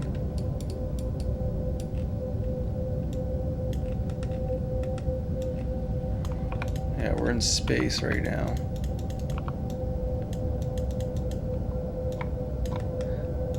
I never played these games at all, but I know I always love that Command and Conquer bit. The one place that has not been corrupted by capitalism. Space. Such a good clip.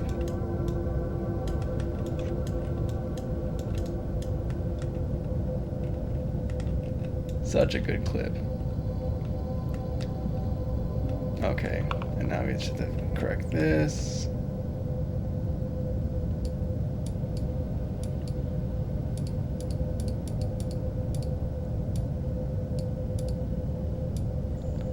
I want to make this a very noisy and have a very distinctive silhouette while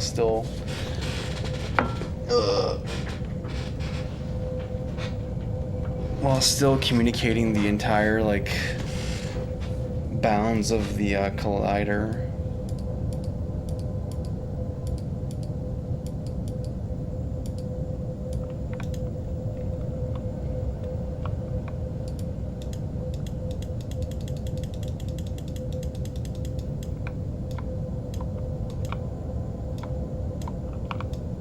Sorry, what?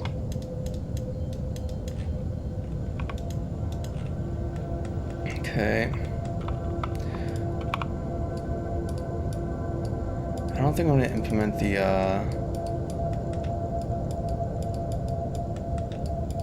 the orphaned block sprite thing today. I don't think it'll be hard to do, but we've already kind of did a bunch already. Kind of don't want to gas myself out.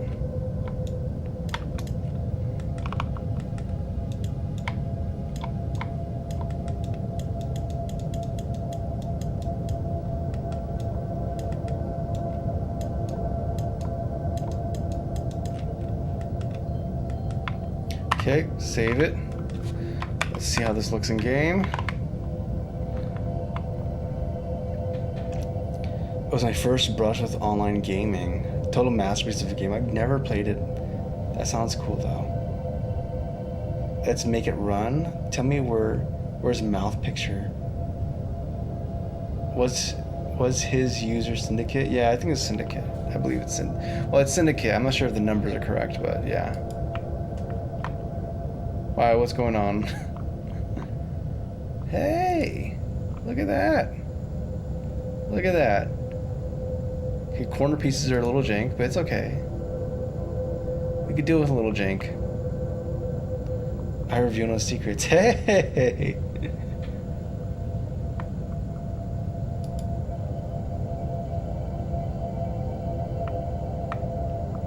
Look at the destruction, dude.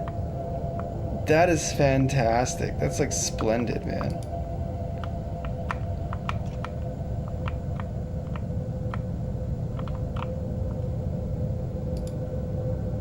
We can use this whole tile system for so much possibilities. For this, I've designed so many like bespoke specific things for this game that it's just gonna be useful for other games as well.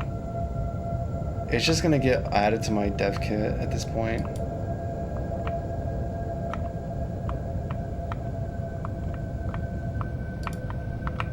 Meow, meow, meow.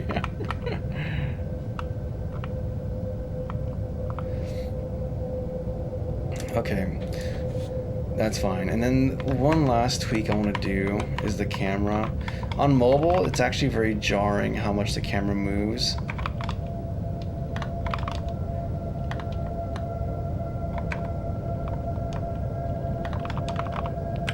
So I'm gonna adjust some stuff. Min distance, max distance. That's on the Z-axis. What about on the point of focus?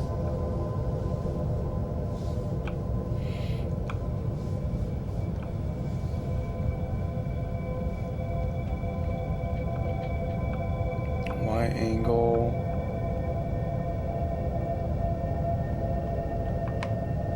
Sync cameras.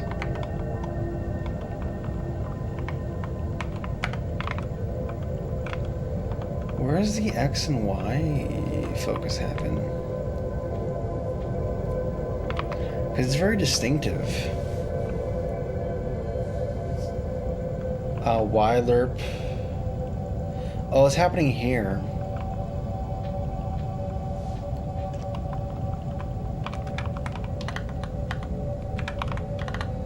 Sorry, what?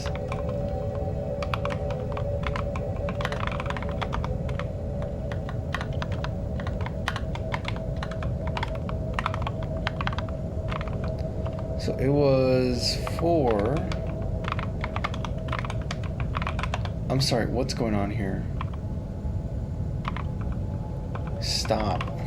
You're trying to be smart, Ryder, but you're not. You're being dumb, actually.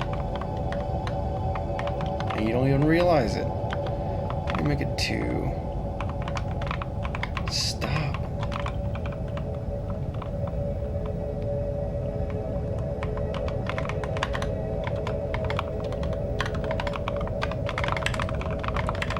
Yeah, there's so many projects I want to do, man, but like I said, we gotta finish something, man.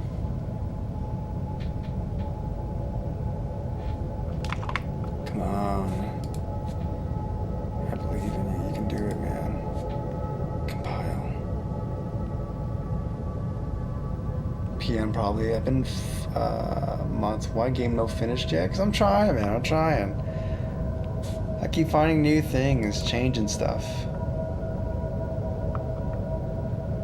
What did I just change? I forgot. What was I doing?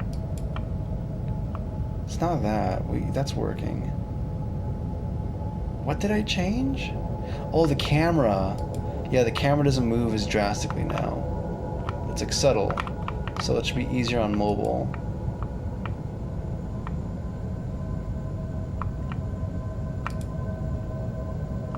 I feel like a dolphin.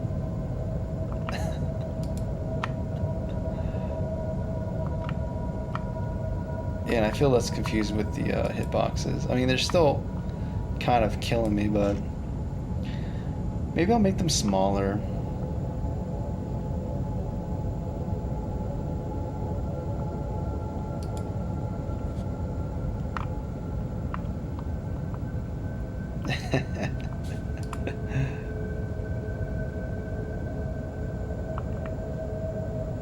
Nice. I'm super happy, man. I'm super happy. This is so good, dude. This game is like, it's coming together, man. It's coming together, dude.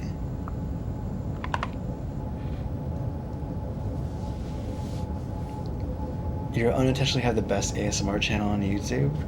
Thank you, man. Yeah, it's kind of a crazy thing to stumble upon, but I guess that's just kind of what happens, right? You have the mic. It's pretty decent.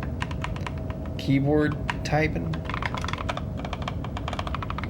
And I'm not talking too loud because people are asleep right now. So I guess that's just that is the recipe, right? That is the recipe.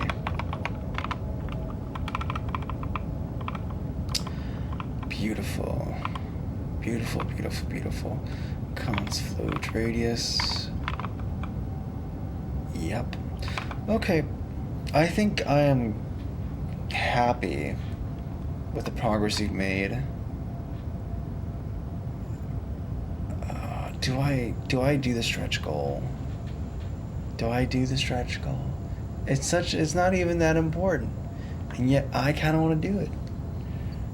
Oh, brother. What a travesty.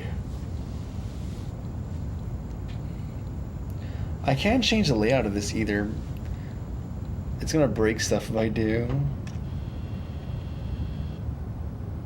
I think if I do the index, I'd have to do like, I don't know, I'm gonna have to change the index numbers entirely if I ever do change this. I'm not gonna think about that. I'm just gonna think that this is gonna be enough to do the things I need to do. Okay, we're just gonna commit and save. Let me save the scene. Let me hide the drill so it's not always active. We should probably have some sound effects and stuff, but whatever.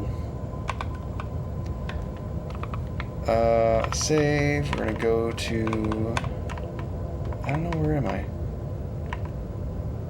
Okay, I guess we're gonna make a new thing.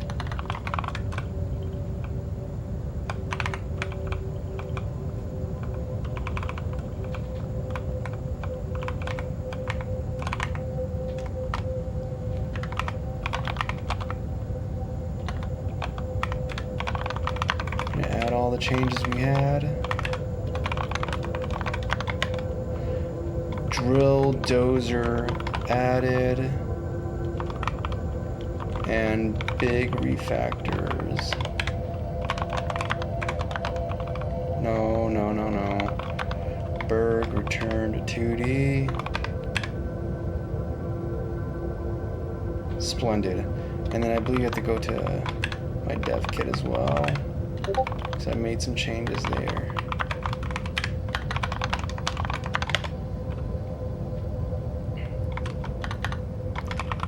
Shader refactors.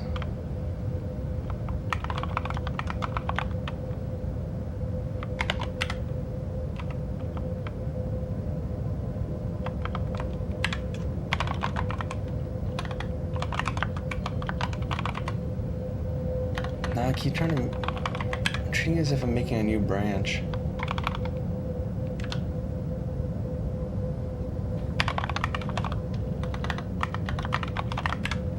Okay, cool. What kind of switches do you have on your keyboard?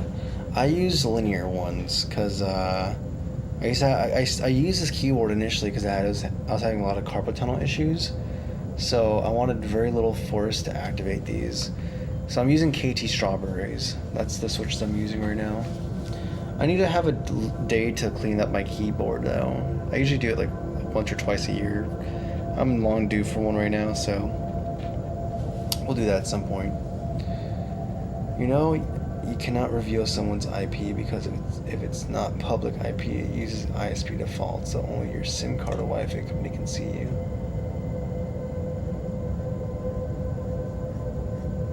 Remove Kaiba. Game dev.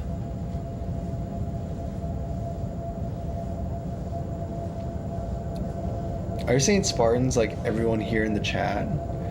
Or are you calling someone specifically Spartan? But yeah, in that same vein, hey guys, what's your social security number? What's your credit card information? Let's put our credit card infos in chat with the CVC thing on the back. Nah.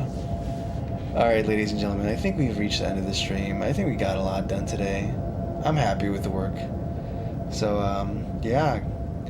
Thank you guys for watching. Hope you had a good one, and I'll be catching you guys next stream.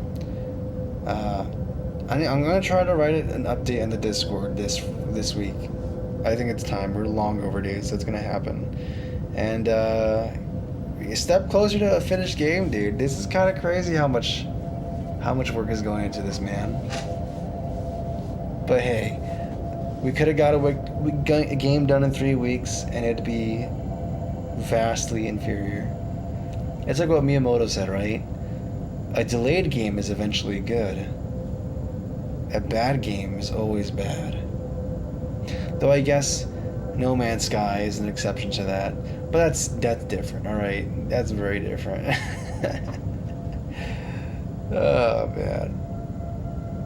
We should finish the game today? No, we're not finishing, dude. In China, we do a full game in a day. Well, I want to have a good game, or at least a game that I feel happy with, while also being healthy and well rested. And I think I gotta make stuff when I'm well rested. Enjoyed catching it. Have a fantastic rest of the night. You too, man. Thank you, Royal. You have a good one, dude. Thank you, everyone. So as always, God bless. And until next time, stay cozy. Bye-bye.